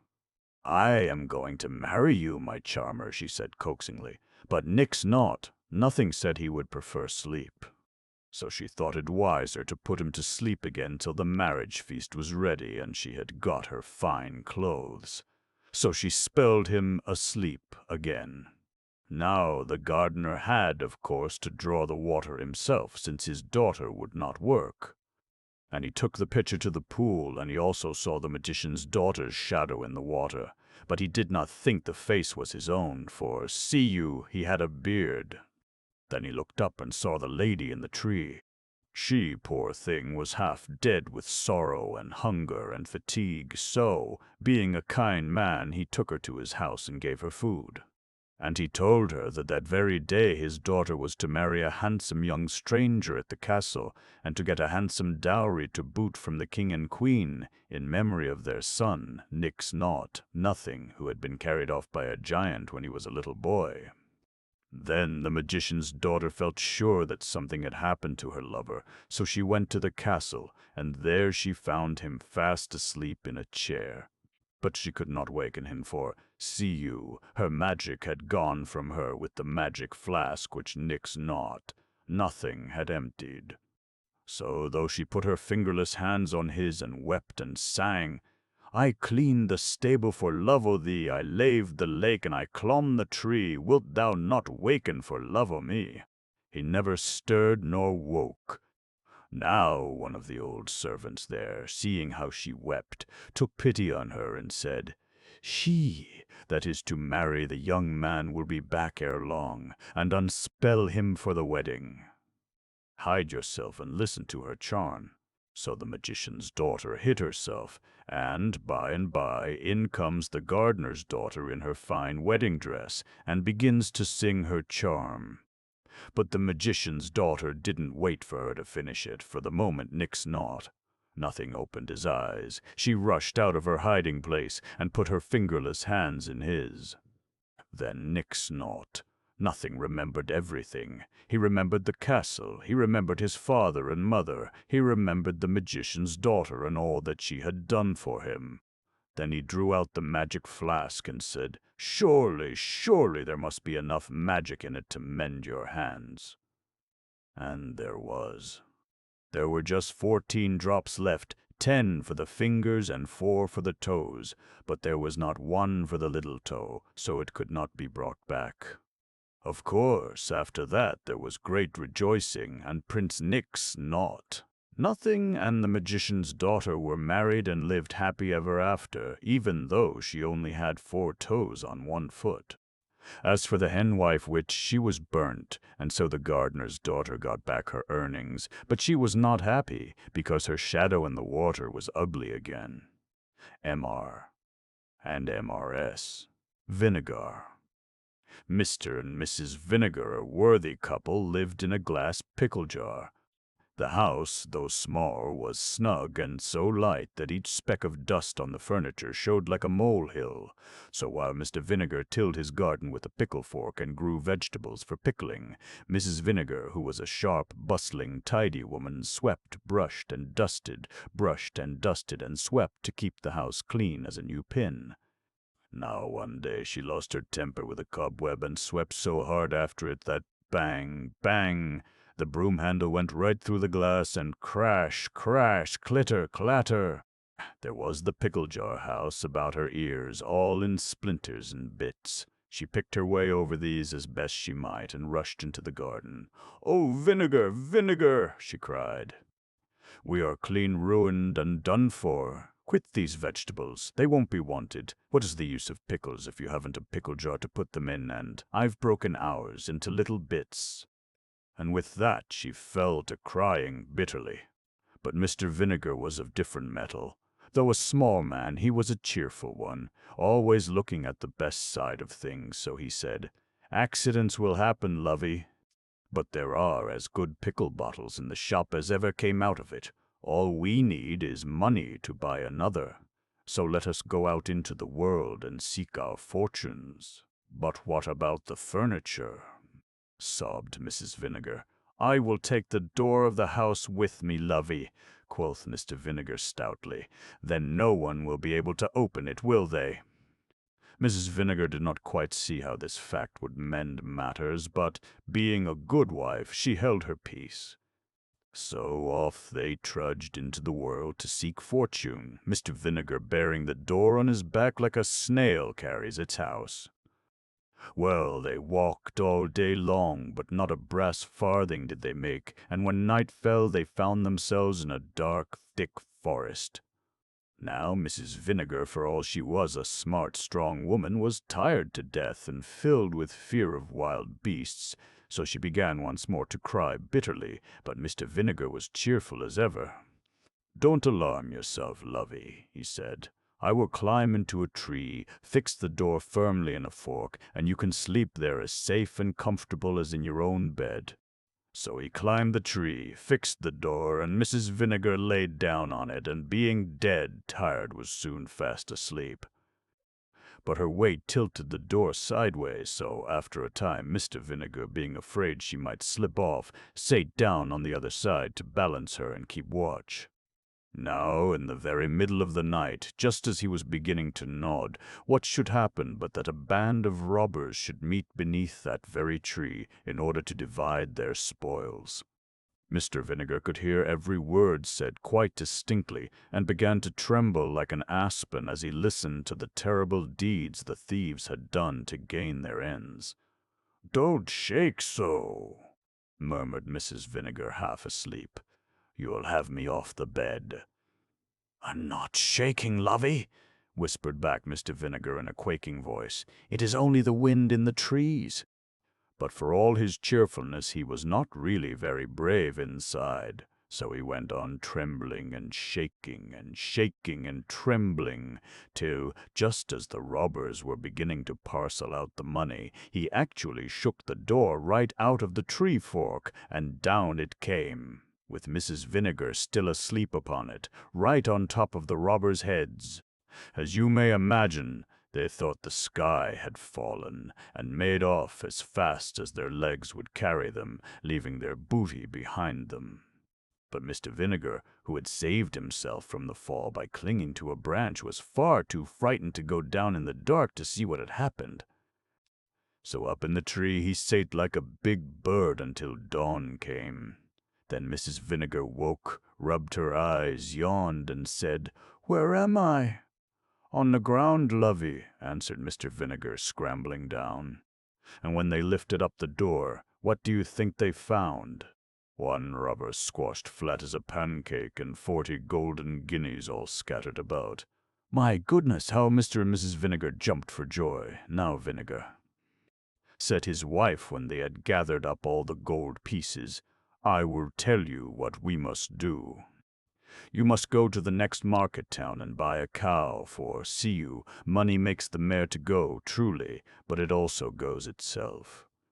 Now a cow won't run away, but will give us milk and butter which we can sell, so we shall live in comfort for the rest of our days. What a head you have, lovey," said Mr. Vinegar admiringly, and started off on his errand. "Mind you make a good bargain," bawled his wife after him. "I always do," bawled back Mr. Vinegar. "I made a good bargain when I married such a clever wife, and I made a better one when I shook her down from the tree. I am the happiest man alive." So he trudged on, laughing and jingling the 40 gold pieces in his pocket. Now the first thing he saw in the market was an old red cow. "I am in luck today," he thought. "That is the very beast for me. I shall be the happiest of men if I get that cow." So he went up to the owner, jingling the gold in his pocket. "What will you take for your cow?" he asked. And the owner of the cow, seeing he was a simpleton, said, "What you've got in your pocket." "Done," said Mr. Vinegar, handed over the 40 guineas, and led off the cow, marching her up and down the market, much against her will, to show off his bargain. Now, as he drove it about, proud as Punch, he noticed a man who was playing the bagpipes. He was followed about by a crowd of children who danced to the music, and a perfect shower of pennies fell into his cap every time he held it out. "Ho, ho," thought Mr. Vinegar, "that is an easier way of earning a livelihood than by driving about a beast of a cow. Then the feeding, and the milking, and the churning. Ah, I should be the happiest man alive if I had those bagpipes." So he went up to the musician and said, "What will you take for your bagpipes?" "Well," replied the musician, seeing he was a simpleton, "it is a beautiful instrument, and I make so much money by it that I cannot take anything less than that red cow." "Done," cried Mr. Vinegar in a hurry, lest the man should repent of his offer. So the musician walked off with the red cow, and Mr. Vinegar tried to play the bagpipes. But, alas and alack! Though he blew till he almost burst, not a sound could he make at first, and when he did at last, it was such a terrific squeal and screech that all the children ran away frightened, and the people stopped their ears. But he went on, trying to play a tune, and never earning anything save hootings and peltings, until his fingers were almost frozen with the cold, when of course the noise he made on the bagpipes was worse than ever. Then he noticed a man who had on a pair of warm gloves, and he said to himself, "Music is impossible when one's fingers are frozen. I believe I should be the happiest man alive if I had those gloves." So he went up to the owner and said, "You seem, sir, to have a very good pair of gloves." And the man replied, "Truly, sir, my hands are as warm as toast this bitter November day." That quite decided Mr. Vinegar, and he asked at once what the owner would take for them. And the owner, seeing he was a simpleton, said, As your hands seem frozen, sir, I will, as a favor, let you have them for your bagpipes." "Done!" cried Mr. Vinegar, delighted, and made the exchange. Then he set off to find his wife, quite pleased with himself. "Warm hands, warm heart," he thought. "I'm the happiest man alive." But as he trudged, he grew very, very tired, and at last began to limp. Then he saw a man coming along the road with a stout stick. "I should be the happiest man alive if I had that stick," he thought. "What is the use of warm hands if your feet ache?" So he said to the man with the stick, "What will you take for your stick?" And the man, seeing he was a simpleton, replied, "Well, I don't want to part with my stick, but as you are so pressing, I'll oblige you, as a friend, for those warm gloves you are wearing." "Done for you!"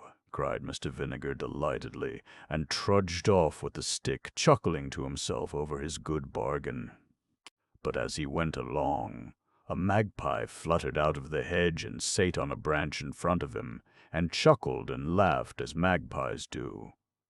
"What are you laughing at?" asked Mr. Vinegar. "At you, forsooth," chuckled the magpie, fluttering just a little further. "At you, Mr. Vinegar, you foolish man, you simpleton, you blockhead. You bought a cow for 40 guineas when she wasn't worth 10. You exchanged her for bagpipes you couldn't play.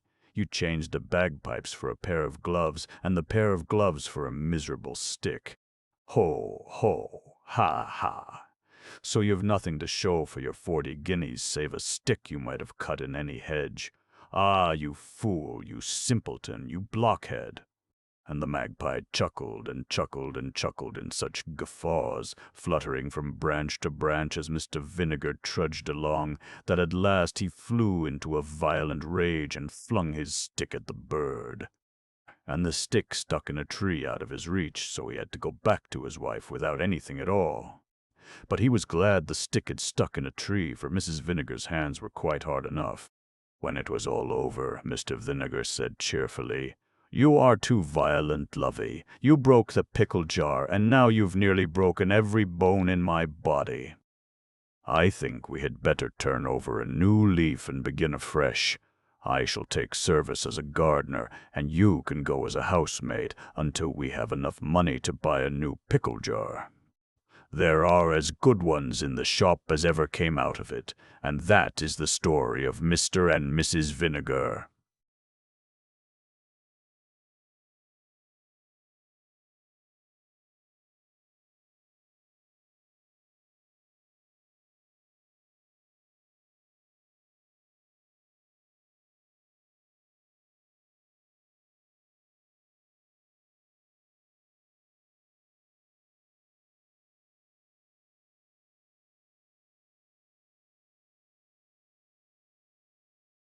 At the court of great King Arthur, who lived, as all know, when knights were bold and ladies were fair indeed, one of the most renowned of men was the wizard Merlin.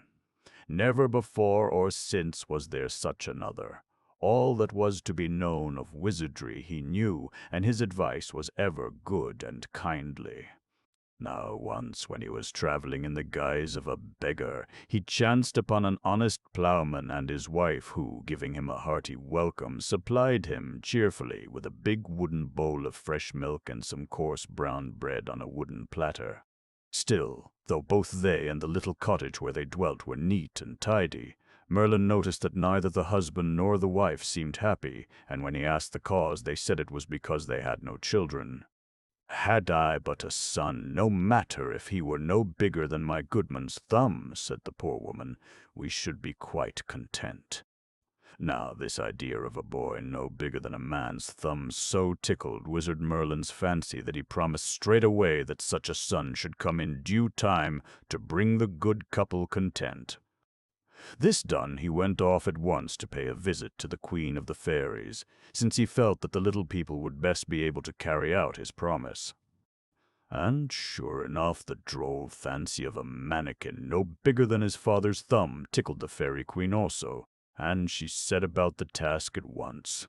So behold the ploughman and his wife as happy as king and queen over the tiniest of tiny babies, and all the happier because the fairy queen, anxious to see the little fellow, flew in at the window, bringing with her clothes fit for the wee mannikin to wear. An oak-leaf hat he had for his crown, his jacket was woven of thistledown, his shirt was a web by spiders spun, his breeches of softest feathers were done. His stockings of red apple rind were tying with an eyelash plucked from his mother's eyne. His shoes were made of a mouse's skin, tanned with the soft furry hair within. Dressed in this guise, he looked the prettiest little fellow ever seen, and the fairy queen kissed him over and over again, and gave him the name of Tom Thumb.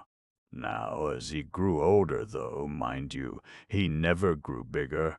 He was so full of antics and tricks that he was forever getting into trouble.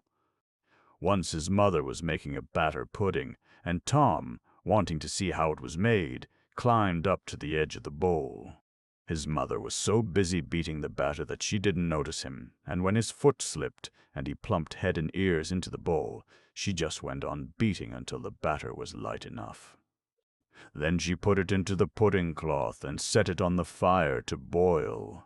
Now the batter had so filled poor Tom's mouth that he couldn't cry, but no sooner did he feel the hot water than he began to struggle and kick so much that the pudding bobbed up and down, and jumped about in such strange fashion that the ploughman's wife thought it was bewitched, and in a great fright flung it to the door. Here a poor tinker passing by picked it up and put it in his wallet. But by this time Tom had got his mouth clear of the batter, and he began hollowing and making such a to-do that the tinker, even more frightened than Tom's mother had been, threw the pudding in the road and ran away as fast as he could run. Luckily for Tom, this second fall broke the pudding string, and he was able to creep out, all covered with half-cooked batter, and make his way home, where his mother, distressed to see her little dear in such a woeful state, put him into a teacup of water to clean him, and then tucked him up in bed. Another time, Tom's mother went to milk her red cow in the meadow, and took Tom with her, for she was ever afraid lest he should fall into mischief when left alone. Now the wind was high, and fearful lest he should be blown away, she tied him to a thistle-head with one of her own long hairs, and then began to milk. But the red cow, nosing about for something to do while she was being milked, as all cows will, spied Tom's oak-leaf hat, and thinking it looked good, curled its tongue round the thistle-stalk, and there was Tom dodging the cow's teeth, and roaring as loud as he could, "Mother, mother, help, help!"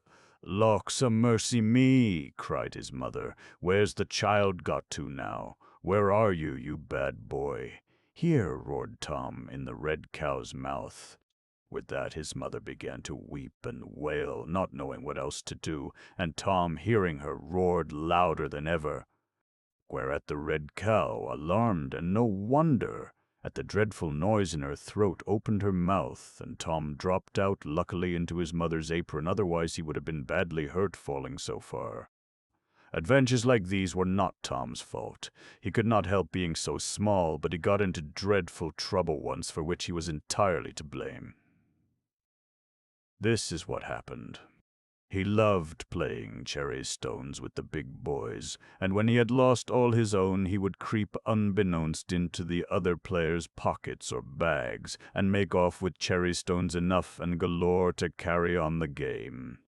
Now one day it so happened that one of the boys saw Master Tom on the point of coming out of a bag with a whole fistful of cherry stones, so he just drew the string of the bag tight.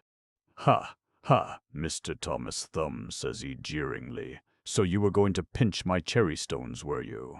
Well, you shall have more of them than you like." And with that he gave the cherry stone bag such a hearty shake that all Tom's body and legs were sadly bruised black and blue, nor was he let out till he had promised never to steal cherry stones again. So the years passed, and when Tom was a lad, still no bigger than a thumb, his father thought he might begin to make himself useful. So he made him a whip out of a barley straw, and set him to drive the cattle home. But Tom, in trying to climb a furrow's ridge, which to him, of course, was a steep hill, slipped down and lay half-stunned, so that a raven happening to fly over thought he was a frog and picked him up intending to eat him. Not relishing the morsel, however, the bird dropped him above the battlements of a big castle that stood close to the sea. Now the castle belonged to one Grumbo, an ill-tempered giant who happened to be taking the air on the roof of his tower. And when Tom dropped on his bald pate, the giant put up his great hand to catch what he thought was an impudent fly, and finding something that smelt man's meat, he just swallowed the little fellow as he would have swallowed a pill. He began, however, to repent very soon, for Tom kicked and struggled in the giant's inside as he had done in the red cow's throat, until the giant felt quite squeamish, and finally got rid of Tom by being sick over the battlements into the sea. And here, doubtless, would have been Tom Thumb's end by drowning, had not a big fish, thinking that he was a shrimp, rushed at him and gulped him down. Now, by good chance, some fishermen were standing by with their nets, and when they drew them in, the fish that had swallowed Tom was one of the haul. Being a very fine fish, it was sent to the court kitchen, where, when the fish was opened, out popped Tom on the dresser, as spry, to the astonishment of the cook and the scullions. Never had such a mite of a man been seen, while his quips and pranks kept the whole buttery in roars of laughter. What is more, he soon became the favorite of the whole court, and when the king went out a-riding, Tom sat in the royal waistcoat pocket ready to amuse royalty and the knights of the Round Table. After a while, however, Tom wearied to see his parents again, so the king gave him leave to go home and take with him as much money as he could carry. Tom therefore chose a 3-penny bit, and putting it into a purse made of a water bubble, lifted it with difficulty onto his back, and trudged away to his father's house, which was some half a mile distant. It took him 2 days and 2 nights to cover the ground, and he was fair out-wearied by his heavy burden ere he reached home. However, his mother put him to rest in a walnut shell by the fire, and gave him a whole hazelnut to eat, which, sad to say, disagreed with him dreadfully. However, he recovered in some measure, but had grown so thin and light that to save him the trouble of walking back to the court, his mother tied him to a dandelion clock, and as there was a high wind, away he went as if on wings. Unfortunately, however, just as he was flying low in order to alight, the court cook, an ill-natured fellow, was coming across the palace yard with a bowl of hot furmenty for the king's supper. Now Tom was unskilled in the handling of dandelion horses, so what should happen but that he rode straight into the furmenty, spilt the half of it, and splashed the other half, scalding hot, into the cook's face. He was in a fine rage, and going straight to King Arthur said that Tom, at his old antics, had done it on purpose. Now the king's favorite dish was hot furmenty, so he also fell into a fine rage and ordered Tom to be tried for high treason. He was therefore imprisoned in a mouse-trap, where he remained for several days tormented by a cat, who, thinking him some new kind of mouse, spent its time in sparring at him through the bars. At the end of a week, however, King Arthur, having recovered the loss of the furmenty, sent for Tom and once more received him into favor. After this, Tom's life was happy and successful. He became so renowned for his dexterity and wonderful activity that he was knighted by the king under the name of Sir Thomas Thumb, and as his clothes, what with the batter and the furmenty, to say nothing of the insides of giants and fishes, had become somewhat shabby, his majesty ordered him a new suit of clothes fit for a mounted knight to wear. He also gave him a beautiful prancing grey mouse as a charger. It was certainly very diverting to see Tom dressed up to the nines and as proud as Punch. Of butterflies' wings his shirt was made, his boots of chicken hide, and by a nimble fairy blade, all learned in the tailoring trade, his coat was well supplied. A needle dangled at his side, and thus attired in stately pride, a dapper mouse he used to ride. In truth, the king and all the knights of the Round Table were ready to expire with laughter at Tom on his fine curveting steed. But one day, as the hunt was passing a farmhouse, a big cat lurking about made one spring and carried both Tom and the mouse up a tree.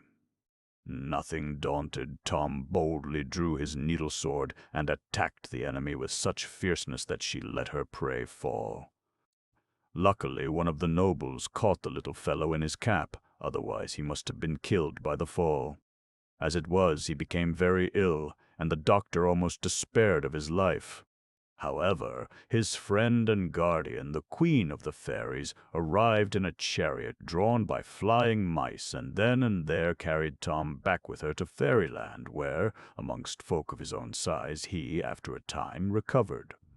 But time runs swiftly in fairyland, and when Tom Thumb returned to court he was surprised to find that his father and mother and nearly all his old friends were dead, and that King Thunstone reigned in King Arthur's place.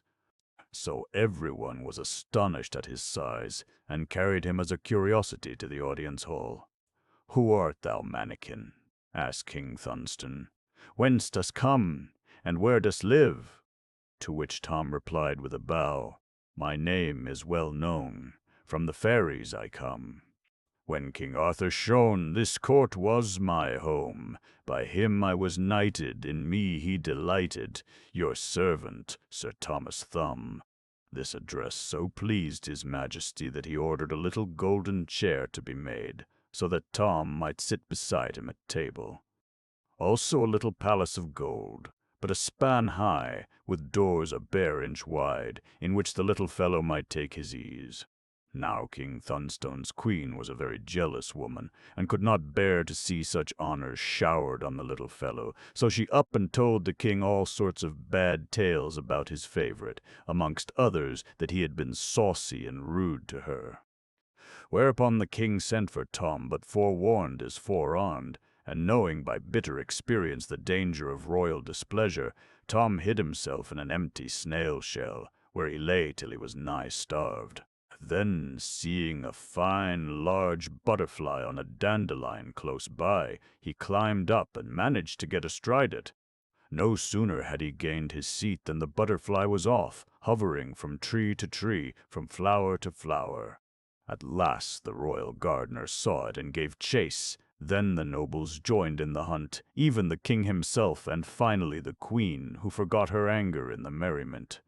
Hither and thither they ran, trying in vain to catch the pair, and almost expiring with laughter, until poor Tom, dizzy with so much fluttering and doubling and flittering, fell from his seat into a watering pot, where he was nearly drowned. So they all agreed he must be forgiven, because he had afforded them so much amusement. Thus Tom was once more in favor, but he did not live long to enjoy his good luck, for a spider one day attacked him, and though he fought well, the creature's poisonous breath proved too much for him. He fell dead on the ground where he stood, and the spider soon sucked every drop of his blood. Thus ended Sir Thomas Thumb, but the king and the court were so sorry at the loss of their little favorite that they went into mourning for him. And they put a fine white marble monument over his grave, whereon was carven the following epitaph: "Here lies Tom Thumb, King Arthur's knight, who died by a spider's fell despite. He was well known in Arthur's court, where he afforded gallant sport. He rode at tilt and tournament, and on a mouse a-hunting went. Alive he filled the court with mirth, his death to sadness must give birth. So wipe your eyes and shake your head and say, Alas, Tom Thumb is dead. Henny Penny, one day." Henny Penny was picking up corn in the rickyard when, whack, an acorn hit her upon the head. "Goodness gracious me," said Henny Penny. "The skies are going to fall. I must go and tell the king." So she went along, and she went along, and she went along, till she met Cocky Locky. "Where are you going, Henny Penny?" says Cocky Locky.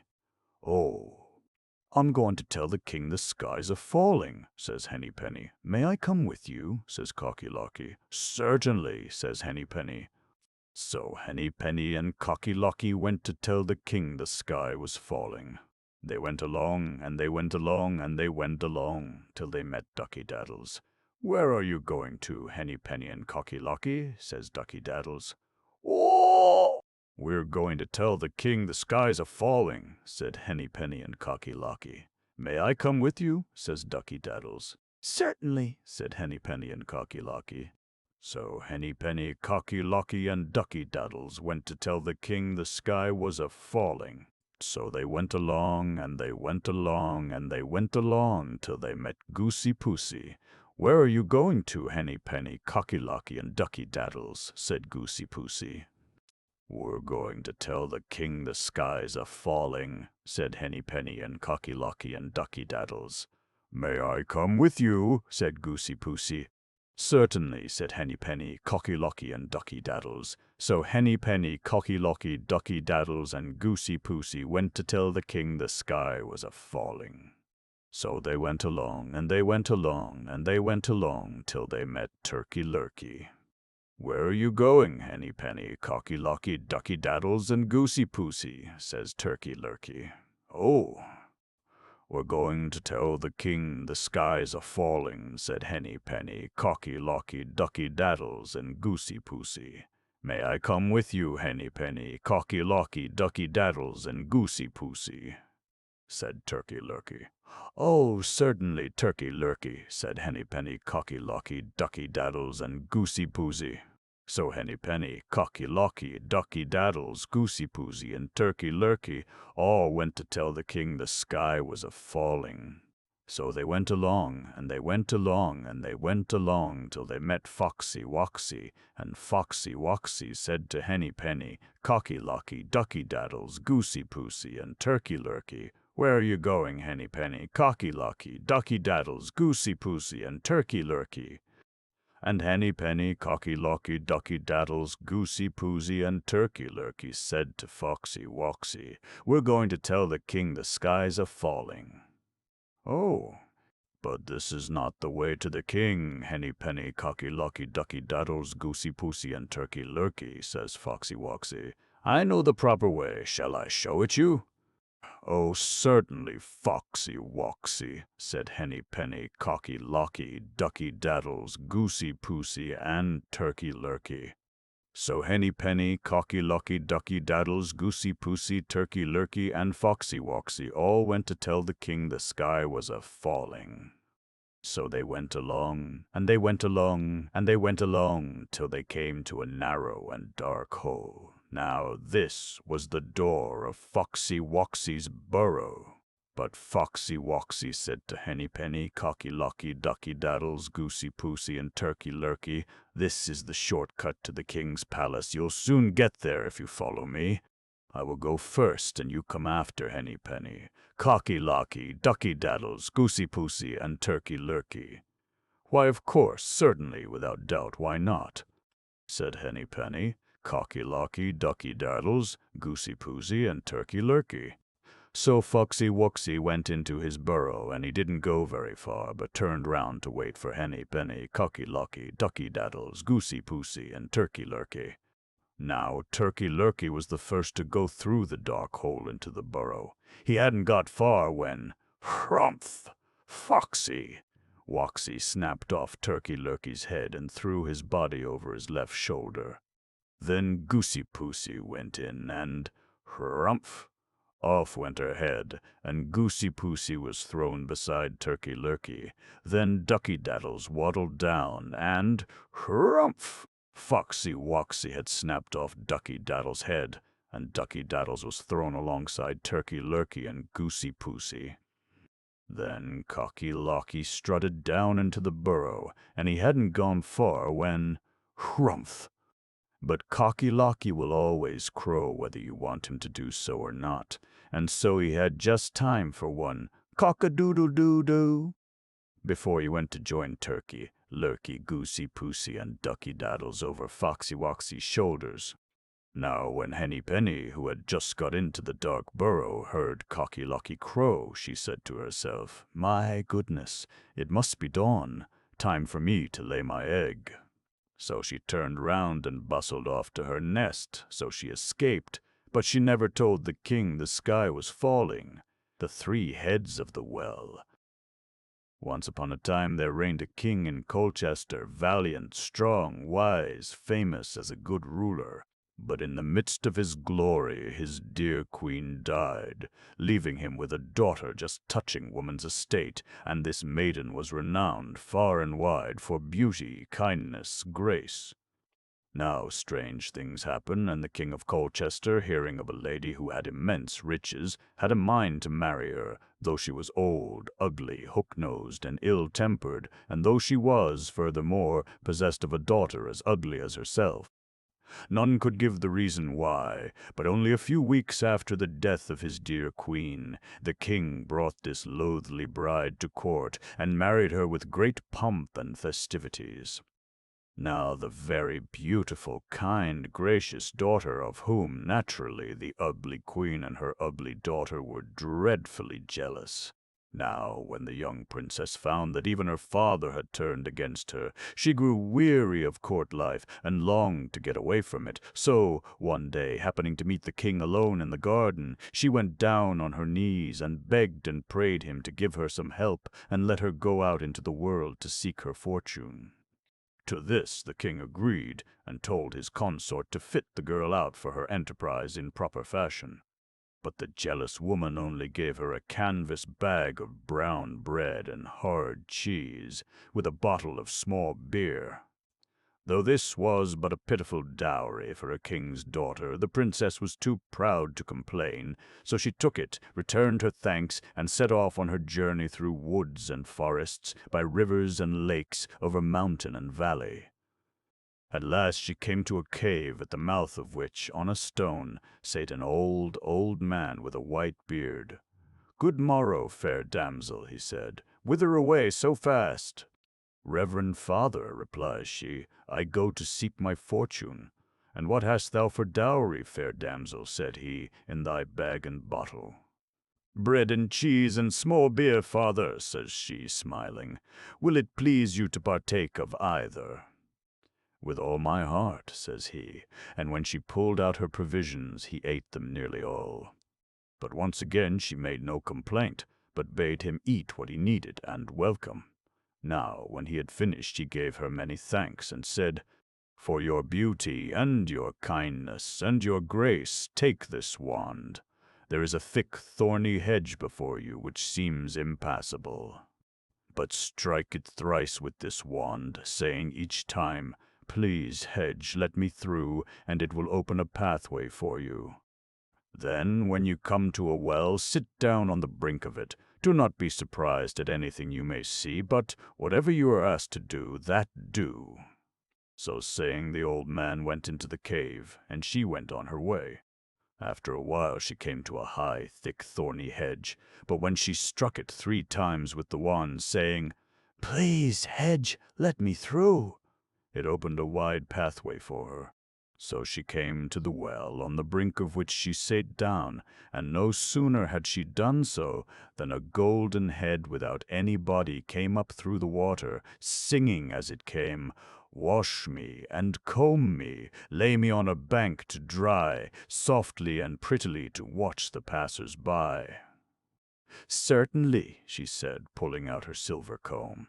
Then, placing the head on her lap, she began to comb the golden hair. When she had combed it, she lifted the golden head softly, and laid it on a primrose bank to dry. No sooner had she done this than another golden head appeared, singing as it came, "Wash me and comb me, lay me on a bank to dry, softly and prettily to watch the passers-by." "Certainly," says she, and after combing the golden hair, placed the golden head softly on the primrose bank beside the first one. Then came a third head out of the well, and it said the same thing. "Wash me and comb me, lay me on a bank to dry, softly and prettily to watch the passers-by." "With all my heart," says she graciously, and after taking the head on her lap and combing its golden hair with her silver comb, there were the 3 golden heads in a row on the primrose bank.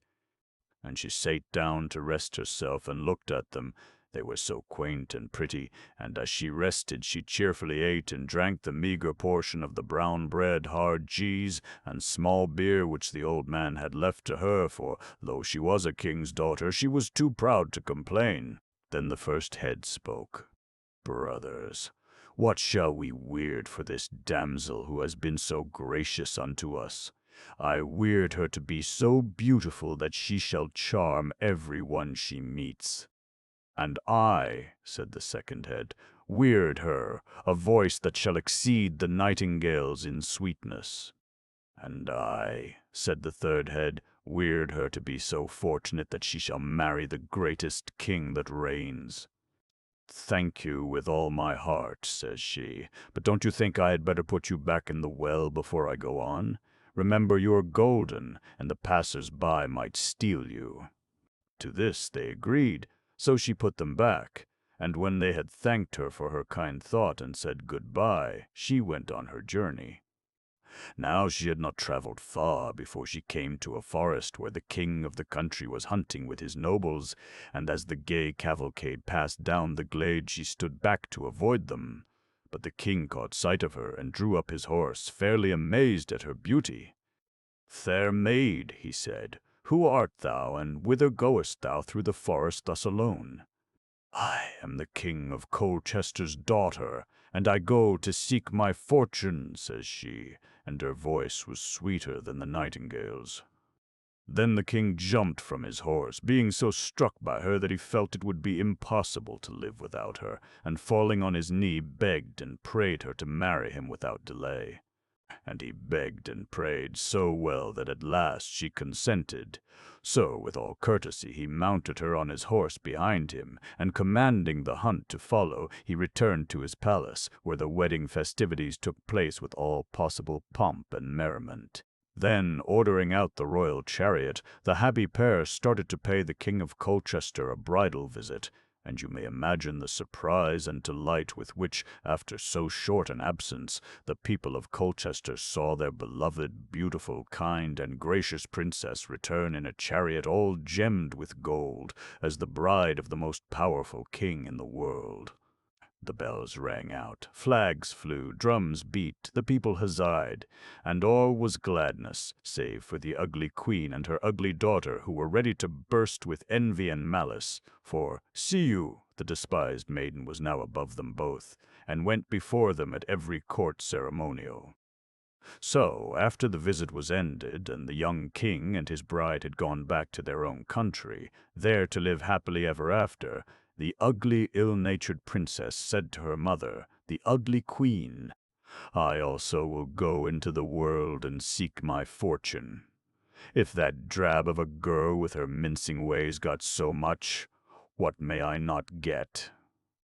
So her mother agreed, and furnished her forth with silken dresses and furs, and gave her as provisions sugar, almonds, and sweetmeats of every variety, besides a large flagon of Malaga sack. Altogether a right royal dowry. Armed with these she set forth, following the same road as her stepsister. Thus she soon came upon the old man with a white beard, who was seated on a stone by the mouth of a cave. "Good morrow," says he. "Whither away so fast?" "What's that to you, old man?" she replied rudely. "And what hast thou for dowry in bag and bottle?" he asked quietly. "Good things with which you shall not be troubled," she answered pertly. "Wilt thou not spare an old man something?" he said. Then she laughed. "Not a bite, not a sup, lest they should choke you, though that would be small matter to me," she replied with a toss of her head. "Then ill luck go with thee," remarked the old man as he rose and went into the cave. So she went on her way, and after a time came to the thick thorny hedge, and seeing what she thought was a gap in it, she tried to pass through, but no sooner had she got well into the middle of the hedge than the thorns closed in around her, so that she was all scratched and torn before she won her way. Thus, streaming with blood, she went on to the well, and seeing water, sate on the brink, intending to cleanse herself. But just as she dipped her hands, up came a golden head, singing as it came. Wash me and comb me, lay me on the bank to dry, softly and prettily to watch the passers-by. A likely story, says she. I'm going to wash myself. And with that she gave the head such a bang with her bottle that it bobbed below the water. But it came up again, and so did a second head, singing as it came, Wash me and comb me, lay me on the bank to dry, softly and prettily to watch the passers-by.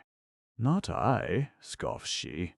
I'm going to wash my hands and face and have my dinner. So she fetches the second head a cruel bang with the bottle, and both heads ducked down in the water. But when they came up again, all draggled and dripping, the third head came also, singing as it came, Wash me and comb me, lay me on the bank to dry, softly and prettily to watch the passers-by.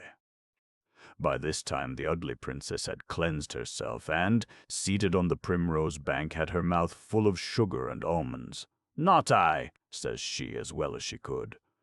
I'm not a washerwoman nor a barber, so take that for your washing and combing. And with that, having finished the Malaga sack, she flung the empty bottle at the three heads. But this time they didn't duck. They looked at each other and said, How shall we weird this rude girl for her bad manners? Then the first head said, I weird that to her ugliness shall be added blotches on her face. And the second head said, I weird that she shall ever be hoarse as a crow and speak as if she had her mouth full. Then the third head said, And I weird that she shall be glad to marry a cobbler. Then the three heads sank into the well and were no more seen, and the ugly princess went on her way. But, lo and behold! When she came to a town, the children ran from her ugly blotched face screaming with fright, and when she tried to tell them she was the King of Colchester's daughter, her voice squeaked like a corncrake's, was hoarse as a crow's, and folk could not understand a word she said, because she spoke as if her mouth was full. Now in the town there happened to be a cobbler who not long before had mended the shoes of a poor old hermit, and the latter, having no money, had paid for the job by the gift of a wonderful ointment which would cure blotches on the face, and a bottle of medicine that would banish any hoarseness. So, seeing the miserable, ugly princess in great distress, he went up to her and gave her a few drops out of his bottle, and then, understanding from her rich attire and clearer speech that she was indeed a king's daughter, he craftily said that if she would take him for a husband he would undertake to cure her. Anything, anything, sobbed the miserable princess. So they were married, and the cobbler straightway set off with his bride to visit the King of Colchester. But the bells did not ring, the drums did not beat, and the people, instead of huzzaing, burst into loud guffaws at the cobbler in leather and his wife in silks and satins. As for the ugly queen, she was so enraged and disappointed that she went mad and hanged herself in wrath. Whereupon the king, really pleased at getting rid of her so soon, gave the cobbler 100 pounds, and bade him go about his business with his ugly bride. Which he did quite contentedly, for 100 pounds means much to a poor cobbler. So they went to a remote part of the kingdom and lived unhappily for many years, he cobbling shoes, and she spinning the thread for him. M.R. Fox Lady Mary was young, and Lady Mary was fair, and she had more lovers than she could count on the fingers of both hands. She lived with her 2 brothers, who were very proud and very fond of their beautiful sister, and very anxious that she should choose well amongst her many suitors. Now amongst them there was a certain Mr. Fox, handsome and young and rich, and though nobody quite knew who he was so gallant and so gay that everyone liked him. And he wooed Lady Mary so well that at last she promised to marry him. But though he talked much of the beautiful home to which he would take her, and described the castle and all the wonderful things that furnished it, he never offered to show it to her, neither did he invite Lady Mary's brothers to see it. Now this seemed to her very strange indeed, and, being a lass of spirit, she made up her mind to see the castle if she could.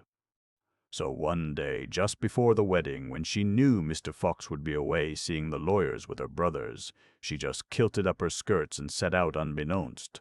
For, see you, the whole household was busy preparing for the marriage feastings, to see for herself what Mr. Fox's beautiful castle was like. After many searchings and much traveling, she found it at last, and a fine, strong building it was, with high walls and a deep moat to it. A bit frowning and gloomy, but when she came up to the wide gateway, she saw these words carven over the arch: "Be bold, be bold."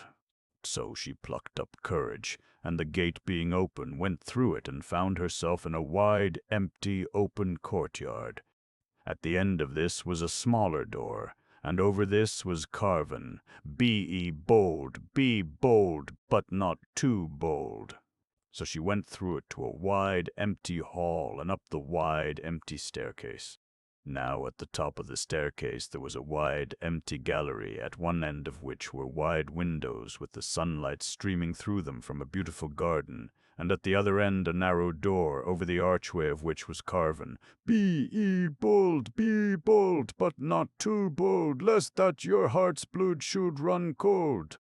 Now Lady Mary was a lass of spirit, and so, of course, she turned her back on the sunshine and opened the narrow, dark door, and there she was in a narrow, dark passage.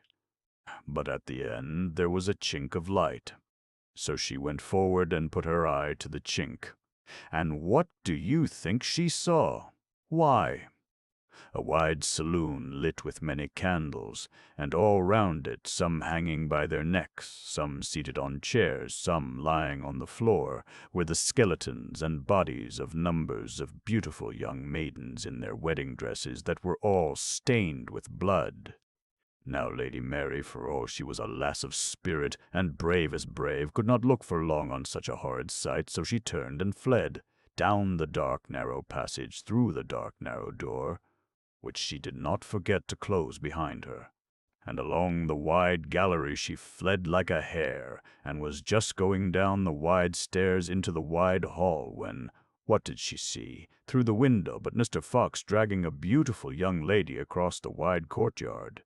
There was nothing for it, Lady Mary decided, but to hide herself as quickly and as best she might, so she fled faster down the wide stairs and hid herself behind a big wine-butt that stood in a corner of the wide hall.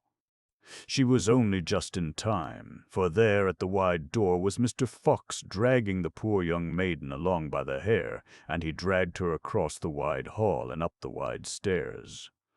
And when she clutched at the banisters to stop herself, Mr.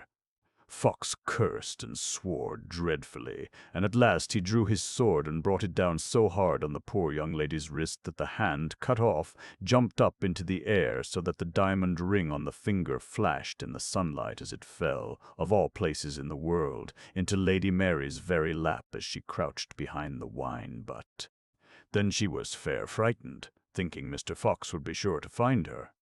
But after looking about a little while in vain, for of course he coveted the diamond ring, he continued his dreadful task of dragging the poor beautiful young maiden upstairs to the horrid chamber, intending, doubtless, to return when he had finished his loathly work and seek for the hand.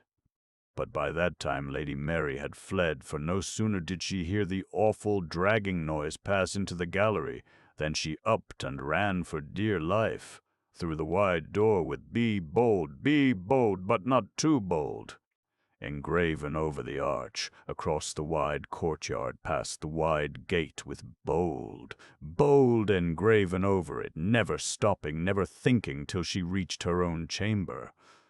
And all the while the hand with the diamond ring lay in her kilted lap.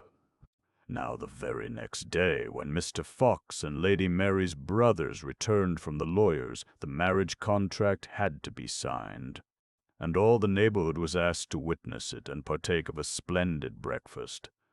And there was Lady Mary in bridal array, and there was Mr. Fox looking so gay and so gallant.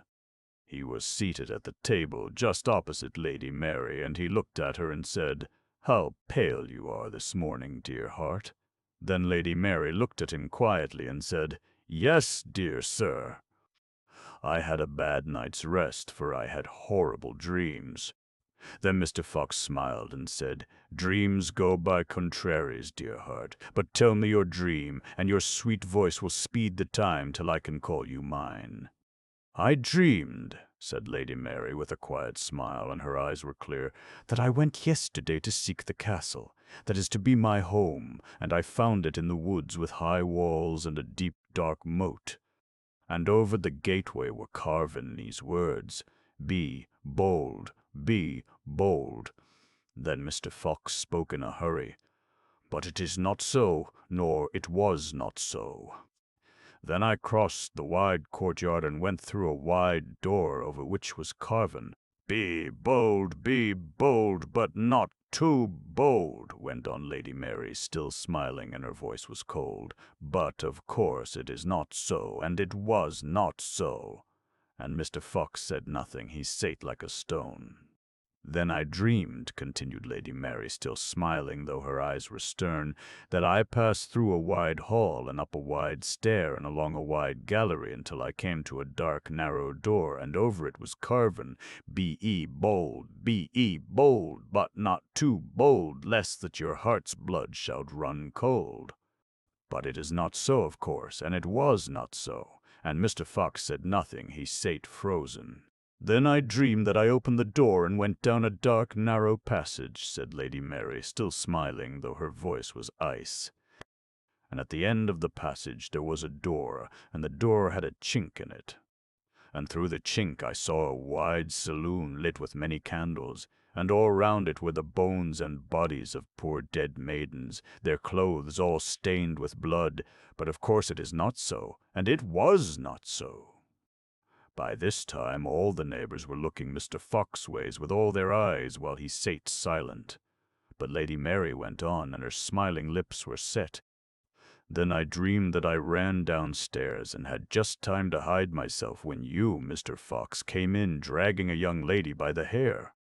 And the sunlight glittered on her diamond ring as she clutched the stair rail, and you out with your sword and cut off the poor lady's hand." Then Mr. Fox rose in his seat stonily and glared about him as if to escape, and his eye-teeth showed like a fox beset by the dogs, and he grew pale. And he said, trying to smile, though his whispering voice could scarcely be heard, "But it is not so, dear heart, and it was not so, and God forbid it should be so." Then Lady Mary rose in her seat also, and the smile left her face, and her voice rang as she cried, "But it is so, and it was so. Here's hand and ring I have to show." And with that she pulled out the poor dead hand with the glittering ring from her bosom and pointed it straight at Mr. Fox. At this all the company rose, and drawing their swords cut Mr. Fox to pieces, and served him very well right. Dick Whittington and his cat. More than 500 years ago there was a little boy named Dick Whittington, and this is true. His father and mother died when he was too young to work, and so poor little Dick was very badly off. He was quite glad to get the parings of the potatoes to eat and a dry crust of bread now and then, and more than that he did not often get, for the village where he lived was a very poor one, and the neighbors were not able to spare him much. Now the country folk in those days thought that the people of London were all fine ladies and gentlemen, and that there was singing and dancing all the day long, and so rich were they there that even the streets, they said, were paved with gold. Dick used to sit by and listen while all these strange tales of the wealth of London were told, and it made him long to go and live there and have plenty to eat and fine clothes to wear, instead of the rags and hard fare that fell to his lot in the country. So one day, when a great wagon with 8 horses stopped on its way through the village, Dick made friends with the wagoner and begged to be taken with him to London. The man felt sorry for poor little Dick when he heard that he had no father or mother to take care of him, and saw how ragged and how badly in need of help he was. So he agreed to take him, and off they set. How far it was and how many days they took over the journey I do not know, but in due time Dick found himself in the wonderful city which he had heard so much of and pictured to himself so grandly. But oh, how disappointed he was when he got there, how dirty it was, and the people, how unlike the gay company with music and singing that he had dreamt of. He wandered up and down the streets one after another until he was tired out, but not one did he find that was paved with gold. Dirt and plenty he could see, but none of the gold that he thought to have put in his pockets as fast as he chose to pick it up. Little Dick ran about till he was tired, and it was growing dark, and at last he sat himself down in a corner and fell asleep. When morning came, he was very cold and hungry, and though he asked everyone he met to help him, only one or two gave him a halfpenny to buy some bread.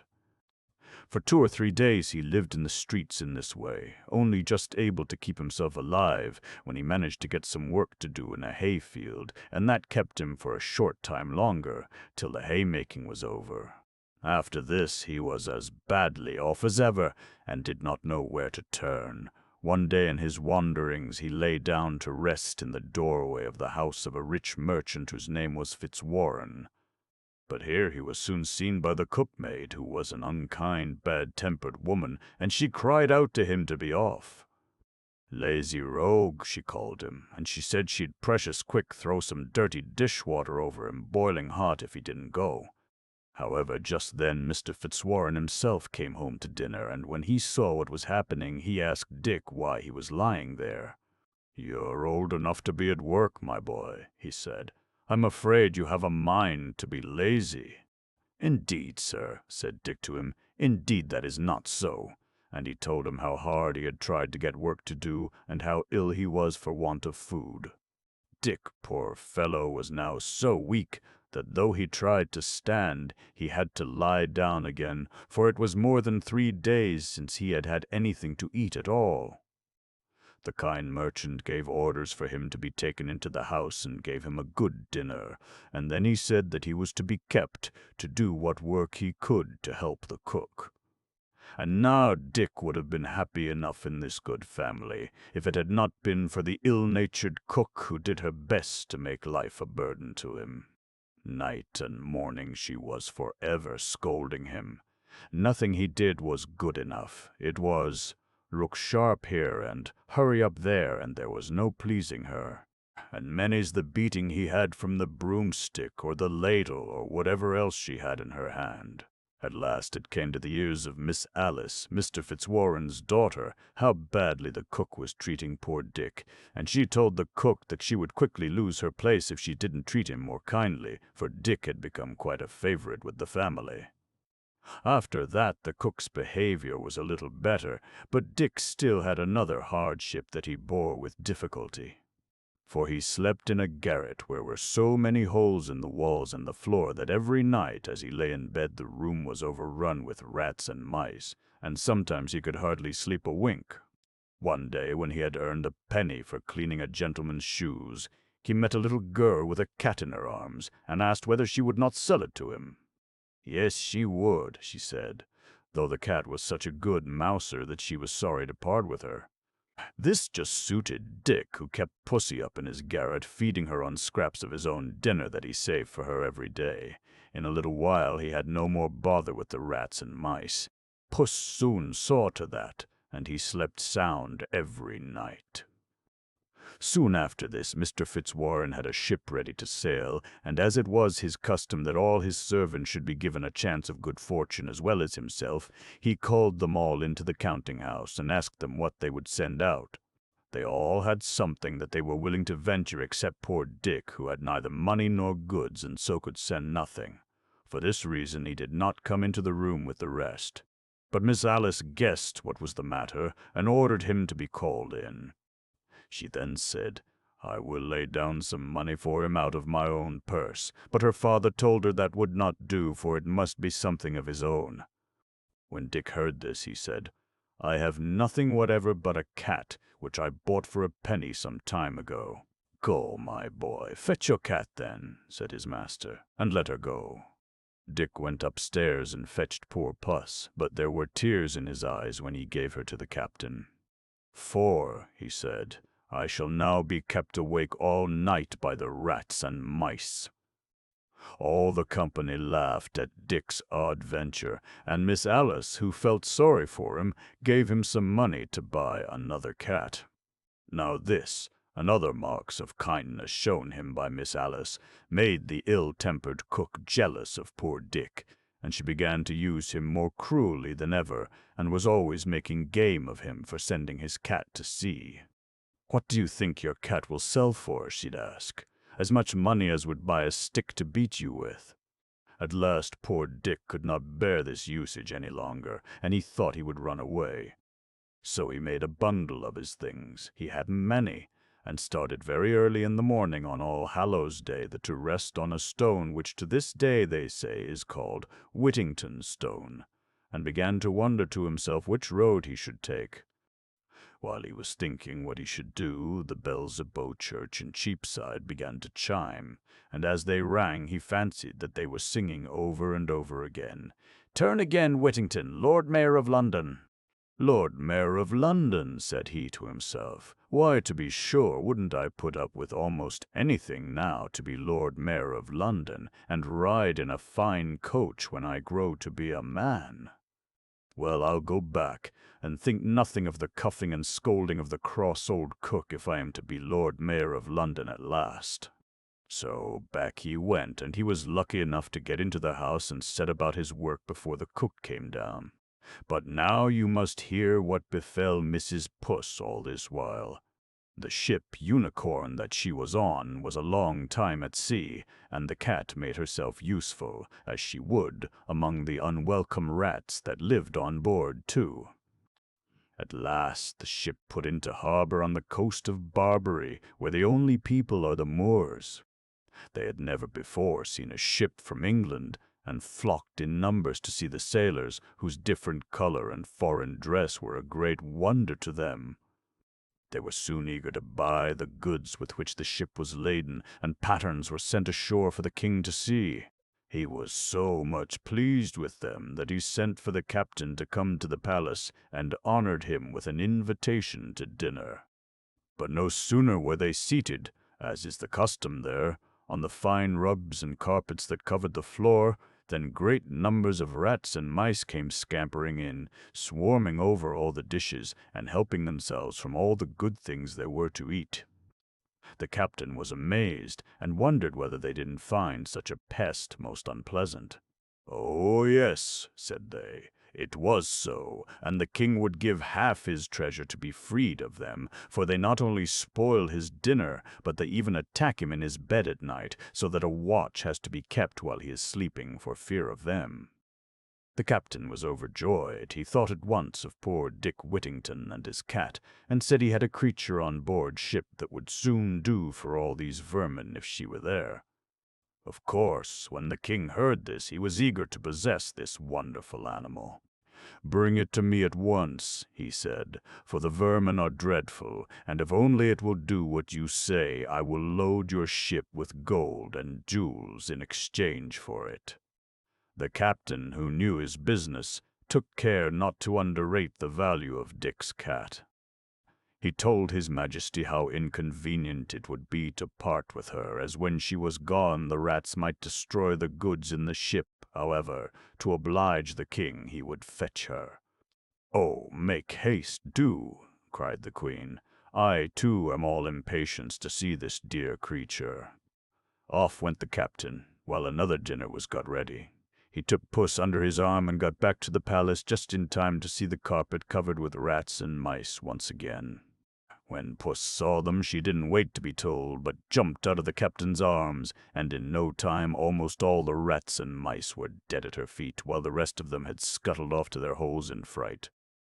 The king was delighted to get rid so easily of such an intolerable plague, and the queen desired that the animal who had done them such a service might be brought to her. Upon which the captain called out, "Puss, Puss, Puss," and she came running to him. Then he presented her to the queen, who was rather afraid at first to touch a creature who had made such a havoc with her claws. However, when the captain called her, "Pussy, Pussy," and began to stroke her, the queen also ventured to touch her and cried, "Putty, Putty," in imitation of the captain, for she hadn't learned to speak English. He then put her onto the Queen's lap, where she purred and played with Her Majesty's hand and was soon asleep. The king, having seen what Mrs. Puss could do, and learning that her kittens would soon stock the whole country and keep it free from rats after bargaining with the captain for the whole ship's cargo, then gave him 10 times as much for the cat as all the rest amounted to. The captain then said farewell to the court of Barbary, and after a fair voyage reached London again with his precious load of gold and jewels safe and sound. One morning early Mr. Fitzwarren had just come to his counting-house and settled himself at the desk to count the cash, when there came a knock at the door. "Who's there?" said he. "A friend," replied a voice. "I come with good news of your ship, the Unicorn." The merchant in haste opened the door, and who were there but the ship's captain and the mate, bearing a chest of jewels and a bill of lading. When he had looked this over, he lifted his eyes and thanked heaven for sending him such a prosperous voyage. The honest captain next told him all about the cat, and showed him the rich present the king had sent for her to poor Dick. Rejoicing on behalf of Dick as much as he had done over his own good fortune, he called out to his servants to come and to bring up Dick. "Go fetch him, and we'll tell him of his fame. Pray call him Mr. Whittington by name." The servants, some of them, hesitated at this, and said so great a treasure was too much for a lad like Dick, but Mr. Fitzwarren now showed himself the good man that he was, and refused to deprive him of the value of a single penny. "God forbid," he cried. "It's all his own, and he shall have it, to a farthing." He then sent for Dick, who at the moment was scouring pots for the cook and was black with dirt. He tried to excuse himself from coming into the room in such a plight, but the merchant made him come, and had a chair set for him. And he then began to think they must be making game of him, so he begged them not to play tricks on a poor simple boy, but to let him go downstairs again back to his work in the scullery. "Indeed, Mr. Whittington," said the merchant, "we are all quite in earnest with you, and I most heartily rejoice at the news that these gentlemen have brought. For the captain has sold your cat to the King of Barbary, and brings you in return for her more riches than I possess in the whole world, and may you long enjoy them." Mr. Fitzwarren then told the men to open the great treasure they had brought with them, saying, "There is nothing more now for Mr. Whittington to do but to put it in some place of safety." Poor Dick hardly knew how to behave himself for joy. He begged his master to take what part of it he pleased, since he owed it all to his kindness. "No, no," answered Mr. Fitzwarren, "this all belongs to you, and I have no doubt that you will use it well." Dick next begged his mistress, and then Miss Alice, to accept a part of his good fortune, but they would not, and at the same time told him what great joy they felt at his great success. But he was far too kind-hearted to keep it all to himself, so he made a present to the captain, the mate, and the rest of Mr. Fitzwarren's servants, and even to his old enemy, the cross cook. After this, Mr. Fitzwarren advised him to send for a tailor and get himself dressed like a gentleman, and told him he was welcome to live in his house till he could provide himself with a better. When Whittington's face was washed, his hair curled, and he was dressed in a smart suit of clothes, he was just as handsome and fine a young man as any who visited at Mr. Fitzwarren's, and so thought fair Alice Fitzwarren, who had once been so kind to him and looked upon him with pity. And now she felt he was quite fit to be her sweetheart, and none the less, no doubt, because Whittington was always thinking what he could do to please her, and making her the prettiest presents that could be. Mr. Fitzwarren soon saw which way the wind blew, and ere long proposed to join them in marriage, and to this they both readily agreed. A day for the wedding was soon fixed, and they were attended to church by the Lord Mayor, the court of aldermen, the sheriffs, and a great number of the richest merchants in London, whom they afterwards treated with a magnificent feast. History tells us that Mr. Whittington and his lady lived in great splendor and were very happy. They had several children. He was sheriff and thrice Lord Mayor of London, and received the honor of knighthood from Henry V.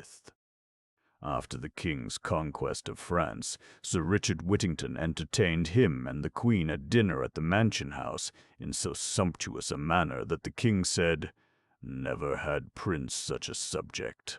To which Sir Richard replied, "Never had subject such a prince."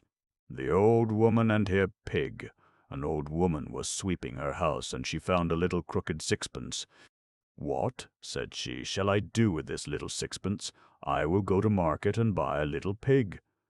So she bought a little pig, but as she was coming home she came to a stile, and the piggy would not go over the stile. She went a little further, and she met a dog. So she said to him, "Dod, Dod, bite pig, piggy won't go over the stile, and I shan't get home till midnight." But the dog wouldn't.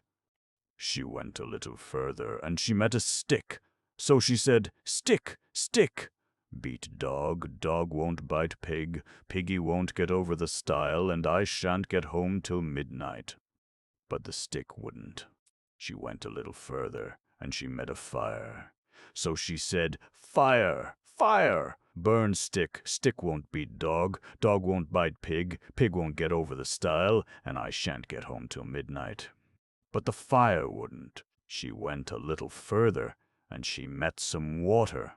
So she said, "Water, water, quench fire. Fire won't burn stick, stick won't beat dog, dog won't bite pig, pig won't get over the stile, and I shan't get home till midnight." But the water wouldn't. She went a little further, and she met an ox. So she said, "Ox, ox, drink water, water won't quench fire. Fire won't burn stick, stick won't beat dog, dog won't bite pig, pig won't get over the stile, and I shan't get home till midnight." But the ox wouldn't. She went a little further, and she met a butcher. So she said, "Butcher, butcher, kill ox. Ox won't drink water, water won't quench fire, fire won't burn stick, stick won't beat dog, dog won't bite pig, pig won't get over the stile, and I shan't get home till midnight." But the butcher wouldn't. She went a little further, and she met a rope. So she said, "Rope, rope, hang butcher. Butcher won't kill ox, ox won't drink water, water won't quench fire, fire won't burn stick, stick won't beat dog, dog won't bite pig, pig won't get over the stile, and I shan't get home till midnight." But the rope wouldn't. She went a little further, and she met a rat. So she said, "Rat, rat, gnaw rope, rope won't hang butcher, butcher won't kill ox, ox won't drink water, water won't quench fire, fire won't burn stick, stick won't beat dog, dog won't bite pig, pig won't get over the stile, and I shan't get home till midnight." But the rat wouldn't. She went a little further, and she met a cat. So she said, "Cat, cat, kill rat, rat won't gnaw rope, rope won't hang butcher, butcher won't kill ox, ox won't drink water, water won't quench fire, fire won't burn stick, stick won't beat dog, dog won't bite pig, pig won't get over the stile, and I shan't get home till midnight." But the cat said to her, "If you will go to yonder cow and fetch me a saucer of milk, I will kill the rat." So away went the old woman to the cow. But the cow said to her, "If you will go to yonder haystack and fetch me a handful of hay, I'll give you the milk." So away went the old woman to the haystack, and she brought the hay to the cow. As soon as the cow had eaten the hay, she gave the old woman the milk, and away she went with it in a saucer to the cat.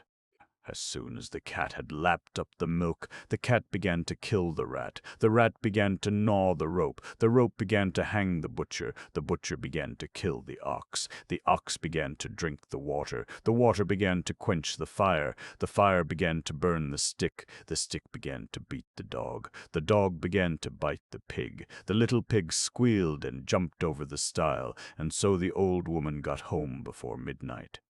The wee bannock. Once upon a time there was an old man and his old wife who lived in a wee cottage beside a wee burnie. They had 2 cows, 5 hens, and a cock, a cat, and 2 kittens. Now the old man looked after the cows, the cock looked after the hens, the cat looked after a mouse in the cupboard, and the 2 kittens looked after the old wife's spindle as it twirled and tussled about on the hearthstone. But though the old wife should have looked after the kittens, the more she said, "Show, show, go away, kitty," the more they looked after the spindle. So one day, when she was quite tired out with saying, "Show, show," the old wife felt hungry and thought she could take a wee bite of something. So she up and baked 2 wee oatmeal bannocks and set them to toast before the fire. Now just as they were toasting away, smelling so fresh and tasty, in came the old man, and seeing them look so crisp and nice, takes up one of them and snaps a piece out of it. On this the other bannock thought it high time to be off, so up it jumps and away it trundles as fast as ever it could. And away ran the old wife after it as fast as she could run, with her spindle in one hand and her distaff in the other. But the wee bannock trundled faster than she could run, so it was soon out of sight, and the old wife was obliged to go back and tussle with the kittens again. The wee bannock meanwhile trundled gaily down the hill till it came to a big thatched house, and it ran boldly in at the door and sate itself down by the fireside quite comfortably. Now there were 3 tailors in the room working away on a big bench, and being tailors they were, of course, dreadfully afraid, and jumped up to hide behind the goodwife who was carding wool by the fire. "Hout tout," she cried, "what are ye afeard of? 'Tis naught but a wee bit bannock. Just grip hold o' it, and I'll give ye a sup o' milk to drink with it." So up she gets with the carders in her hands, and the tailor had his iron goose, and the apprentices, one with the big scissors and the other with the ironing board, and they all made for the wee bannock, but it was too clever for them, and dodged about the fireside until the apprentice, thinking to snap it with the big scissors, fell into the hot ashes and got badly burnt. Then the tailor cast the goose at it, and the other apprentice the ironing board, but it wouldn't do. The wee bannock got out at the doorway where the goodwife flung the carders at it, but it dodged them and trundled away gaily till it came to a small house by the roadside. So in it ran bold as bold, and sate itself down by the hearth where the wife was winding a clue of yarn for her husband the weaver, who was click-clacking away at his loom. "Tibby," quoth the weaver. "Whatever's that?" "Naught but a wee bannock," quoth she. "Well come and welcome," says he, for the porridge was thin the morn, so grip it, woman, grip it. "Aye," says she, and reaches out her hand to it, but the wee bannock just dodged. "Man," says she, "yon's a clever wee bannocky. Catch it, man, catch it if you can." But the wee bannock just dodged. "Cast the clue at it, woman," shouted the weaver. But the wee bannock was out at the door, trundling away over the hill like a new tarred sheep or a mad cow. And it trundled away till it came to a cowherd's house, where the goodwife was churning her butter. "Come in by," cried the goodwife when she saw the wee bannock all crisp and fresh and tasty. "I've plenty cream to eat with you." But at this the wee bannock began dodging about, and it dodged so craftily that the goodwife overset the churn in trying to grip it, and before she set it straight again the wee bannock was off, trundling away down the hill till it came to a mill house where the miller was sifting meal. So in it ran and sate down by the trough. "Ho, ho," says the miller. "It's a sign of plenty when the likes of you run about the countryside with none to look after you. But come in by.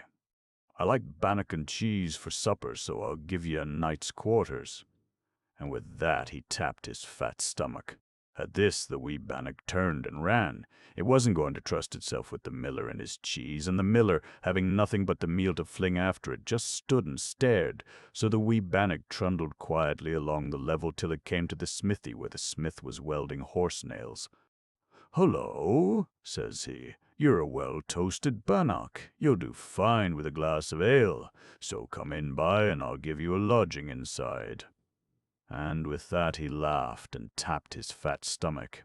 But the wee bannock thought the ale was as bad as the cheese, so it up and away with the smith after it, and when he couldn't come up with it he just cast his hammer at it. But the hammer missed, and the wee bannock was out of sight in a crack, and trundled till it came to a farmhouse where the goodman and his wife were beating out flax and combing it. So it ran into the fireside and began to toast itself again. "Janet," says the goodman, "yon is a well-toasted wee bannock. I'll have the half of it." "And I'll take t'other half," says the goodwife, and reached out a hand to grip it.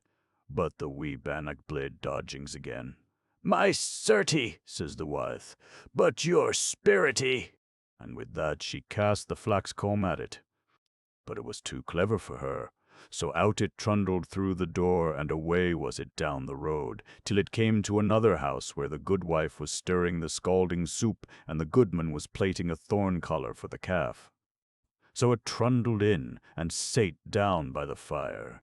"Hold, Jock," quoth the goodwife, "you're always crying on a well-toasted bannock. Here's one, come and eat it." Then the wee bannock tried dodgings again, and the goodwife cried on the goodman to help her grip it. "Aye, mother," says he, "but where's it gone?" "Over there," cries she. "Quick, run to t'other side of yon chair." And the chair upset, and down came the goodman among the thorns. And the goodwife she flung the soup spoon at it, and the scalding soup fell on the goodman and scalded him. So the wee bannock ran out in a crack and was away to the next house, where the folk were just sitting down to their supper, and the goodwife was scraping the pot. "Look," cries she, "here's a wee well-toasted bannock for him as catches it. Let's shut the door first," says the cautious goodman, "afore we try to get a grip on it." Now, when the wee bannock heard this, it judged it was time to be off, so away it trundled, and they after it helter-skelter. But though they threw their spoons at it, and the goodman cast his best hat, the wee bannock was too clever for them, and was out of sight in a crack. Then away it trundled till it came to a house where the folk were just away to their beds. The goodwife she was raking out the fire, and the goodman had taken off his breeches.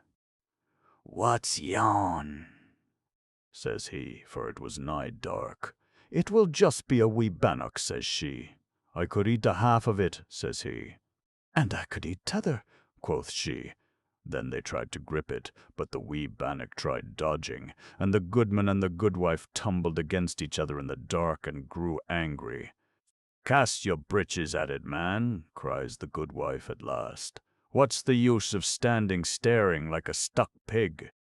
So the goodman cast his breeches at it, and thought he had smothered it sure enough, but somehow it wriggled out, and away it was, the goodman after it without his breeches.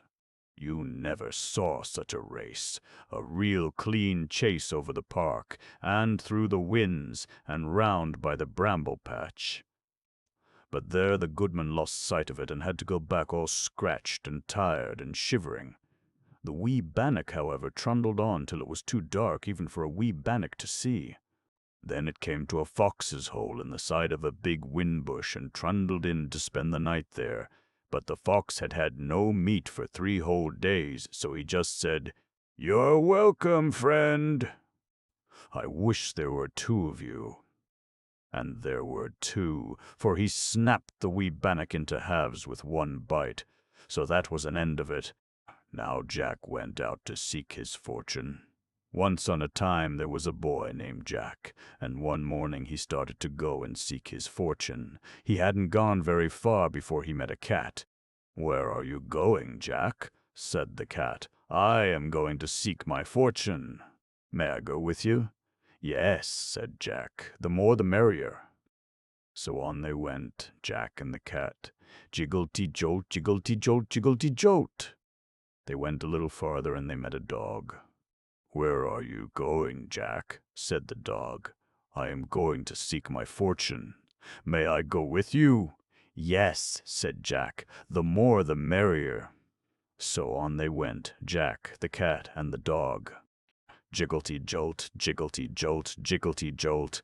They went a little farther, and they met a goat. "Where are you going, Jack?" said the goat. "I am going to seek my fortune. May I go with you?" "Yes," said Jack, "the more the merrier." So on they went, Jack, the cat, the dog, and the goat. Jigglety-jolt, jigglety-jolt, jigglety-jolt. They went a little farther, and they met a bull. "Where are you going, Jack?" said the bull. "I am going to seek my fortune. May I go with you?" "Yes," said Jack, "the more the merrier." So on they went, Jack, the cat, the dog, the goat, and the bull. Jigglety-jolt, jigglety-jolt, jigglety-jolt. They went a little farther, and they met a rooster. "Where are you going, Jack?" said the rooster.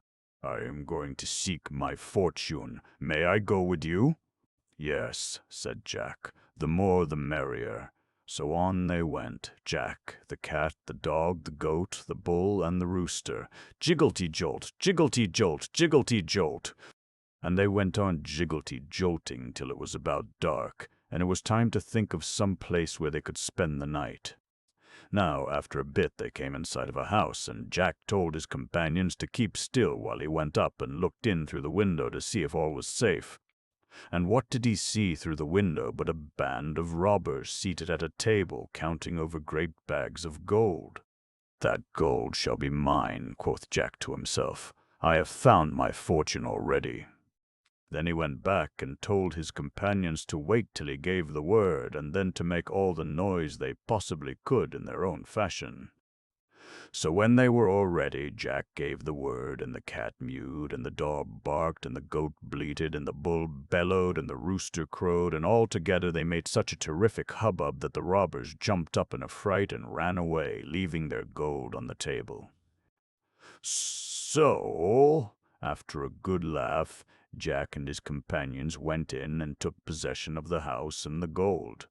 Now Jack was a wise boy, and he knew that the robbers would come back in the dead of the night to get their gold, and so when it came time to go to bed, he put the cat in the rocking chair, and he put the dog under the table, and he put the goat upstairs, and he put the bull in the cellar, and bade the rooster fly up onto the roof.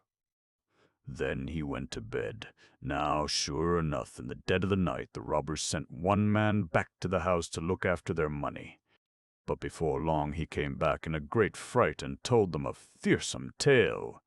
"I went back to the house," said he, "and went in and tried to sit down in the rocking chair, and there was an old woman knitting there, and she, oh my, stuck her knitting needles into me. That was the cat, you know. Then I went to the table to look after the money, but there was a shoemaker under the table, and my, how he stuck his awl into me. That was the dog, you know. So I started to go upstairs, but there was a man up there threshing, and goody, how he knocked me down with his flail. That was the goat, you know. Then I started to go down to the cellar, but, oh dear me, there was a man down there chopping wood, and he knocked me up and he knocked me down just terrible with his axe. That was the bull, you know. But I shouldn't have minded all that if it hadn't been for an awful little fellow on the top of the house by the kitchen chimney who kept a-hollering and hollering, 'Cook him in a stew! Cook him in a stew! Cook him in a stew!' And that, of course, was the cock-a-doodle-doo. Then the robbers agreed that they would rather lose their gold than meet with such a fate. So they made off, and Jack next morning went gaily home with his booty. And each of the animals carried a portion of it. The cat hung a bag on its tail. A cat, when it walks, always carries its tail stiff. The dog on his collar. The goat and the bull on their horns. But Jack made the rooster carry a golden guinea in its beak to prevent it from calling all the time, 'Cock-a-doodle-doo, cook him in a stew.' The bogy beast. There was once a woman who was very, very cheerful, though she had little to make her so, for she was old and poor and lonely. She lived in a little bit of a cottage, and earned a scant living by running errands for her neighbors, getting a bite here, a sup there, as reward for her services. So she made shift to get on, and always looked as spry and cheery as if she had not a want in the world. Now one summer evening, as she was trotting full of smiles as ever along the high road to her hovel, what should she see but a big black pot lying in the ditch. "Goodness me," she cried, "that would be just the very thing for me if I only had something to put in it. But I haven't. Now who could have left it in the ditch?" And she looked about her, expecting the owner would not be far off, but she could see nobody. "Maybe there is a hole in it," she went on, "and that's why it has been cast away.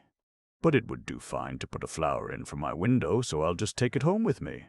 And with that she lifted the lid and looked inside. "Mercy me," she cried, fair amazed. "If it isn't full of gold pieces, here's luck." And so it was, brimful of great gold coins. Well, at first she simply stood stock, still wondering if she was standing on her head or her heels. Then she began saying, "Looks! But I do feel rich. I feel awful rich." After she had said this many times, she began to wonder how she was to get her treasure home. It was too heavy for her to carry, and she could see no better way than to tie the end of her shawl to it and drag it behind her like a go-cart. "It will soon be dark," she said to herself as she trotted along. "So much the better. The neighbors will not see what I'm bringing home, and I shall have all the night to myself, and be able to think what I'll do. Mayhap I'll buy a grand house and just sit by the fire with a cup of tea and do no work at all like a queen. Or maybe I'll bury it at the garden foot and just keep a bit in the old china teapot on the chimney-piece. Or maybe, goody, goody, I feel that grand I don't know myself." By this time she was a bit tired of dragging such a heavy weight, and, stopping to rest a while, turned to look at her treasure. And lo, it wasn't a pot of gold at all.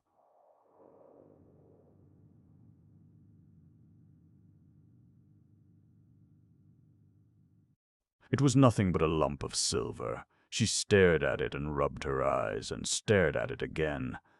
"Well, I never," she said at last, "and me thinking it was a pot of gold. I must have been dreaming. But this is luck. Silver is far less trouble, easier to mind and not so easy stolen. Them gold pieces would have been the death of me, and with this great lump of silver." So she went off again planning what she would do, and feeling as rich, until becoming a bit tired again, she stopped to rest, and gave a look round to see if her treasure was safe, and she saw nothing but a great lump of iron. "Well, I never," says she again, "and I mistaking it for silver. I must have been dreaming, but this is luck. It's real convenient. I can get penny pieces for old iron, and penny pieces are a deal handier for me than your gold and silver. Why, I should never have slept a wink for fear of being robbed. But a penny piece comes in useful, and I shall sell that iron for a lot and be real rich, rolling rich." So on she trotted full of plans as to how she would spend her penny pieces, till once more she stopped to rest and looked round to see her treasure was safe. And this time she saw nothing but a big stone. "Well, I never!" she cried, full of smiles. "And to think I mistook it for iron, I must have been dreaming. But here's luck indeed, and me wanting a stone terrible bad to stick open the gate. Eh, my, but it's a change for the better. It's a fine thing to have good luck." So, all in a hurry to see how the stone would keep the gate open, she trotted off down the hill till she came to her own cottage. She unlatched the gate and then turned to unfasten her shawl from the stone which lay on the path behind her. Aye! It was a stone, sure enough. There was plenty light to see it lying there, douce and peaceable as a stone should. So she bent over it to unfasten the shawl end when, oh my! All of a sudden it gave a jump, a squeal, and in one moment was as big as a haystack. Then it let down 4 great lanky legs, and threw out 2 long ears, nourished a great long tail, and romped off, kicking and squealing and whinnying and laughing like a naughty, mischievous boy. The old woman stared after it till it was fairly out of sight. Then she burst out laughing too. "Well," she chuckled, "I am in luck. Quite the luckiest body hereabouts. Fancy my seeing the bogey beast all to myself, and making myself so free with it too. My goodness, I do feel that uplifted, that grand." So she went into her cottage and spent the evening chuckling over her good luck. Chapter 51. Tall Red Riding Hood. Once upon a time there was a little girl who was called Little Red Riding Hood, because she was quite small, and because she always wore a red cloak with a big red hood to it, which her grandmother had made for her.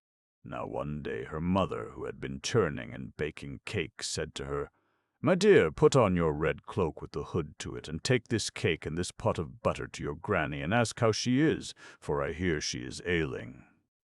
Now Little Red Riding Hood was very fond of her grandmother, who made her so many nice things, so she put on her cloak joyfully and started on her errand. But her grandmother lived some way off, and to reach the cottage Little Red Riding Hood had to pass through a vast, lonely forest. However, some woodcutters were at work in it, so Little Red Riding Hood was not so very much alarmed when she saw a great big wolf coming towards her, because she knew that wolves were cowardly things. And sure enough, the wolf, though but for the woodcutters he would surely have eaten Little Red Riding Hood, only stopped and asked her politely where she was going. "I am going to see Granny. Take her this cake and this pot of butter, and ask how she is," says Little Red Riding Hood. "Does she live a very long way off?" asks the wolf craftily. "Not so very far if you go by the straight road," replied Little Red Riding Hood. "You only have to pass the mill, and the first cottage on the right is Granny's, but I am going by the wood path because there are such a lot of nuts and flowers and butterflies." "I wish you good luck," says the wolf politely. "Give my respects to your grandmother and tell her I hope she is quite well." And with that he trotted off. But instead of going his ways, he turned back, took the straight road to the old woman's cottage, and knocked at the door. Rap, rap, rap. "Who's there?" asked the old woman, who was in bed. "Little Red Riding Hood," sings out the wolf, making his voice as shrill as he could. "I've come to bring dear Granny a pot of butter and a cake from Mother, and to ask how you are." "Pull the bobbin and the latch will go up," says the old woman, well satisfied. So the wolf pulled the bobbin, the latch went up, and, oh my! It wasn't a minute before he had gobbled up old Granny, for he had had nothing to eat for a week. Then he shut the door, put on Granny's nightcap, and, getting into bed, rolled himself well up in the clothes. By and by along comes Little Red Riding Hood, who had been amusing herself by gathering nuts, running after butterflies, and picking flowers. So she knocked at the door. "Rap, rap, rap, who's there?" says the wolf, making his voice as soft as he could. Now Little Red Riding Hood heard the voice was very gruff, but she thought her grandmother had a cold, so she said, "Little Red Riding Hood, with a pot of butter and a cake from Mother, to ask how you are. Pull the bobbin, and the latch will go up." So Little Red Riding Hood pulled the bobbin. The latch went up, and there, she thought, was her grandmother in the bed, for the cottage was so dark one could not see well. Besides, the crafty wolf turned his face to the wall at first, and he made his voice as soft as he could when he said, "Come and kiss me, my dear." Then Little Red Riding Hood took off her cloak and went to the bed. "Oh, grandmamma, grandmamma," says she, "what big arms you've got." "All the better to hug you with," says he. "But grandmamma, grandmamma, what big legs you have." "All the better to run with, my dear." "Oh, grandmamma, grandmamma, what big ears you've got. All the better to hear with, my dear." "But grandmamma, grandmamma, what big eyes you've got. All the better to see you with, my dear." "Oh, grandmamma, grandmamma, what big teeth you've got. All the better to eat you with, my dear," says that wicked, wicked wolf, and with that he gobbled up Little Red Riding Hood. Chilled Roland and his brothers twain were playing at the ball. Their sister Bird Helen she played, in the midst among them all. For Bird Helen loved her brothers, and they loved her exceedingly. At play she was ever their companion, and they cared for her as brothers should. And one day when they were at ball close to the churchyard, Childe Roland kicked it with his foot and caught it on his knee. At last, as he plunged among them all, o'er the church he made it flee. Now Childe Roland was Bird Helen's youngest, dearest brother, and there was ever a loving rivalry between them as to which should win. So, with a laugh, Bird Helen round about the isle to seek the ball is gone. Now the ball had trundled to the right of the church, so, as Burd Helen ran the nearest way to get it, she ran contrary to the sun's course, and the light shining full on her face sent her shadow behind her. Thus that happened which will happen at times when folk forget and run wider shins, that is, against the light, so that their shadows are out of sight and cannot be taken care of properly. Now what happened you will learn by and by. Meanwhile, Burd Helen's 3 brothers waited for her return, but long they waited, and longer still, and she came not back again. Then they grew alarmed, and they sought her east, they sought her west, they sought her up and down. And woe were the hearts of her brethren, since she was not to be found. Not to be found anywhere. She had disappeared like dew on a May morning. So at last her eldest brother went to great Merlin the magician, who could tell and foretell, see and foresee all things under the sun and beyond it, and asked him where Burd Helen could have gone. Fair Burd Helen, said the magician, must have been carried off with her shadow by the fairies when she was running round the church widershins, for fairies have power when folk go against the light. She will now be in the dark tower of the King of Elfland, and none but the boldest knight in Christendom will be able to bring her back. If it be possible to bring her back, said the eldest brother, I will do it or perish in the attempt. Possible it is, quoth Merlin the magician gravely, but woe be to the man or mother's son who attempts the task if he be not well taught beforehand what he is to do. Now the eldest brother of fair Burd Helen was brave indeed. Danger did not dismay him, so he begged the magician to tell him exactly what he should do and what he should not do, as he was determined to go and seek his sister. And the great magician told him, and schooled him. And after he had learnt his lesson right well, he girt on his sword, said good-bye to his brothers and his mother, and set out for the dark tower of Elfland to bring Burd Helen back. But long they waited, and longer still, with doubt and muckle pain. But woe were the hearts of his brethren, for he came not back again. So after a time Burd Helen's 2nd brother went to Merlin the magician, and said, School me also, for I go to find my brother and sister in the dark tower of the King of Elfland, and bring them back. For he also was brave indeed. Danger did not dismay him. Then when he had been well schooled and had learnt his lesson, he said good-bye to Childe Roland, his brother, and to his mother the good queen, girt on his sword, and set out for the dark tower of Elfland to bring back Burd Helen and her brother. But long they waited, and longer still, with muckle doubt and pain. And woe were his mother's and brother's hearts, for he came not back again. Now when they had waited and waited a long, long time, and none had come back from the dark tower of Elfland, Childe Roland, the youngest, the best beloved of Burd Helen's brothers, besought his mother to let him also go on the quest, for he was the bravest of them all, and neither death nor danger could dismay him. But at first his mother the queen said, Not so! You are the last of my children. If you are lost, all is lost indeed. But he begged so hard that at length the good queen his mother bade him God-speed, and girt about his waist his father's sword, the brand that never struck in vain, and as she girt it on she chanted the spell that gives victory. So Childe Roland bade her good-bye and went to the cave of the great magician Merlin.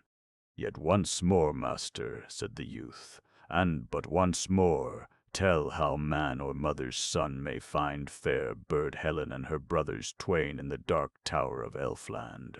My son, replied the wizard Merlin, there be things twain, simple they seem to say, but hard are they to perform. One thing is to do, and one thing is not to do. Now the first thing you have to do is this. After you have once entered the land of Faerie, whoever speaks to you, you must out with your father's brand and cut off their head. In this you must not fail. And the second thing you have not to do is this. After you have entered the land of Faerie, bite no bit, sup no drop, for if in Elfland you sup one drop or bite one bit, never again will you see Middle-earth. Then Childe Roland said these 2 lessons over and over until he knew them by heart. So, well schooled, he thanked the great master and went on his way to seek the dark tower of Elfland. And he journeyed far and he journeyed fast, until at last on a wide moorland he came upon a horse herd feeding his horses, and the horses were wild, and their eyes were like coals of fire. Then he knew they must be the horses of the King of Elfland, and that at last he must be in the land of Faery. So Childe Roland said to the horseherd, "Canst tell me where lies the dark tower of the Elfland king?" And the horseherd answered, "Nay, that is beyond my ken, but go a little farther, and thou wilt come to a cowherd who mayhap can tell thee." Then at once Childe Roland drew his father's sword that never struck in vain, and smote off the horseherd's head, so that it rolled on the wide moorland and frightened the King of Elfland's horses. And he journeyed further till he came to a wide pasture where a cowherd was herding cows. And the cows looked at him with fiery eyes, so he knew that they must be the King of Elfland's cows, and that he was still in the land of Faery. Then he said to the cowherd, "Canst tell me where lies the dark tower of the Elfland king?" And the cowherd answered, "Nay, that is beyond my ken, but go a little farther, and thou wilt come to a henwife who, mayhap, can tell thee." So at once Childe Roland, remembering his lesson, out with his father's good sword that never struck in vain, and off went the cowherd's head spinning amongst the grasses, and frightening the King of Elfland's cows. Then he journeyed further till he came to an orchard where an old woman in a grey cloak was feeding fowls. And the fowls' little eyes were like little coals of fire, so he knew that they were the King of Elfland's fowls, and that he was still in the land of Faery. And he said to the henwife, "Canst tell me where lies the dark tower of the King of Elfland?" Now the henwife looked at him and smiled. "Surely I can tell you," said she. "Go on a little farther. There you will find a low green hill, green and low against the sky, and the hill will have 3 terrace rings upon it from bottom to top. Go round the first terrace, saying, 'Open from within, let me in, let me in.' Then go round the second terrace and say, 'Open wide, let me inside.' Then go round the third terrace and say, 'Open fast, let me in at last.' Then a door will open and let you into the dark tower of the King of Elfland. Only remember to go round Widershins. If you go round with the sun, the door will not open, so good luck to you." Now the henwife spoke so fair and smiled so frank that Childe Roland forgot for a moment what he had to do. Therefore he thanked the old woman for her courtesy, and was just going on when, all of a sudden, he remembered his lesson. And he out with his father's sword that never yet struck in vain, and smote off the henwife's head, so that it rolled among the corn and frightened the fiery-eyed fowls of the King of Elfland. After that he went on and on, till, against the blue sky, he saw a round green hill set with 3 terraces from top to bottom. Then he did as the henwife had told him, not forgetting to go round Widershins, so that the sun was always on his face. Now when he had gone round the 3rd terrace, saying, open fast, let me in at last," what should happen but that he should see a door in the hillside, and it opened and let him in. Then it closed behind him with a click, and Childe Roland was left in the dark, for he had gotten at last to the dark tower of the King of Elfland. It was very dark at first, perhaps because the sun had part blinded his eyes, for after a while it became twilight, though where the light came from none could tell, unless through the walls and the roof, for there were neither windows nor candles. But in the gloaming light he could see a long passage of rough arches made of rock that was transparent and all encrusted with sheep, silver, rock spar, and many bright stones. And the air was warm as it ever is in Elfland. So he went on and on in the twilight that came from nowhere, till he found himself before 2 wide doors all barred with iron. But they flew open at his touch, and he saw a wonderful, large, and spacious hall that seemed to him to be as long and as broad as the green hill itself. The roof was supported by pillars wide and lofty beyond the pillars of a cathedral, and they were of gold and silver, fretted into foliage, and between and around them were woven wreaths of flowers. And the flowers were of diamonds and rubies and topaz, and the leaves of emerald. And the arches met in the middle of the roof, where hung by a golden chain an immense lamp made of a hollowed pearl, white and translucent. And in the middle of this lamp was a mighty carbuncle, blood-red, that kept spinning round and round, shedding its light to the very ends of the huge hall, which thus seemed to be filled with the shining of the setting sun. Now at one end of the hall was a marvelous, wondrous, glorious couch of velvet, silk, and gold, and on it sate fair bird Helen, combing her beautiful golden hair with a golden comb. But her face was all set and wan, as if it were made of stone. When she saw Childe Roland, she never moved, and her voice came like the voice of the dead as she said, "God pity you, poor luckless fool. What have you here to do?" Now at first Childe Roland felt he must clasp this semblance of his dear sister in his arms, but he remembered the lesson which the great magician Merlin had taught him, and drawing his father's brand, which had never yet been drawn in vain, and turning his eyes from the horrid sight, he struck with all his force at the enchanted form of fair bird Helen. And lo, when he turned to look in fear and trembling, there she was, her own self, her joy fighting with her fears. And she clasped him in her arms and cried, "Oh, hear you this, my youngest brother? Why didn't you bide at home? Had you 100,000 lives, you couldn't spare ne'er a one. But sit you down, my dearest dear. Oh, woe that ye were born, for come the King of Elfland in, your fortune is forlorn."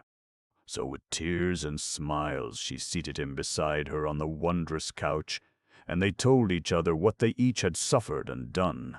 He told her how he had come to Elfland. She told him how she had been carried off, shadow and all, because she ran round a church widdershins, and how her brothers had been enchanted and lay entombed as if dead, as she had been, because they had not had the courage to obey the great magician's lesson to the letter, and cut off her head. Now, after a time, Childe Roland, who had travelled far and travelled fast, became very hungry, and forgetting all about the second lesson of the magician Merlin, asked his sister for some food, and she, being still under the spell of Elfland, could not warn him of his danger. She could only look at him sadly as she rose up and brought him a golden basin full of bread and milk. Now, in those days it was manners before taking food from anyone to say thank you with your eyes, and so just as Childe Roland was about to put the golden bowl to his lips, he raised his eyes to his sister's, and in an instant he remembered what the great magician had said, "Bite no bit, sup no drop, for if in Elfland you sup one drop or bite one bit, never again will you see Middle-earth."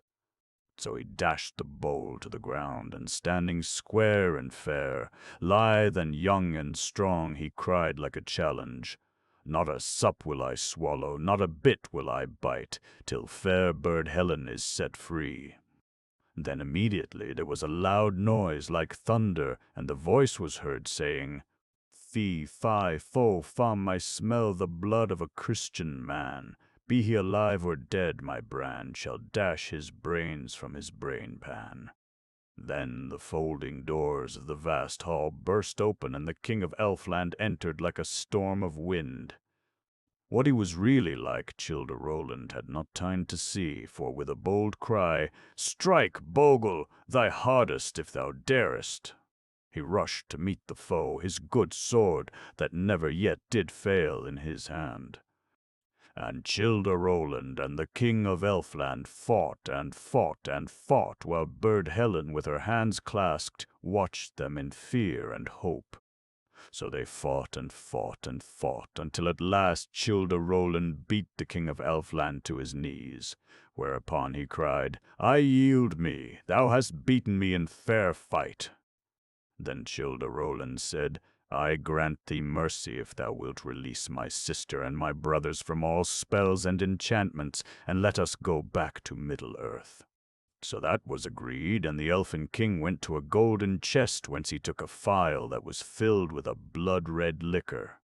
And with this liquor he anointed the ears and the eyelids, the nostrils, the lips, and the fingertips of the bodies of Burd Helen's 2 brothers that lay as dead in 2 golden coffers. And immediately they sprang to life and declared that their souls only had been away, but had now returned.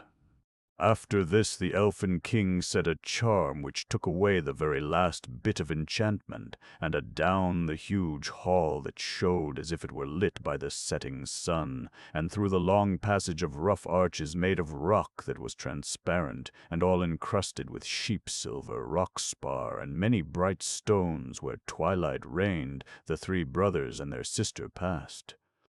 Then the door opened in the green hill, it clicked behind them, and they left the dark tower of the King of Elfland, never to return.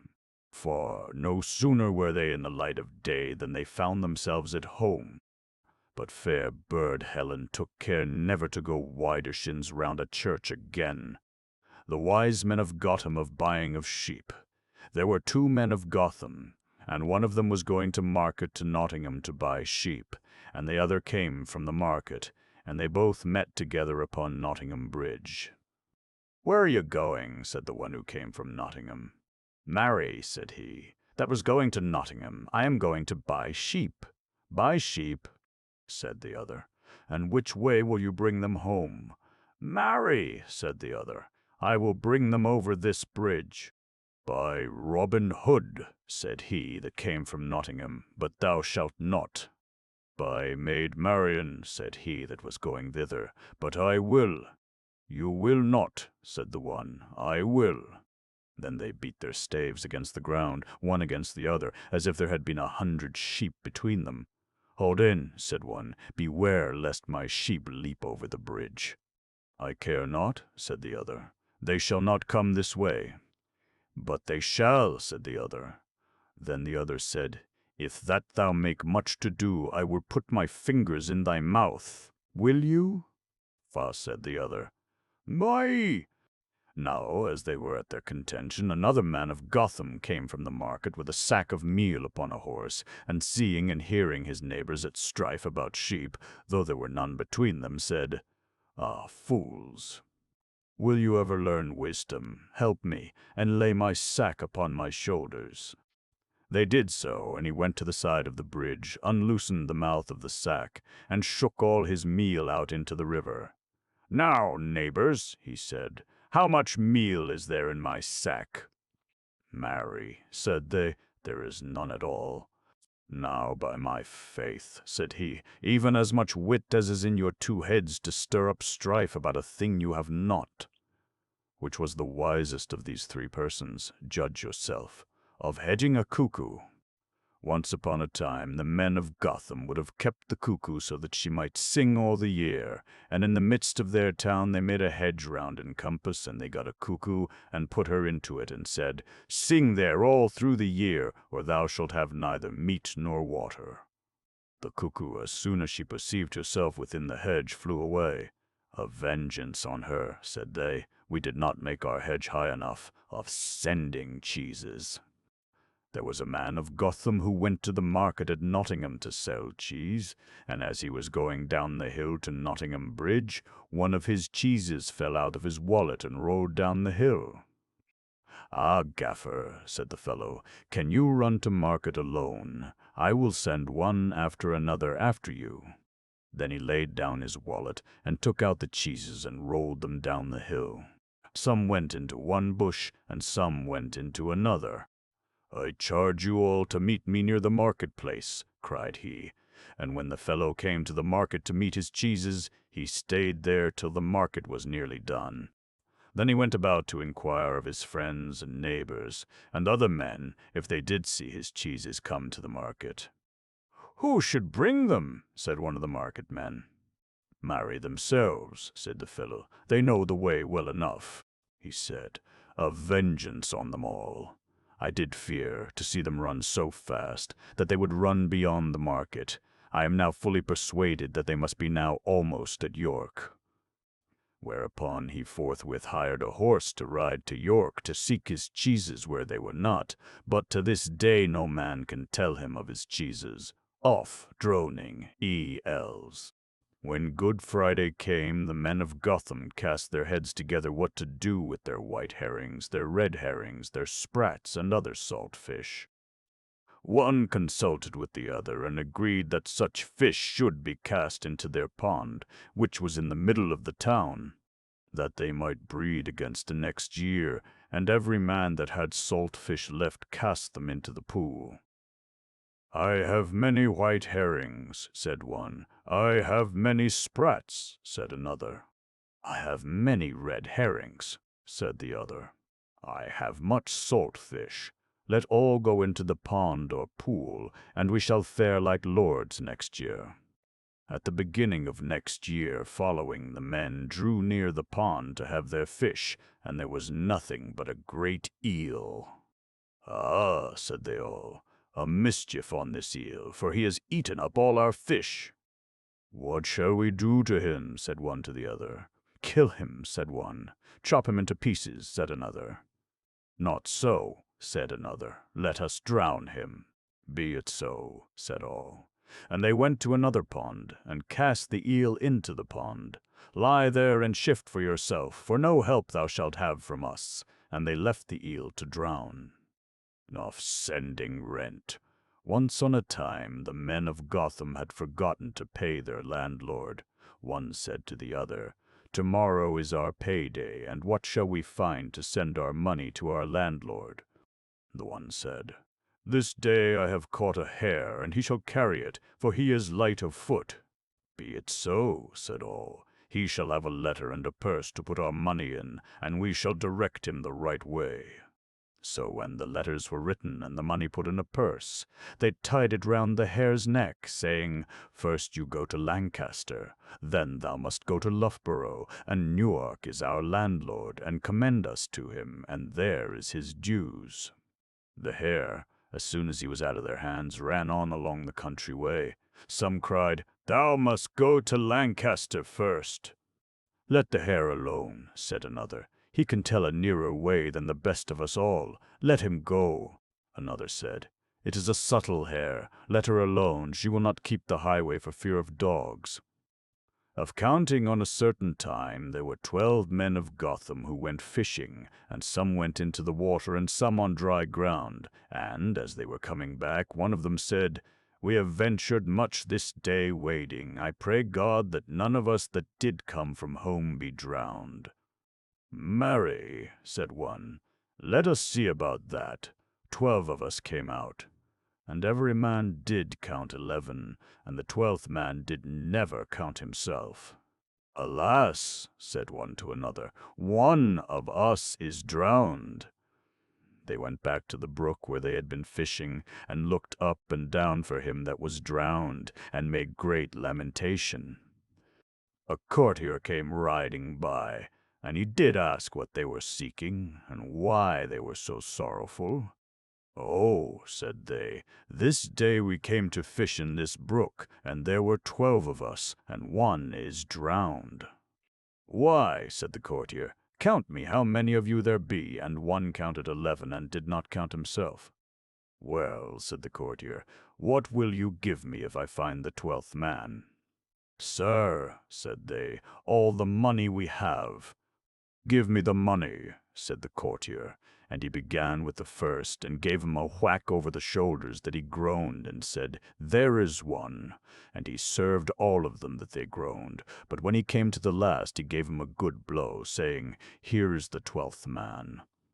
God bless you on your heart, said all the company. You have found our neighbor, Caparishes. Once upon a time, a long, long while ago, when all the world was young and all sorts of strange things happened, there lived a very rich gentleman whose wife had died, leaving him 3 lovely daughters. They were as the apple of his eye, and he loved them exceedingly. Now, one day he wanted to find out if they loved him in return, so he said to the eldest, How much do you love me, my dear? And she answered as pat as may be, "As I love my life." "Very good, my dear," said he, and gave her a kiss. Then he said to thee, "On," she answered as swift as thought, "better than all the world beside." "Good," he replied, and patted her on the cheek. Then he turned to the youngest, who was also the prettiest. "And how much do you love me, my dearest?" Now the youngest daughter was not only pretty, she was clever. So she thought a moment, then she said slowly, "I love you as fresh meat loves salt." Now when her father heard this, he was very angry, because he really loved her more than the others. "What?" he said. "If that is all you give me in return for all I've given you, out of my house you go." So there and then he turned her out of the home where she had been born and bred, and shut the door in her face. Not knowing where to go, she wandered on, and she wandered on till she came to a big fen where the reeds grew ever so tall and the rushes swayed in the wind like a field of corn. There she sate down and plaited herself an overall of rushes and a cap to match, so as to hide her fine clothes, and her beautiful golden hair that was all set with milk-white pearls. For she was a wise girl, and thought that in such lonely country, mayhap, some robber might fall in with her and kill her to get her fine clothes and jewels. It took a long time to plait the dress and cap, and while she plaited she sang a little song. "Hide my hair, O cap o' rushes, hide my heart, O robe o' rushes." Sure, my answer had no fault. I love him more than he loves salt.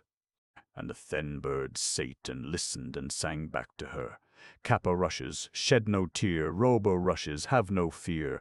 With these words if fault he'd find, sure your father must be blind."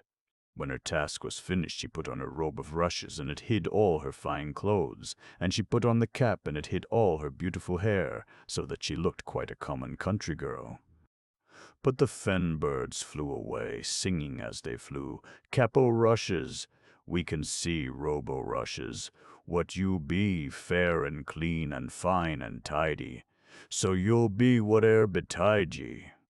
By this time she was very, very hungry, so she wandered on, and she wandered on, but ne'er a cottage or a hamlet did she see, till just at sunsetting she came on a great house on the edge of the fen. It had a fine front door to it, but mindful of her dress of rushes, she went round to the back, and there she saw a strapping fat scullion washing pots and pans with a very sulky face. So, being a clever girl, she guessed what the maid was wanting, and said, "If I may have a night's lodging, I will scrub the pots and pans for you." "Why, here's luck," replied the scullery maid, ever so pleased. "I was just wanting badly to go a-walking with my sweetheart, so if you will do my work, you shall share my bed and have a bite of my supper. Only mind, you scrub the pots clean, or cook will be at me." Now next morning the pots were scraped so clean that they looked like new, and the saucepans were polished like silver, and the cook said to the scullion, "Who cleaned these pots?" "Not you, I'll swear." So the maid had to up and out with the truth. Then the cook would have turned away the old maid and put on the new, but the latter would not hear of it. "The maid was kind to me and gave me a night's lodging," she said. "So now I will stay without wage and do the dirty work for her." So Caporushes, for so they called her since she would give no other name, stayed on and cleaned the pots and scraped the saucepans. Now it so happened that her master's son came of age, and to celebrate the occasion a ball was given to the neighborhood, for the young man was a grand dancer, and loved nothing so well as a country measure. It was a very fine party, and after supper was served, the servants were allowed to go and watch the quality from the gallery of the ballroom. But Caporushes refused to go, for she also was a grand dancer, and she was afraid that when she heard the fiddles starting a merry jig, she might start dancing. So she excused herself by saying she was too tired with scraping pots and washing saucepans, and when the others went off, she crept up to her bed. But alas, and alack a day! The door had been left open, and as she lay in her bed she could hear the fiddlers fiddling away and the tramp of dancing feet. Then she upped and off with her cap and robe of rushes, and there she was ever so fine and tidy. She was in the ballroom in a trice, joining in the jig, and none was more beautiful or better dressed than she. While as for her dancing, her master's son singled her out at once, and with the finest of bows engaged her as his partner for the rest of the night. So she danced away to her heart's content, while the whole room was agog, trying to find out who the beautiful young stranger could be. But she kept her own counsel and, making some excuse, slipped away before the ball finished. So when her fellow servants came to bed, there she was in hers, in her cap and robe of rushes, pretending to be fast asleep. Next morning, however, the maids could talk of nothing but the beautiful stranger. "You should have seen her," they said. "She was the loveliest young lady as ever you see, not a bit like the likes o' we. Her golden hair was all silvered with pearls, and her dress, law, you wouldn't believe how she was dressed. Young master never took his eyes off her." And Caparouches only smiled and said, with a twinkle in her eye, "I should like to see her, but I don't think I ever shall." "Oh, yes, you will," they replied, "for young master has ordered another ball tonight in hopes she will come to dance again." But that evening Caparouches refused once more to go to the gallery, saying she was too tired with cleaning pots and scraping saucepans. And once more, when she heard the fiddlers fiddling, she said to herself, "I must have one dance, just one with the young master, he dances so beautifully." For she felt certain he would dance with her. And sure enough, when she had upped and offed with her cap and robe of rushes, there he was at the door waiting for her to come, for he had determined to dance with no one else. So he took her by the hand, and they danced down the ballroom. It was a sight of all sights. Never were such dancers. So young, so handsome, so fine, so gay. But once again Caparouches kept her own counsel and just slipped away on some excuse in time, so that when her fellow servants came to their beds they found her in hers pretending to be fast asleep, but her cheeks were all flushed and her breath came fast. So they said, "She is dreaming. We hope her dreams are happy." But next morning they were full of what she had missed. Never was such a beautiful young gentleman as young master. Never was such a beautiful young lady. Never was such beautiful dancing. Everyone else had stopped theirs to look on. And Caparouches, with a twinkle in her eyes, said, "I should like to see her, but I'm sure I never shall." "Oh, yes," they replied. "If you come tonight, you're sure to see her. For young master has ordered another ball in hopes the beautiful stranger will come again, for it's easy to see he is madly in love with her." Then Caparouches told herself she would not dance again, since it was not fit for a gay young master to be in love with his scullery maid, but, alas! The moment she heard the fiddlers fiddling, she just upped and offed with her rushes, and there she was, fine and tidy as ever. She didn't even have to brush her beautiful golden hair. And once again she was in the ballroom in a trice, dancing away with young master, who never took his eyes off her, and implored her to tell him who she was. But she kept her own counsel, and only told him that she never, never, never would come to dance any more, and that he must say good-bye. And he held her hand so fast that she had a job to get away, and lo and behold, his ring came off his finger, and as she ran up to her bed there it was in her hand. She had just time to put on her cap and robe of rushes, when her fellow servants came trooping in and found her awake. "It was the noise you made coming upstairs," she made excuse, but they said, "Not we.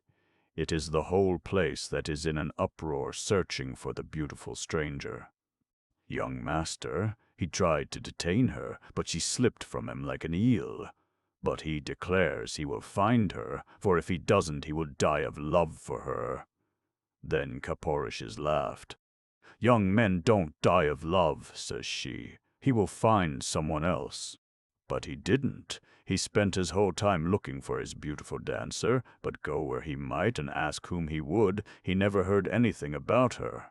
And day by day he grew thinner and paler until at last he took to his bed. And the housekeeper came to the cook and said, "Cook the nicest dinner you can cook, for young master eats nothing." Then the cook prepared soups and jellies and creams and roast chicken and bread sauce, but the young man would none of them. And Caparoushes cleaned the pots and scraped the saucepans and said nothing. Then the housekeeper came crying and said to the cook, "Prepare some gruel for young master. Mayhap he'd take that, if not he will die for love of the beautiful dancer." If she could see him now, she would have pity on him. So the cook began to make the gruel, and Caparoushes left scraping saucepans and watched her. "Let me stir it," she said, "while you fetch a cup from the pantry room." So Caparoushes stirred the gruel, and what did she do but slips young master's ring into it before the cook came back. Then the butler took the cup upstairs on a silver salver. But when the young master saw it, he waved it away, till the butler with tears begged him just to taste it. So the young master took a silver spoon and stirred the gruel, and he felt something hard at the bottom of the cup, and when he fished it up, lo, it was his own ring. Then he sate up in bed and said quite loud, "Send for the cook." And when she came, he asked her who made the gruel. "I did," she said, for she was half pleased and half frightened. Then he looked at her all over and said, "No, you didn't. You're too stout. Tell me who made it, and you shan't be harmed." Then the cook began to cry. "If you please, sir, I did make it, but Caparoushes stirred it." "And who is Caparoushes?" asked the young man. "If you please, sir, Caparoushes is the scullion," whimpered the cook. Then the young man sighed and fell back on his pillow. "Send Caparoushes here," he said in a faint voice, for he really was very near dying. And when Caparoushes came, he just looked at her cap and her robe of rushes and turned his face to the wall. But he asked her in a weak little voice, "From whom did you get that ring?" Now when Caparoushes saw the poor young man so weak and worn with love for her, her heart melted, and she replied softly, "From him that gave it me," quoth she, and oft with her cap and robe of rushes, and there she was as fine and tidy as ever, with her beautiful golden hair all silvered over with pearls. And the young man caught sight of her with the tail of his eye, and sate up in bed as strong as may be, and drew her to him, and gave her a great big kiss. So, of course, they were to be married in spite of her being only a scullery maid, for she told no one who she was. Now everyone far and near was asked to the wedding. Amongst the invited guests was Caparouches's father, who, from grief at losing his favorite daughter, had lost his sight and was very dull and miserable. However, as a friend of the family, he had to come to the young master's wedding. Now the marriage feast was to be the finest ever seen, but Caparoushes went to her friend the cook and said, "Dress every dish without one mite of salt." "That'll be rare and nasty," replied the cook. But because she prided herself on having let Caparoushes stir the gruel and so saved the young master's life, she did as she was asked, and dressed every dish for the wedding breakfast without one mite of salt. Now when the company sate down to table, their faces were full of smiles and content, for all the dishes looked so nice and tasty. But no sooner had the guests begun to eat than their faces fell, for nothing can be tasty without salt. Then Caparoushes' blind father, whom his daughter had seated next to her, burst out crying. "What is the matter?" she asked. Then the old man sobbed. "I had a daughter whom I loved dearly, dearly, and I asked her how much she loved me, and she replied, 'As fresh meat loves salt.' And I was angry with her and turned her out of house and home, for I thought she didn't love me at all. But now I see she loved me best of all." And as he said the words, his eyes were opened, and there beside him was his daughter, lovelier than ever. And she gave him one hand, and her husband, the young master, the other, and laughed, saying, "I love you both as fresh meat loves salt." And after that they were all happy forevermore. The babes in the wood. Now ponder well, you parents dear, these words which I shall write, a doleful story you shall hear, in time brought forth to light. A gentleman of good account in Norfolk dwelt of late, who did in honor far surmount most men of his estate. Sore sick he was, and like to die, no help his life could save. His wife by him as sick did lie, and both possessed one grave. No love between these two was lost, each was to other kind. In love they lived, in love they died, and left two babes behind. The one a fine and pretty boy, not passing 3 years old, the other a girl more young than he, and framed in beauty's mold. The father left his little son, as plainly did appear, when he to perfect age should come, 300 pounds a year, and to his little daughter Jane 500 pounds in gold, to be paid down on marriage day, which might not be controlled. But if the children chanced to die, ere they to age should come, their uncle should possess their wealth, for so the will did run.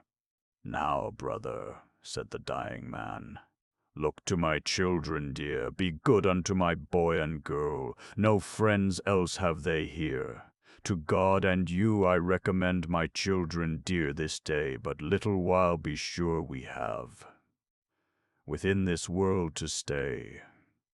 You must be father and mother both, and uncle all in one. God knows what will become of them when I am dead and gone. With that bespake their mother dear, O brother kind, quoth she, you are the man must bring our babes to wealth or misery. And if you keep them carefully, then God will you reward. But if you otherwise should deal, God will your deeds regard. With lips as cold as any stone, they kissed their children small. God bless you both, my children dear. With that the tears did fall. These speeches then their brother spake, to this sick couple there, the keeping of your little ones, sweet sister, do not fear. God never prosper me nor mine, nor aught else that I have, if I do wrong your children dear, when you are laid in grave. The parents being dead and gone, the children home he takes, and brings them straight unto his house, where much of them he makes. He had not kept these pretty babes a 12 month and a day, but for their wealth he did devise to make them both away. He bargained with two ruffians strong, which were of furious mood, that they should take these children young, and slay them in a wood. He told his wife an artful tale. He would the children send, to be brought up in London town with one that was his friend. Away then went those pretty babes, rejoicing at that tide, rejoicing with a merry mind, they should on cock-horse ride. They prate and prattle pleasantly as they ride on the way, to those that should their butchers be, and work their lives decay, so that the pretty speech they had made murder's heart relent, and they that undertook the deed full sore now did repent. Yet one of them, more hard of heart, did vow to do his charge, because the wretch that hired him had paid him very large. The other won't agree thereto, so there they fall to strife. With one another they did fight about the children's life. And he that was of mildest mood did slay the other there, within an unfrequented wood. The babes did quake for fear. He took the children by the hand, tears standing in their eye, and bade them straightway follow him, and look they did not cry. And 2 long miles he led them on, while they for food complain. Stay here, quoth he, I'll bring you bread when I come back again. These pretty babes with hand in hand went wandering up and down, but never more could see the man approaching from the town. Their pretty lips with blackberries were all besmeared and dyed, and when they saw the darksome night, they sat them down and cried. Thus wandered these poor innocents, till death did end their grief. In one another's arms they died, as wanting due relief. No burial this pretty pair from any man receives, till Robin Redbreast piously did cover them with leaves. And now the heavy wrath of God upon their uncle fell. Yea, fearful fiends did haunt his house. His conscience felt in hell, his barns were fired, his goods consumed, his lands were barren made, his cattle died within the field, and nothing with him stayed. And in a voyage to Portugal, 2 of his sons did die, and to conclude himself was brought to want and misery. He pawned and mortgaged all his land ere 7 years came about. And now at last this wicked act did by this means come out. The fellow that did take in hand these children for to kill was for a robbery judged to die. Such was God's blessed will, who did confess the very truth, as here hath been displayed, the uncle having died in jail where he for debt was laid.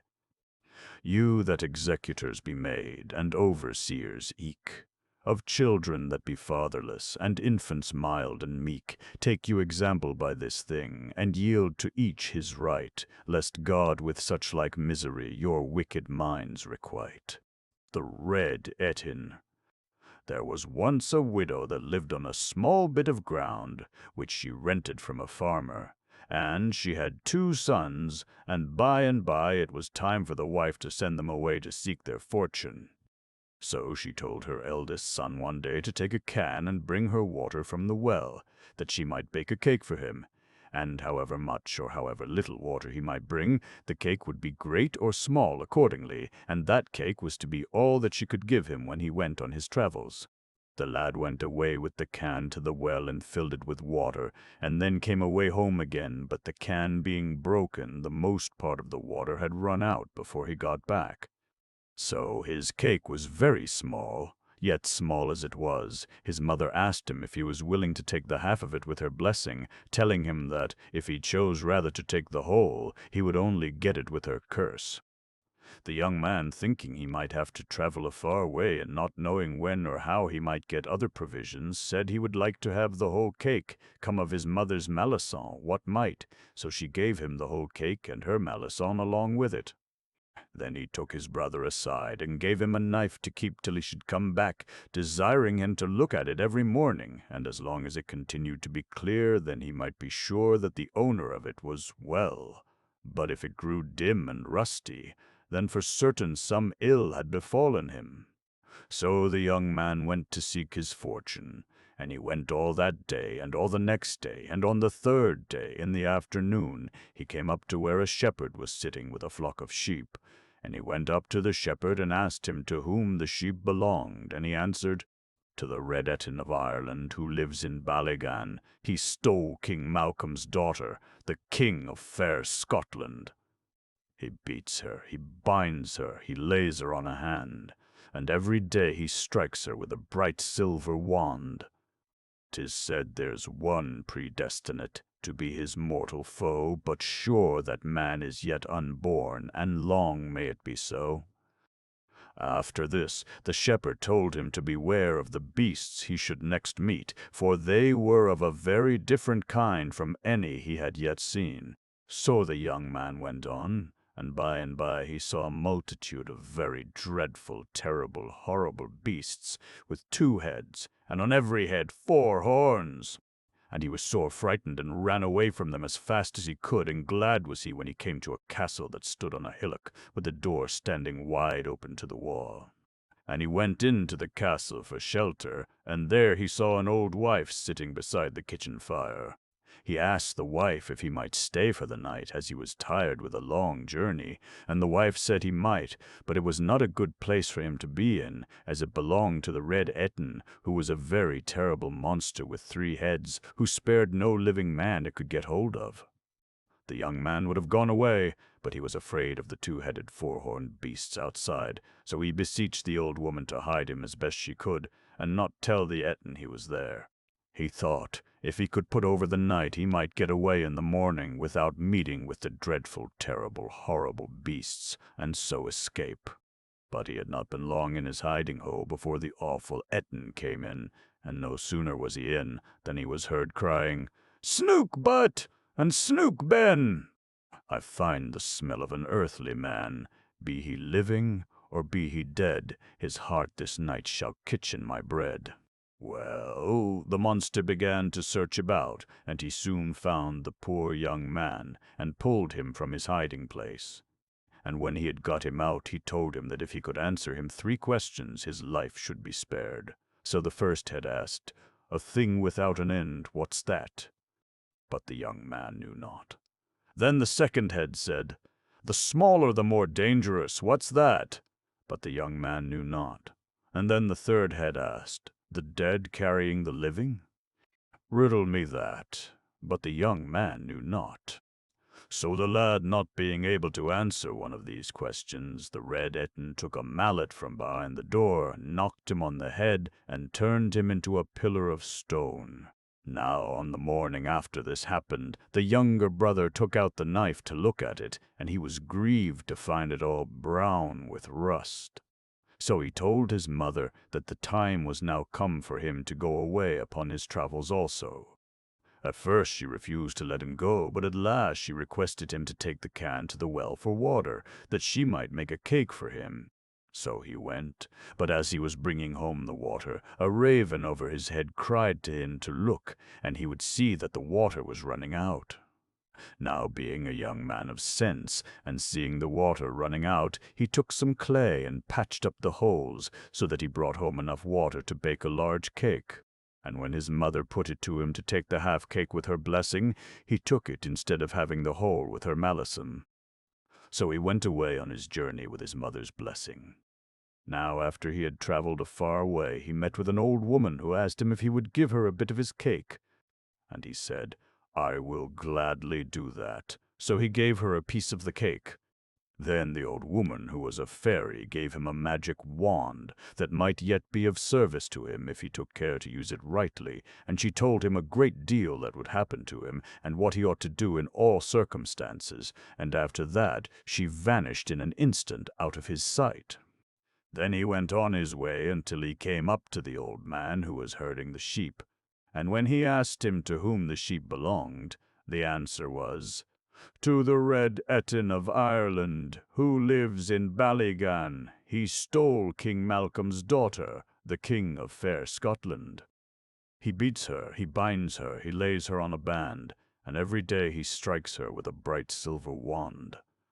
But now I fear his end is near, and death is close at hand, for you're to be, I plainly see, the heir of all his land." So the younger brother went on his way, but when he came to the place where the dreadful, terrible, horrible beasts were standing, he did not stop nor run away, but went boldly through amongst them. One came up roaring with open mouth to devour him, when he struck it with his wand, and laid it in an instant dead at his feet. He soon came to the Ettin's castle, where he found the door shut, but he knocked boldly and was admitted. Then the old woman who sat by the fire warned him of the terrible Ettin, and what had been the fate of his brother, but he was not to be daunted, and would not even hide. Then by and by the monster came in, crying as before, "Snook Butt, and Snook Ben, I find the smell of an earthly man. Be he living or be he dead, his heart this night shall kitchen my bread." Well, he quickly espied the young man, and bade him stand forth on the floor, and told him that if he could answer 3 questions, his life would be spared. So the first head asked, "What's the thing without an end?"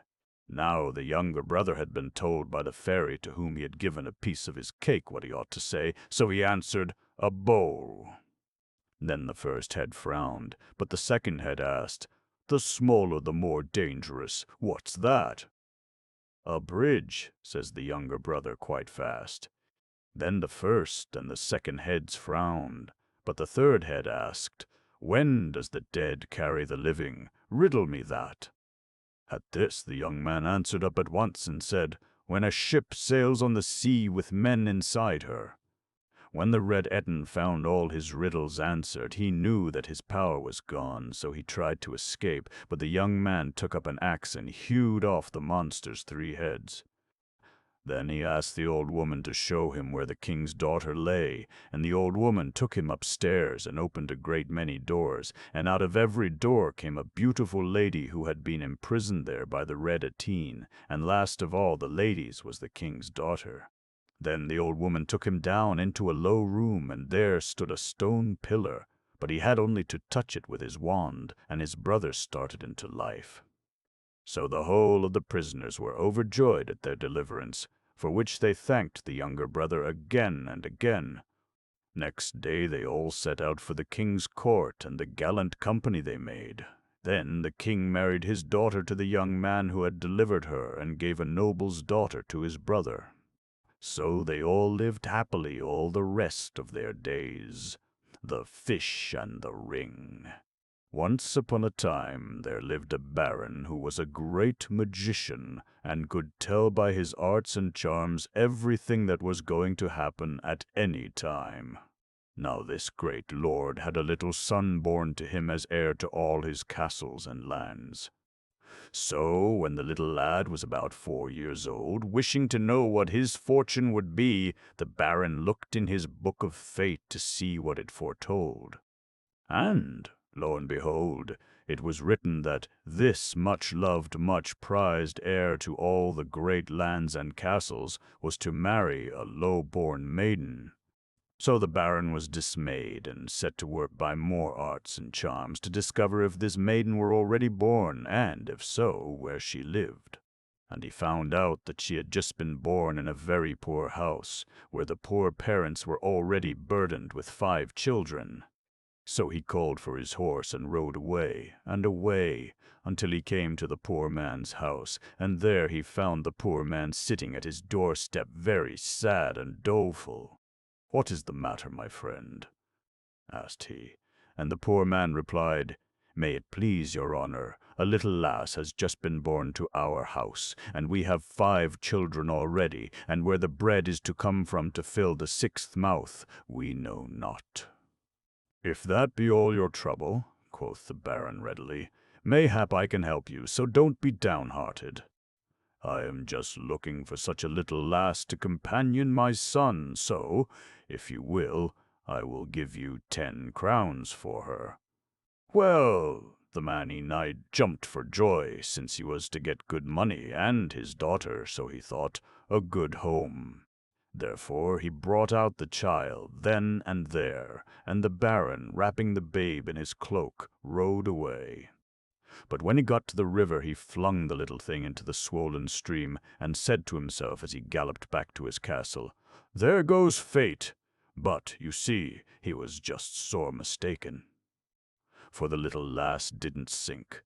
The stream was very swift, and her long clothes kept her up till she caught in a snag just opposite a fisherman who was mending his nets. Now the fisherman and his wife had no children, and they were just longing for a baby. So when the goodman saw the little lass he was overcome with joy, and took her home to his wife, who received her with open arms. And there she grew up, the apple of their eyes, into the most beautiful maiden that ever was seen. Now, when she was about 15 years of age, it so happened that the baron and his friends went a-hunting along the banks of the river, and stopped to get a drink of water at the fisherman's hut. And who should bring the water out but, as they thought, the fisherman's daughter?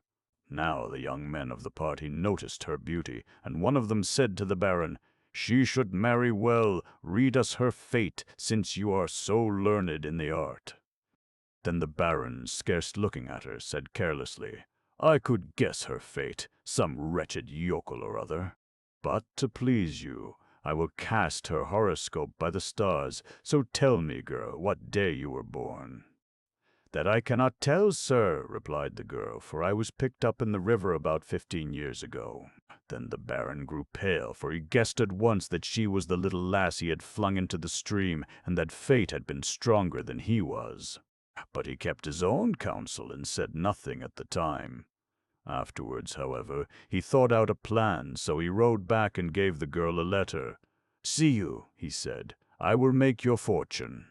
Take this letter to my brother, who needs a good girl, and you will be settled for life." Now the fisherman and his wife were growing old and needed help, so the girl said she would go, and took the letter.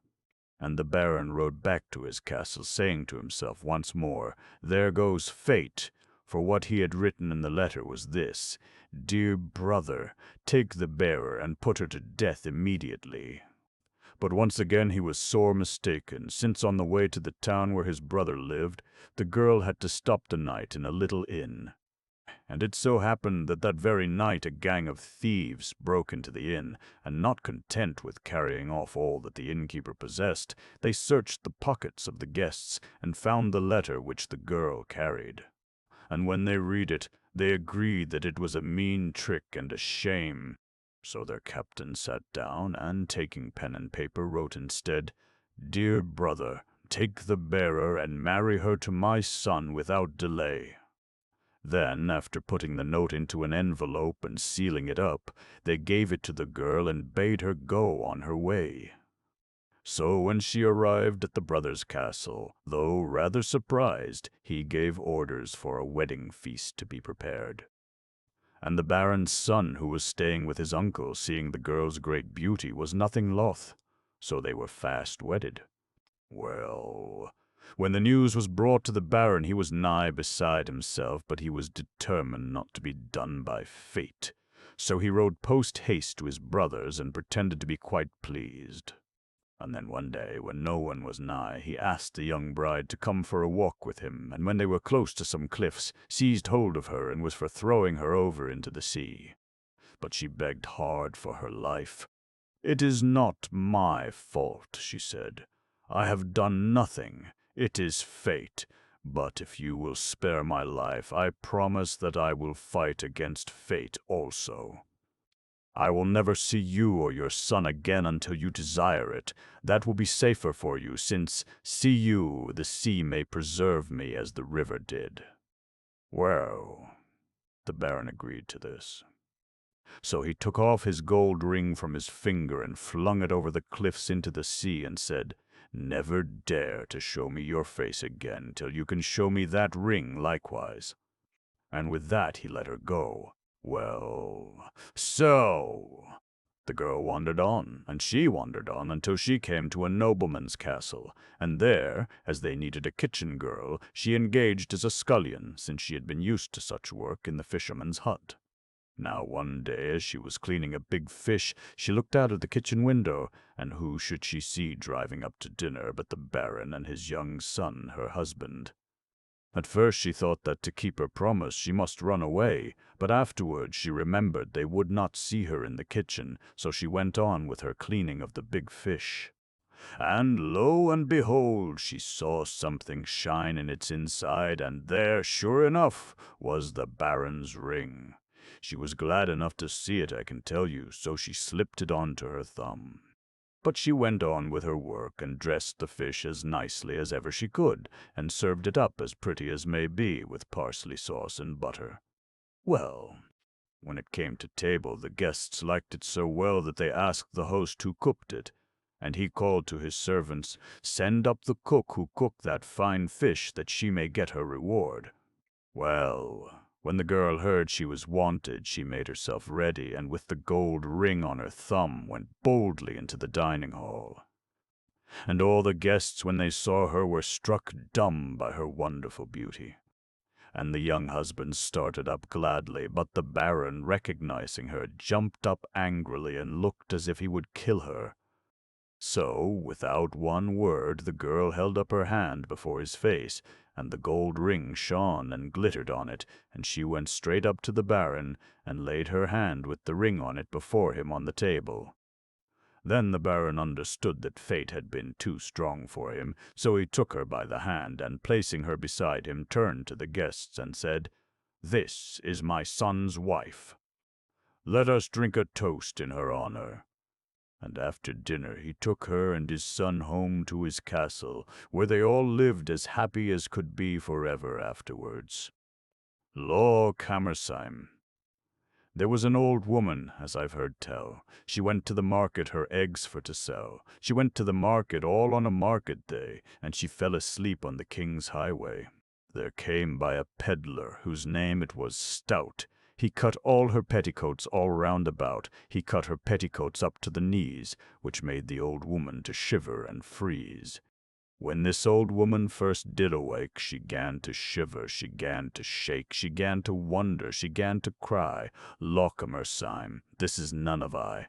But if it be I, as I do hope it be, I've a little dog at home, and sure he'll know me. If it be I, he'll wag his little tail, and if it be not I, then he'll bark and wail.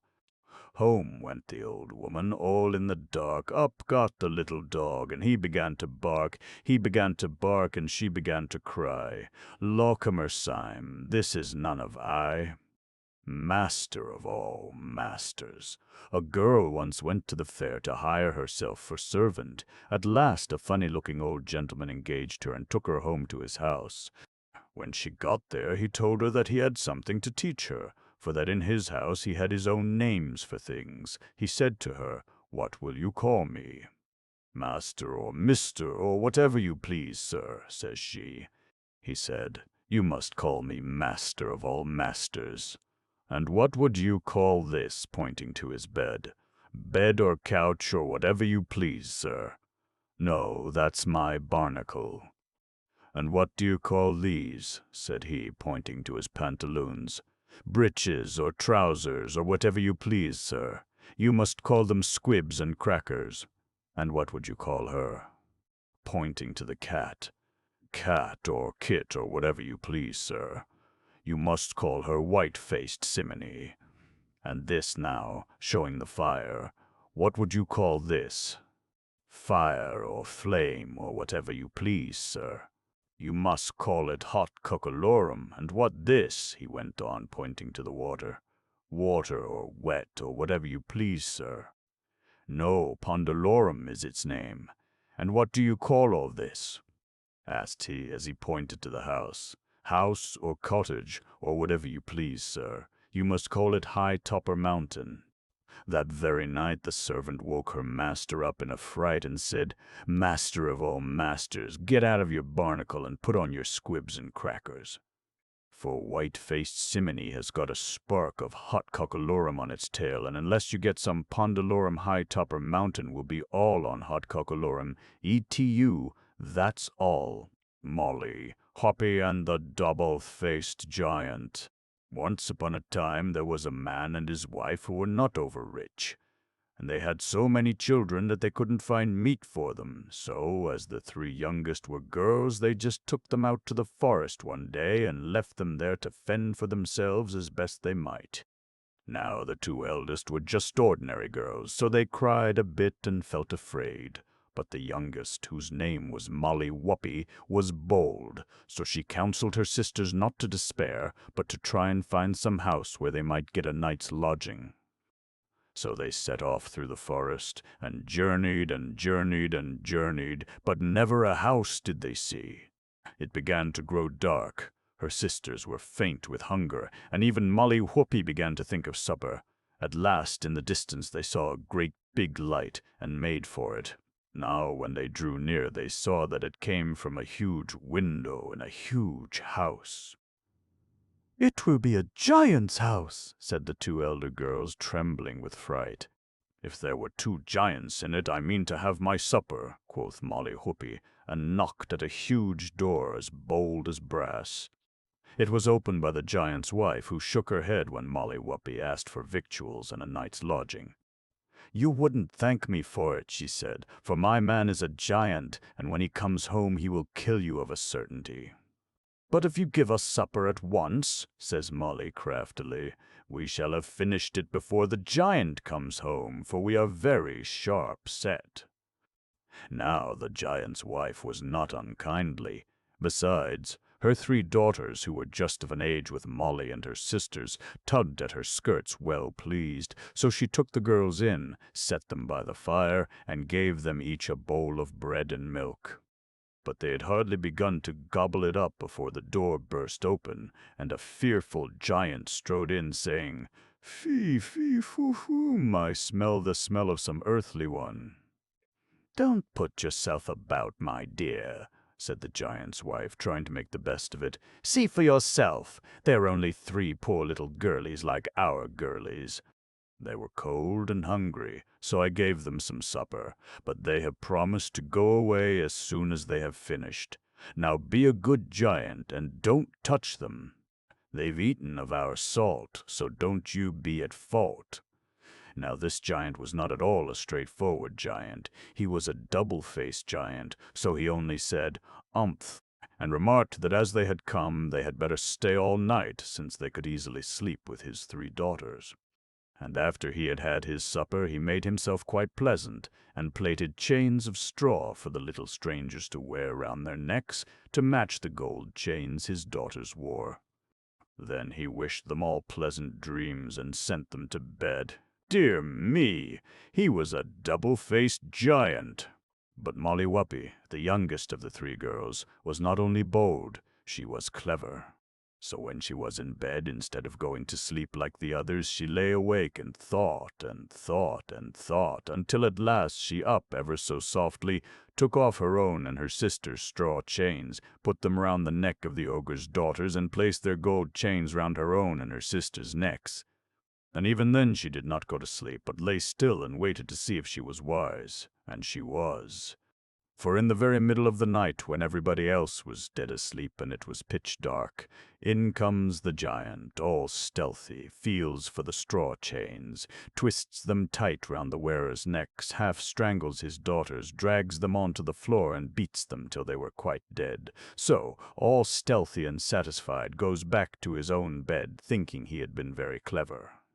But he was no match, you see, for Molly Whuppie, for she at once roused her sisters, bade them be quiet, and follow her.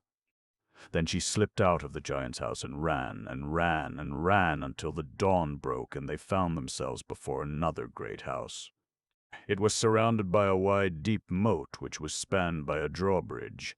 But the drawbridge was up. However, beside it hung a single hair rope over which anyone very light-footed could cross. Now Molly's sisters were feared to try it. Besides, they said that for aught they knew the house might be another giant's house, and they had best keep away. "Taste and try," says Molly Whuppie, laughing, and was over the bridge of a single hair before you could say knife. And, after all, it was not a giant's house, but a king's castle. Now it so happened that the very giant whom Molly had tricked was the terror of the whole countryside, and it was to gain safety from him that the drawbridge was kept up, and the bridge of a single hair had been made. So when the sentry heard Molly Whuppie's tale, he took her to the king and said, "My lord, here is a girlie who has tricked the giant." Then the king, when he had heard the story, said, "You are a clever girl, Molly Whuppie, and you managed very well, but if you could manage still better and steal the giant's sword, in which part of his strength lies, I will give your eldest sister in marriage to my eldest son." Well, Molly Whuppie thought this would be a very good down-sitting for her sister, so she said she would try. So that evening, all alone, she ran across the bridge of one hair, and ran till she came to the giant's house. The sun was just setting, and shone on it so beautifully that Molly Whuppie thought it looked like a castle in Spain, and could hardly believe that such a dreadful double-faced giant lived within. However, she knew he did, so she slipped into the house unbeknownst, stole up to the giant's room, and crept in behind the bed. By and by the giant came home, ate a huge supper, and came crashing up the stairs to his bed. But Molly kept very still and held her breath.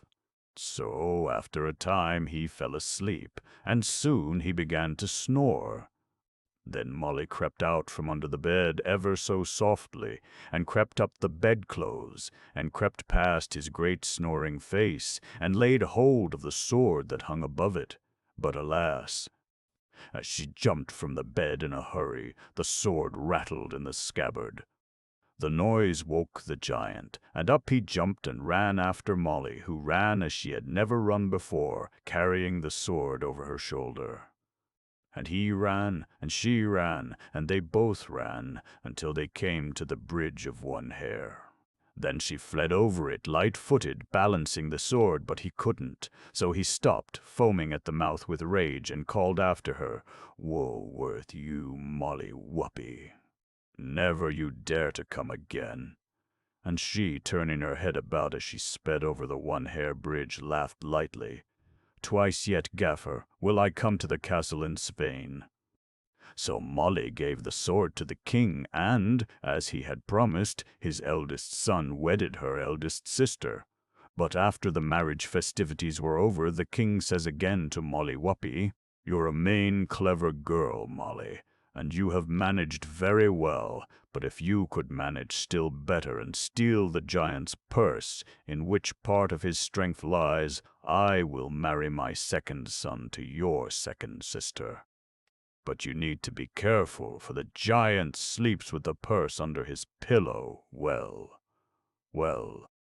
Molly Whuppie thought this would be a very good down-sitting indeed for her second sister, so she said she would try her luck.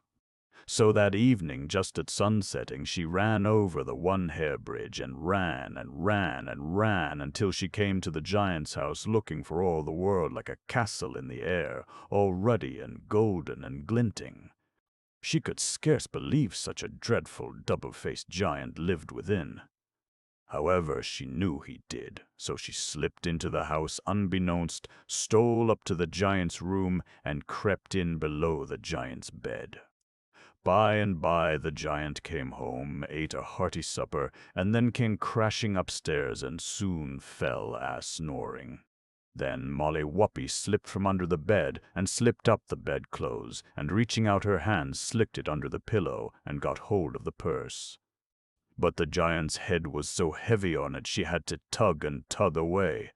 At last out it came. She fell backward over the bedside. The purse opened, and some of the money fell out with a crash. The noise wakened the giant, and she had only time to grab the money off the floor when he was after her. How they ran, and ran, and ran, and ran. At last she reached the one-hair bridge, and, with the purse in one hand, the money in the other, she sped across it while the giant shook his fist at her and cried, "Woe worth you, Molly Whuppie! Never you dare to come again." And she, turning her head, laughed lightly. "Yet once more, Gaffer, will I come to the castle in Spain."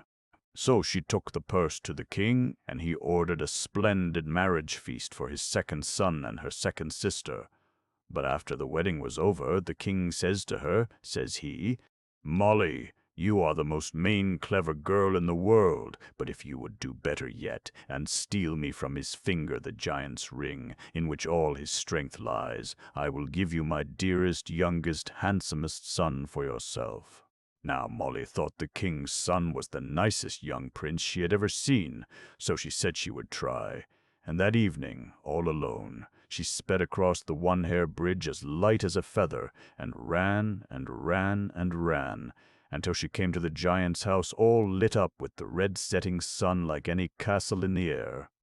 And she slipped inside, stole upstairs, and crept under the bed in no time, and the giant came in and supped and crashed up to bed and snored. Oh! He snored louder than ever.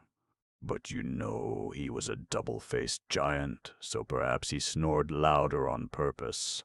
For no sooner had Molly Whuppie begun to tug at his ring than, he had her fast between his finger and thumb. And he sate up in bed and shook his head at her and said, "Molly Whuppie, you are a main clever girl. Now, if I had done as much ill to you as you have done to me, what would you do to me?" Then Molly thought for a moment, and she said, "I'd put you in a sack, and I'd put the cat inside with you, and I'd put the dog inside with you, and I'd put a needle and thread and a pair of shears inside with you, and I'd hang you up on a nail, and I'd go to the wood and cut the thickest stick I could get, and come home and take you down and bang you, and bang and bang and bang you till you were dead." "Right you are," cried the giant gleefully, "and that's just what I'll do to you." So he got a sack and put Molly into it with the dog and the cat, and the needle and thread and the shears, and hung her on a nail in the wall, and went out to the wood to choose a stick. Then Molly Whuppie began to laugh like anything, and the dog joined in with barks, and the cat with mews. Now the giant's wife was sitting in the next room, and when she heard the commotion, she went in to see what was up. "Whatever is the matter?" quoth she.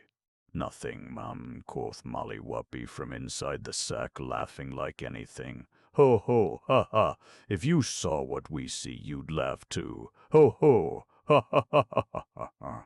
And no matter how the giant's wife begged to know what she saw, there never was any answer but ho, ho, ha, ha, could ye but see what I see.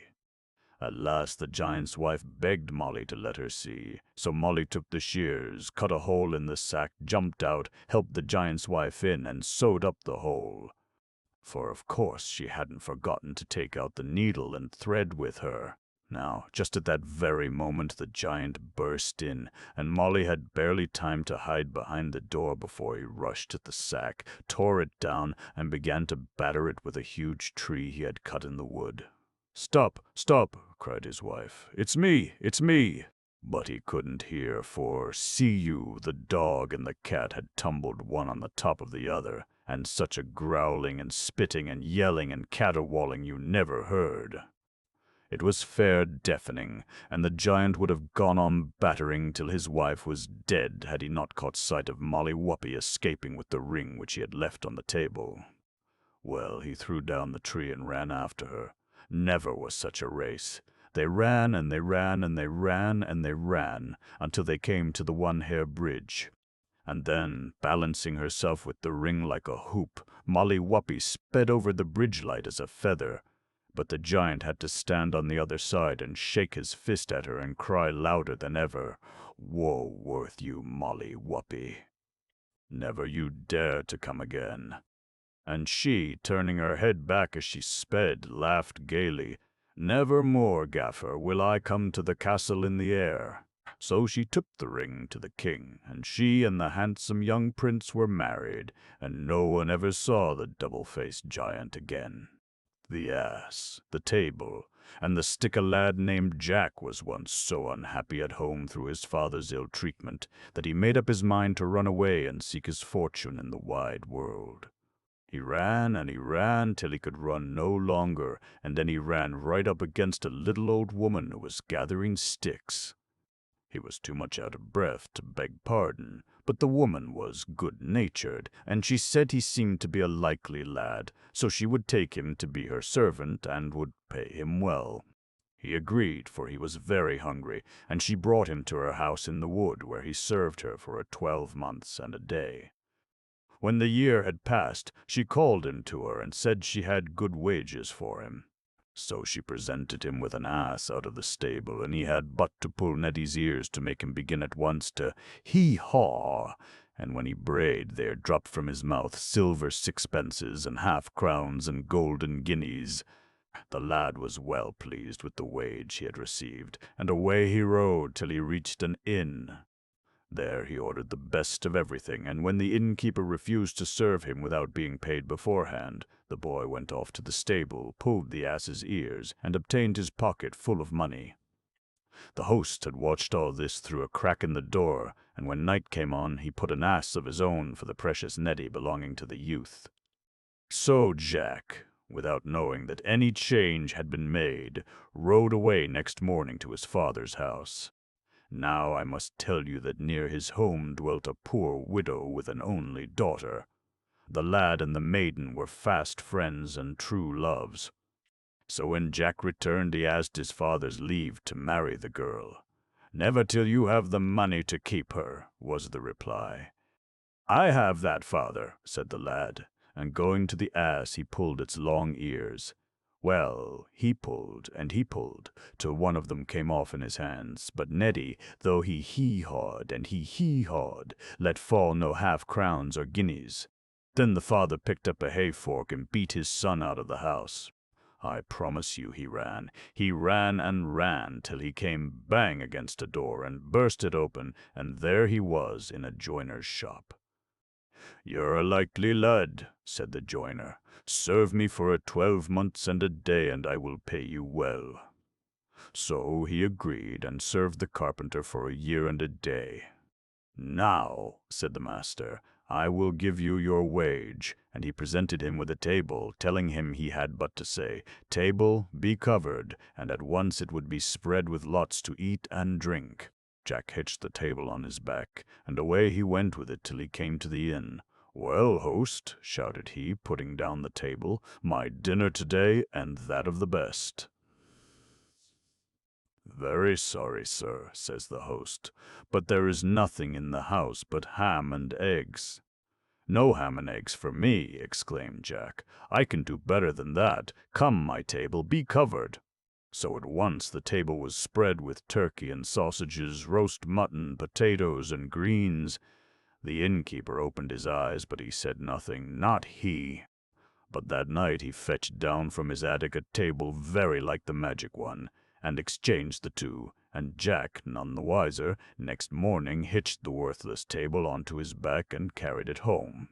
"Now, father, may I marry my lass?" he asked. "Not unless you can keep her," replied the father.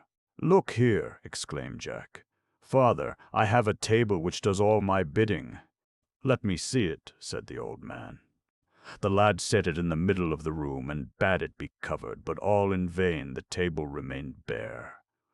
Then, in a rage, the father caught the warming pan down from the wall and warmed his son's back with it, so that the boy fled howling from the house, and ran till he came to a river and tumbled in. A man picked him out and bade him help in making a bridge over the river by casting a tree across. Then Jack climbed up to the top of the tree and threw his weight on it, so that when the man had rooted the tree up, Jack and the tree head dropped on the farther bank. "Thank you," said the man, "and now for what you have done I will pay you." So saying, he tore a branch from the tree and fettled it up into a club with his knife. "There," exclaimed he, "take this stick, and when you say to it, 'Up, stick, and bang him,' it will knock anyone down who angers you." The lad was overjoyed to get this stick, for he had begun to see he had been tricked by the innkeeper, so away he went with it to the inn, and as soon as the man appeared he cried, "Up, stick, and bang him!"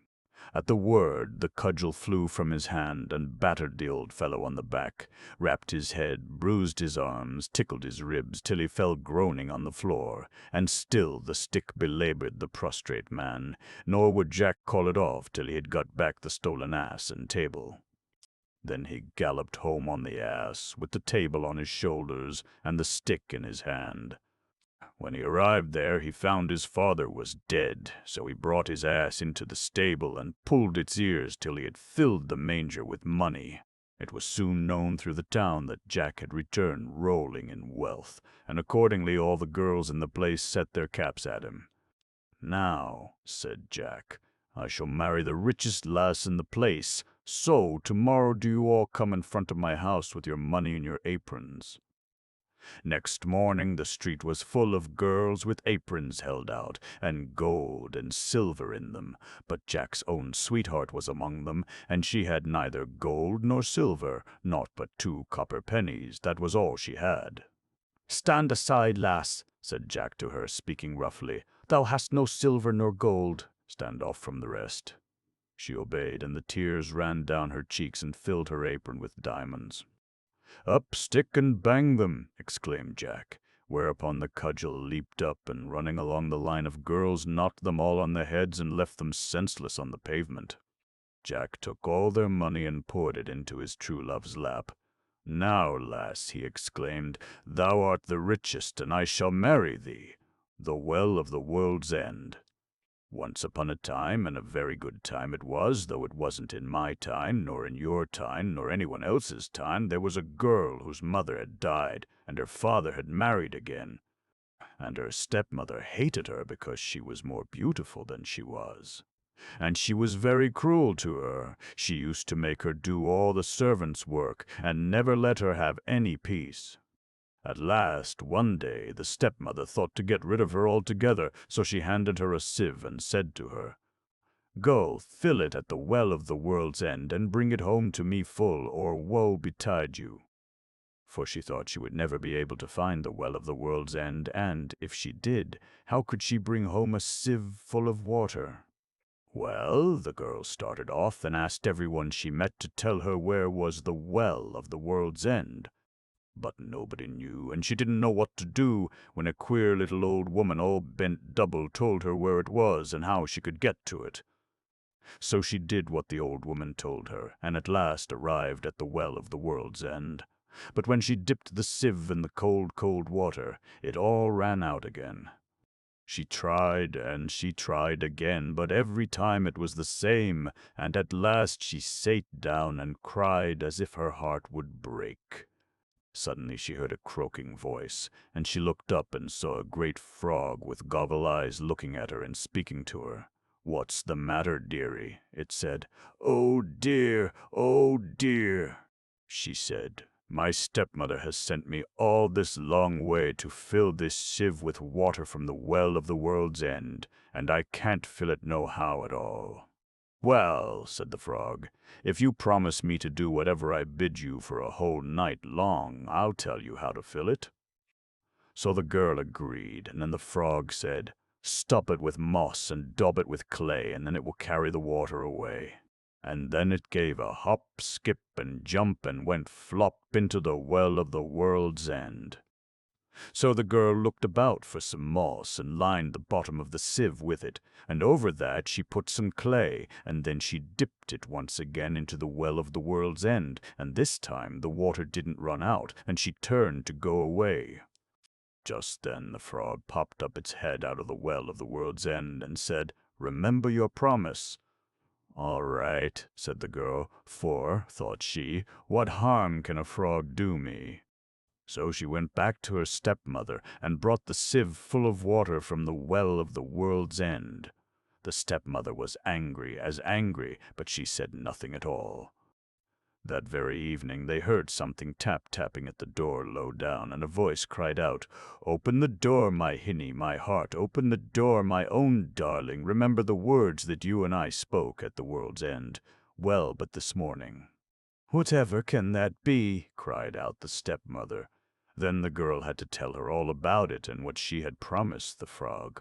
"Girls must keep their promises," said the stepmother, who was glad the girl would have to obey a nasty frog. "Go and open the door this instant."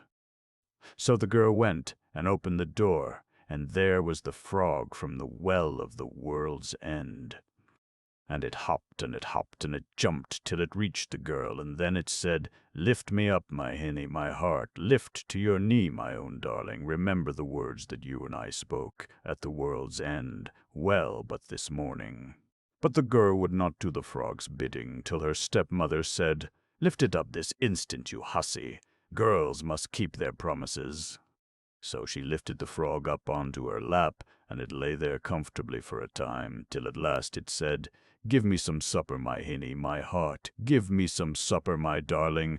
Remember the words you and I spoke at the world's end, well, but this morning." Well, that she did not mind doing, so she got it a bowl of milk and bread and fed it well. But when the frog had finished, it said, "Take me to bed, my hinny, my heart. Take me to bed, my own darling. Remember the promise you promised to me at the world's end, well, but this morning." But that the girl refused to do, till her stepmother said harshly, "Do what you promised, girl. Girls must keep their promises. Do what you're bid, or out you go, you and your froggy." So the girl took the frog with her to bed, and kept it as far away from her as she could. Well, just as the day was beginning to break, what should the frog say but, "Chop off my head, my hinny, my heart. Chop off my head, my own darling. Remember the promise you promised to me at the world's end, well, but this morning." At first the girl wouldn't, for she thought of what the frog had done for her at the well of the world's end. But when the frog said the words over and over again in a pleading voice, she went and took an axe and chopped off its head, and lo and behold, there stood before her a handsome young prince, who told her that he had been enchanted by a wicked magician, and he could never be unspelled till some girl would do his bidding for a whole night, and chop off his head at the end of it. The stepmother was surprised indeed when she found the young prince instead of the nasty frog, and she was not best pleased, you may be sure, when the prince told her that he was going to marry her stepdaughter because she had unspelled him. But married they were, and went away to live in the castle of the king, his father, and all the stepmother had to console her was, that it was all through her that her stepdaughter was married to a prince. the rose tree. Once upon a time, long, long years ago, in the days when one had to be careful about witches, there lived a good man whose young wife died, leaving him a baby girl. Now this good man felt he could not look after the baby properly, so he married a young woman whose husband had died, leaving her with a baby boy. Thus the two children grew up together and loved each other dearly, dearly. But the boy's mother was really a wicked witch woman, and so jealous that she wanted all the boy's love for herself, and when the girl baby grew white as milk, with cheeks like roses and lips like cherries, and when her hair, shining like golden silk, hung down to her feet so that her father and all the neighbors began to praise her looks, the stepmother fairly hated her, and did all in her power to spoil her looks. She would set the child hard tasks and send her out in all weathers to do difficult messages, and if they were not well performed would beat her and scold her cruelly. Now one cold winter evening when the snow was drifting fast and the wild rose tree in the garden under which the children used to play in summer was all brown and barren save for snowflake flowers, the stepmother said to the little girl, "Child, go and buy me a bunch of candles at the grocer's. Here is some money. Go quickly, and don't loiter by the way."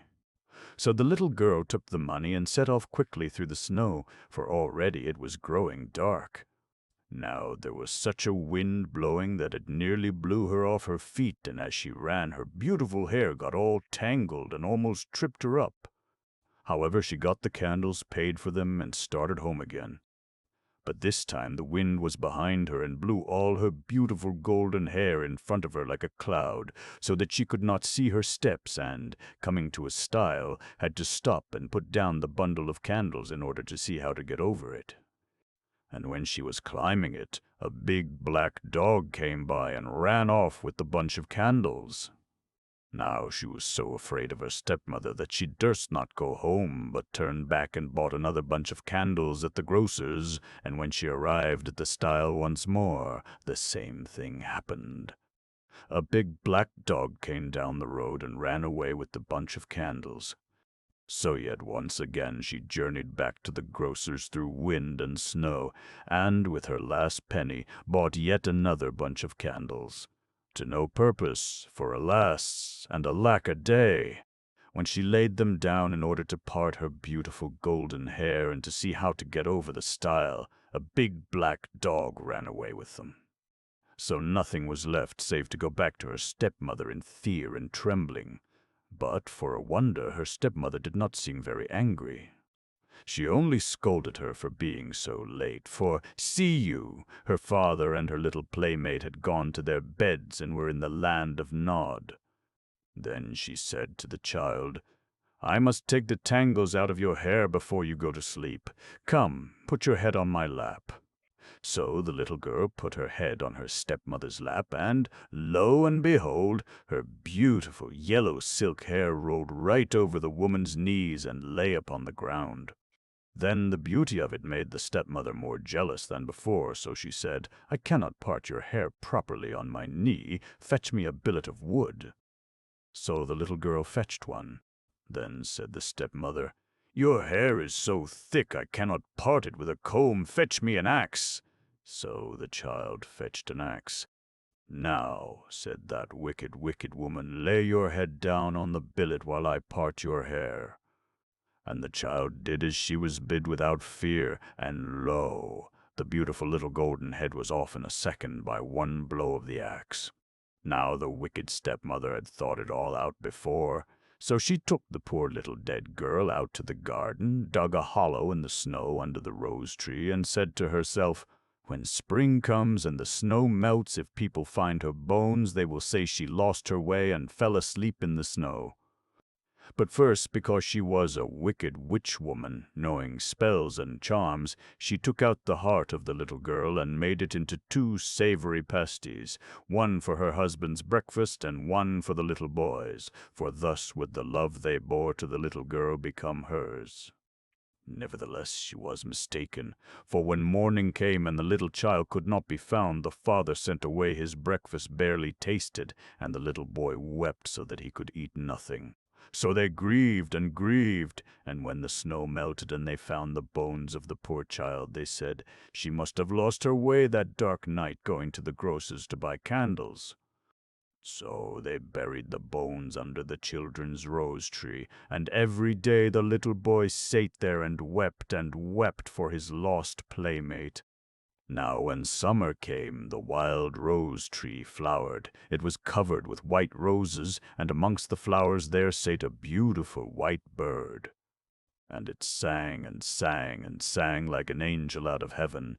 But what it sang the little boy could never make out, for he could hardly see for weeping, hardly hear for sobbing.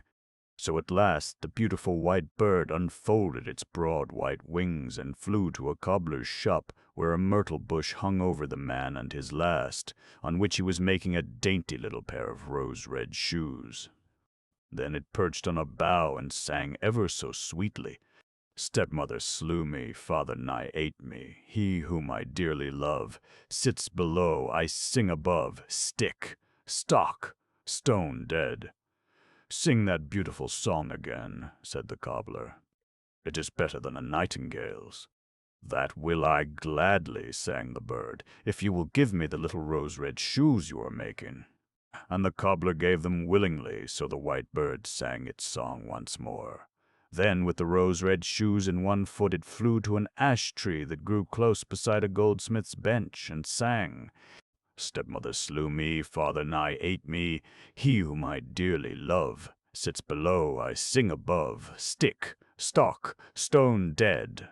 "Oh, what a beautiful song!" cried the goldsmith. "Sing again, dear bird, it is sweeter than a nightingale's." "That will I gladly," sang the bird, "if you will give me the gold chain you're making." And the goldsmith gave the bauble willingly, and the bird sang its song once more. Then, with the rose-red shoes in one foot and the golden chain in the other, the bird flew to an oak tree which overhung the mill-stream, beside which 3 millers were busy picking out a millstone, and, perching on a bough, sang its song ever so sweetly, "My stepmother slew me, my father nigh ate me, he whom I dearly love sits below, I sing above, stick." Just then one of the millers put down his tool and listened. "Stock!" sang the bird, and the second miller put aside his tool and listened. "Stone!" sang the bird. Then the third miller put aside his tool and listened. "Dead!" sang the bird so sweetly that with one accord the millers looked up and cried with one voice, "Oh, what a beautiful song! Sing it again, dear bird, it is sweeter than a nightingale's." "That will I gladly," answered the bird, "if you will hang the millstone you are picking round my neck." So the millers hung it as they were asked, and when the song was finished, the bird spread its wide white wings, and, with the millstone round its neck and the little rose-red shoes in one foot, the golden chain in the other, it flew back to the rose-tree. But the little playmate was not there. He was inside the house eating his dinner. Then the bird flew to the house and rattled the millstone about the eaves until the stepmother cried, "Hearken! How it thunders!" So the little boy ran out to see, and down dropped the dainty rose-red shoes at his feet. "See what fine things the thunder has brought!" he cried with glee as he ran back. Then the white bird rattled the millstone about the eaves once more, and once again the stepmother said, "Hearken! How it thunders!" So this time the father went out to see, and down dropped the golden chain about his neck. "It is true," he said when he came back. "The thunder does bring fine things." Then once more the white bird rattled the millstone about the eaves, and this time the stepmother said hurriedly, "Hark! There it is again. Perhaps it has got something for me." Then she ran out, but the moment she stepped outside the door, down fell the millstone right on her head and killed her. So that was an end of her. And after that the little boy was ever so much happier, and all the summer-time he sate with his little rose-colored shoes under the wild rose-tree and listened to the white bird's song. But when winter came and the wild rose-tree was all barren and bare save for snowflake flowers, the white bird came no longer, and the little boy grew tired of waiting for it. So one day he gave up altogether, and they buried him under the rose tree beside his little playmate. Now when the spring came and the rose tree blossomed, the flowers were no longer white. They were edged with rose color like the little boy's shoes, and in the center of each blossom there was a beautiful tuft of golden silk like the little girl's hair. And if you look in a wild rose, you will find these things there still.